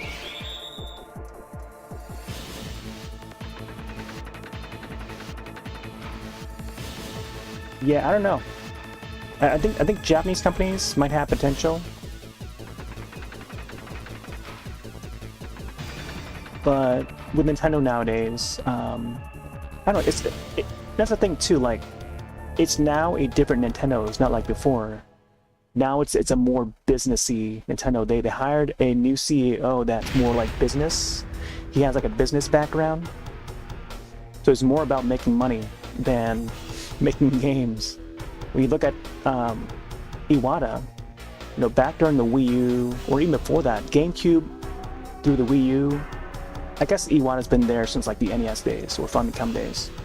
But like I feel like he shined the most during like the Wii U, the Wii U, and then after Wii U era, he stepped down, right? So, Iwata, he actually worked on games. He was a developer himself. He worked on Balloon Fight, all the way back then. And then like, coming from a developer standpoint, and then leading up to being a CEO of Nintendo. I think for a moment he was like CEO for America for a limit. I might be wrong on that. But he had a games background, so he understands how games are being made and how each of the Nintendo employees are going through, When they make a product and they put it out there and it doesn't sell, like look at the Wii U. The Wii U was selling at a cost. He had to pay his employees with his own, like his own, like out of his own pocket or something like that, just to meet the numbers that they were supposed to, like as a company they were supposed to like push out some of those units. But I don't know, it's just the era of like the Wii U, they didn't really get to reach the numbers that they wanted. So that's why they had to hire, Iwata had to step down, not only to help the company, but also because due to his health. And then Reggie was out of Nintendo too. He stepped away to work in other areas like GameStop. So without those two, like you feel like Nintendo's gotta restructure and do better, or at least to survive for the next generation. So of course they hired a business guy to help the company out. And this new guy, I've got his name already. His name fades away, but I feel like later on it should solidify. But I need to remember his name so I can just just remember it for future tellings. But this guy has a business background, which is why you see a high price in the Switch 2. Pricing at this much and then Mario Kart World at $80, like, even though Japan had a lesser pricing for both the system and, I think the game still costs like about that much in Japan, but the system itself costs a lot less than it is on the West. And then these decisions are made with the business folks. They would have a table where they meet up and folks from different departments would give their ideas in, and I guess, I don't know if they vote or not, but like they decide what to go with to make that business decision when they're at that meeting. So I think without folks like Reggie, I feel like we wouldn't have had the value that we had during the Wii and Wii U era, where they would bundle the system with a game, So now, without those guys, that's why you gotta pay a lot higher. There's a higher price system to get these newer systems, and that's why there's that change in how Nintendo looks now, and people talk about that portion of, oh wow, it's finally done. The GameCube app's done. So people talk about like how business, how Nintendo's changed. Maybe not so much change, but they seem a lot more greedy now because they're so successful with the Switch. They've seen so much success with the Switch, and now Switch 2 is here. There's more talk about Nintendo being greedy again, and of course, companies have to be that way in order to survive. Look at what's happening with the initiative. All these smaller companies that's not making it out there. No one's buying their games, or just doesn't have that appeal. Platinum Games somehow is still around. They put out all these games for people to play, but they have so much originality in their games. There's such a uniqueness about them, about Platinum's games, but barely anyone buys their games. Yet they're still floating around. These were the same guys that worked with Capcom under Clover Studios. They broke off, and Kamiya-san formed that company, or I guess he joined that company. He was still part of Clover Studios, and now Kamiya-san is back at Capcom under Clovers or something like that, which is like a little reference to his old studio, Clover Studios, and he's making Okami 2. Who else out there is gonna buy Okami 2? We'll see the numbers, but there's small little devs that are trying to make it out there, but I don't know. It's up to the people to either help support them or not.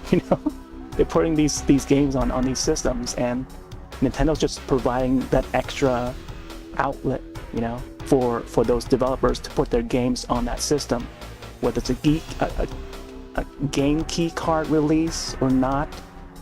That is actually helping the developers put their games out. If it's too big of a game, there's a whole thing that people just miss the topic of, and just blaming everything on these different companies, blaming everything on Nintendo, because they don't understand how games are being made. We're moving a generation forward. You can stick to your retro games and still enjoy them, for sure, but when they put a new system out, with updated hardware and all that, it's a whole different process when it comes to the console side. And I don't know, just meeting demands and just meeting different, just the whole digital age in itself. The online stuff, that's a whole. There's a lot more options, even though I'm just hovering over the options menu here. A lot more options, just features and options in general. And people like us, the consumer, we can have our own way. We can choose not to. We can choose to go that path. We can choose not to go that path. We can play whatever we want. Or we can just choose not to and just sit back and enjoy. Enjoy others and to enjoy, you know, the newer stuff or older stuff. But like, the more options, the better. But then, like, you know, at the same time, like, there are certain choices that these companies make where it makes people mad. You know, like with the way like Mario Kart World has that option, or no longer have that option in multiplayer. When you're playing against randoms, we can't select like a certain level, or, you know, like stuff like that. It seems like it's a mistake, but who knows what they're doing in the background with that. I feel like they're keeping it under wraps. But like, just having the system out, no matter how people, you know, like it, you know, if people buy it, then that's great. With the rumors saying that there's like 5 million systems sold, or I think the 3.5 million is a confirmed number of units sold, but like, I think there was another rumor that was updated with 5 million. They're just putting their products out there, you know. You don't have to buy it. I mean, the price is pretty high. There's no reason to buy it unless you just only want to play, you know, if Mario Kart World is for you, then yeah, you know, you just want to play Mario Kart World. But like, there's more games on the way. I mean, that's been known for a long while, where they would slowly put out, you know, more games over time. I think with each new launch, it's just wait it out and see what game's gonna land on there, you know? Each generation is gonna be like that, you know? They put out a system, you don't have to buy it at launch, you don't want to, you know? And this goes for any company. You don't have to get the latest phone, you know? If one app is exclusive to that next model iPhone or whatever, you know, because it has that one chip, that upgraded chip that can play Capcom games or something, you know, the next iPhone or next Galaxy that can play, you know, Resident Evil 4 remake, you know, because that seems to be the trend, is that like some of these games are being ported to mobile, and or if it has like, I don't know, 8K recording or something, you know, 60 frames or something. Like, you can still do your 1080p recording. You can still do your regular 4K recording, you know, like incremental updates, you know, with some of these devices. This is technology, you know, like that needs to be common sense. Whether one person should upgrade or buy a product, you know, like, you make that choice. You don't have to go in. But I think it's good that there will be folks that are willing just to spread the word and their feedback on, you know, like a new device or a new game. Oh boy. Let me see what's actually up there, because I haven't been up here. Or we can go a little faster. I don't know, that's like my little rant. That seems like a little long of a rant, but I just want to put that out there. What even is down here? Hey there, Bleeding Sun. Yeah, Furukawa. Yeah. Is that him?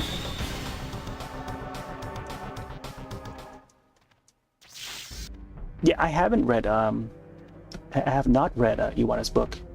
I remember that now that you mention it.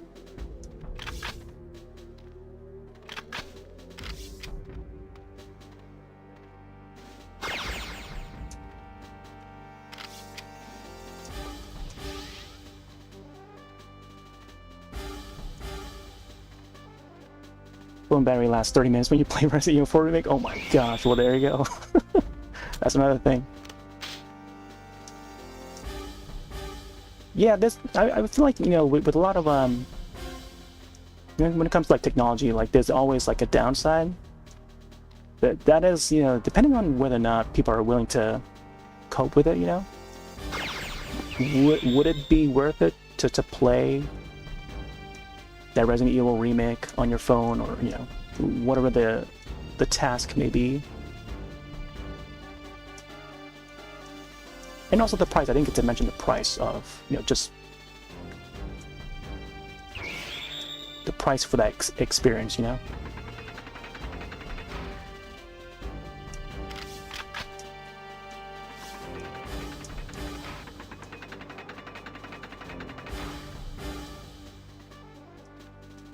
Yeah, I gotta remember Furukawa.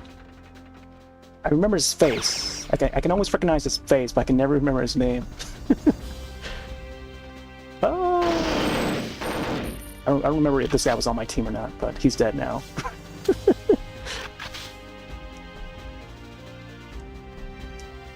What is that green? Hello. CI Sin. What is that green? Is that the hill? I don't even know what this mode is. I just clicked into it.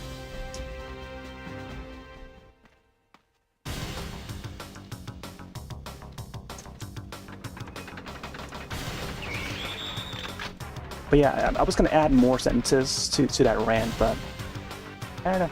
I think I said enough. I hope people just understand it, you know? Like, there's always new products coming out year after year, you know? Ooh, out of my way. What is this green? Am I supposed to protect this place or something? King of the Hill?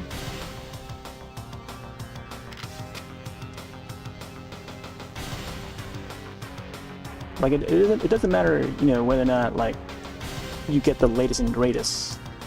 I think some people like to spend to make them feel better, you know? Some people like to eat food so they can feel better. It's a matter of coping, I guess. I don't know. Humans are humans, you know? They gotta do whatever they can do to make themselves happy. To continue being happy.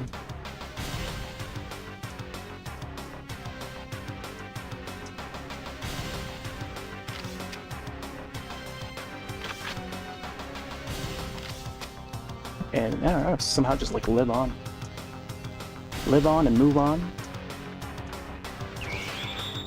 The way of life. The way of life and death. Well, this guy.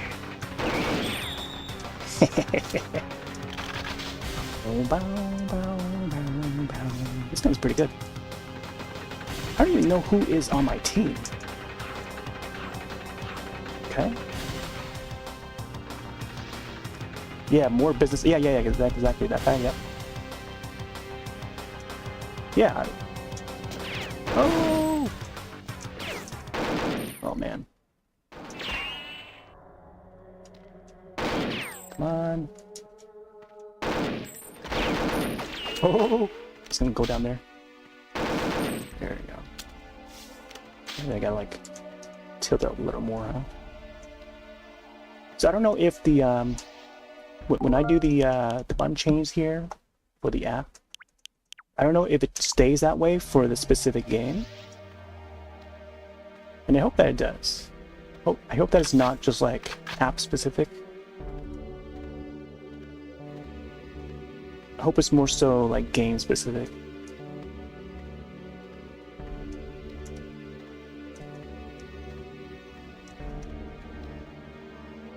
I just remember his name because he hides and doesn't show up in direct. I know, right? That is true. I think he's popped up once or twice, I'm not sure. May have been a different guy, but Earl has captured the hill. Alright, let's go over there. Oh no. Let's get that shield. This slow climb. What the heck? Yeah, K7 Adventure is pretty good. Yeah, I think I might have to save the the strikers for another day. Either tomorrow or Saturday, Sunday. I'm not sure. We'll see. No, Saturday I'm gonna have to do New Dempa. Possibly, I don't know. Maybe Kart World tomorrow. Or Kart World for tomorrow and Saturday. Or maybe I can split it up to strikers first and see how. I don't think. Oh no! Tomorrow I have to be somewhere else. I have to be at a friend's house. I forgot about it. I just remembered it now. So tomorrow, I think either I do like an early one tomorrow for like a short hour or whatever, and then I hop on later to do whatever game. Because I'm gonna be over at a friend's house. It's 4th of July tomorrow, and then it's gonna have like a cookout or whatever. And I may be able to stream from there. I'm gonna test out my friend's setup. And yeah, I guess we'll just play some Switch 2 games while we're there. And he does have like a bunch of other games, like on Switch, regular Switch, and then Switch 2. But we'll likely do like, I don't know, Mario Kart World. Oh, he has Fast Fusion as well on his Switch 2. So I might play a little bit of that. I'm not sure.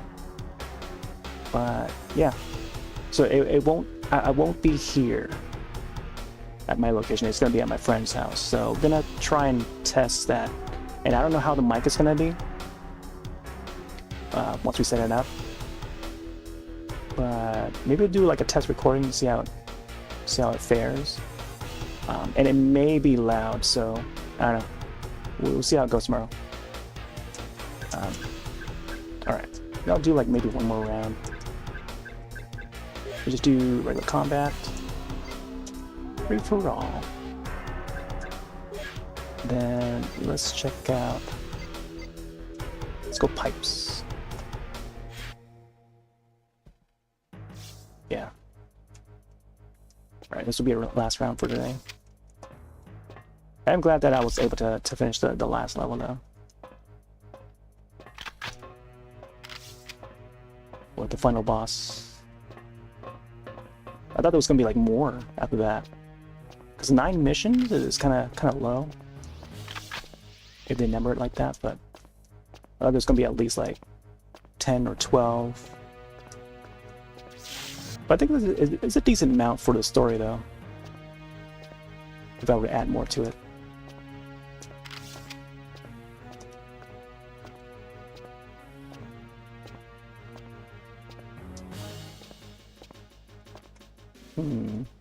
Let's go down this way.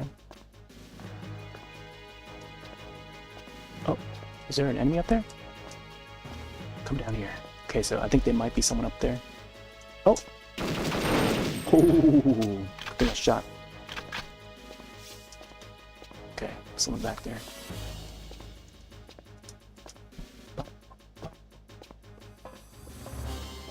That's why they call the pipes, huh?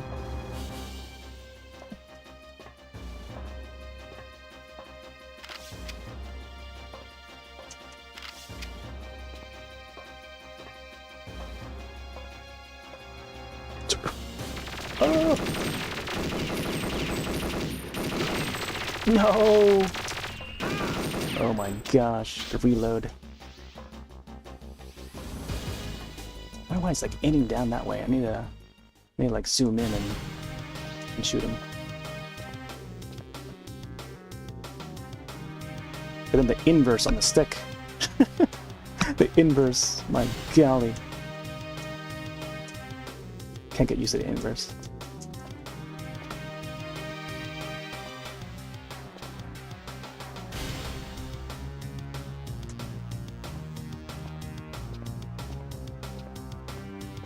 Man, where are they?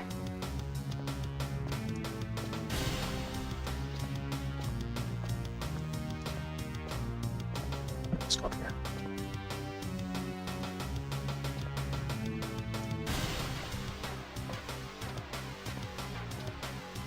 See the well? Ooh.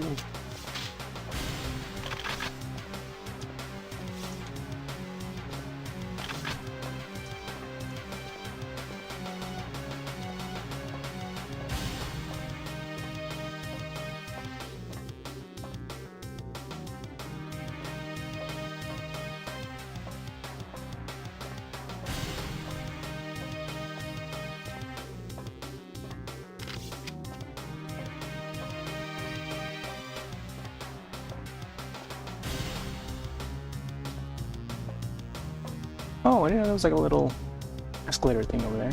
Oh, wait. Let me check that out. I think that allows it to go into the vents. See the pathway here. Oh, what the heck? Oh! Man! Like it would have gotten me. Alright, there you go. First to 4. Alright. There you go, that is Perfect Dark. Alright. Combat Simulator. Oh, Cooperative was another mode I have yet to check. This, you can play this in co-op mode. Like, so 2-player. And you can either be on the same side, or you can be on the opposite side. So like the second player can be on the enemy team and try to prevent the player 1 to proceed in that mission, which is pretty neat. I don't think I've seen any game that does this sort of thing. Let's see, what is change agent? Oh, interesting. Huh. Alright, there you go. So that was it for Perfect Dark. We finally finished the story. Took a while to get through that last final boss, and then I think we did some multiplayer stuff with the AI, which is great. Great that they added that to this game. Something that GoldenEye did not have. But all the fresh new ideas that's been added and saved for Perfect Dark, I think it's a great addition. But yeah, I think expect an Elvis emote or something, or maybe sound bites. I think I'll get the sound bites up a lot sooner because they're easier to do. Otherwise, I think I don't know, looking forward to maybe doing some art based on Perfect Dark. Let's go back to type smooth. Oh, I think it's got a reset, right? So yeah, tomorrow it's gonna be a strange schedule, so I may be on a little later, or I don't know. I'll be at a different location, so we'll see how that goes. Hopefully it runs smoothly. Anyway, it's gonna take off for now. Have yourselves a one fresh night in our day, and I'll see you in the next one. Later.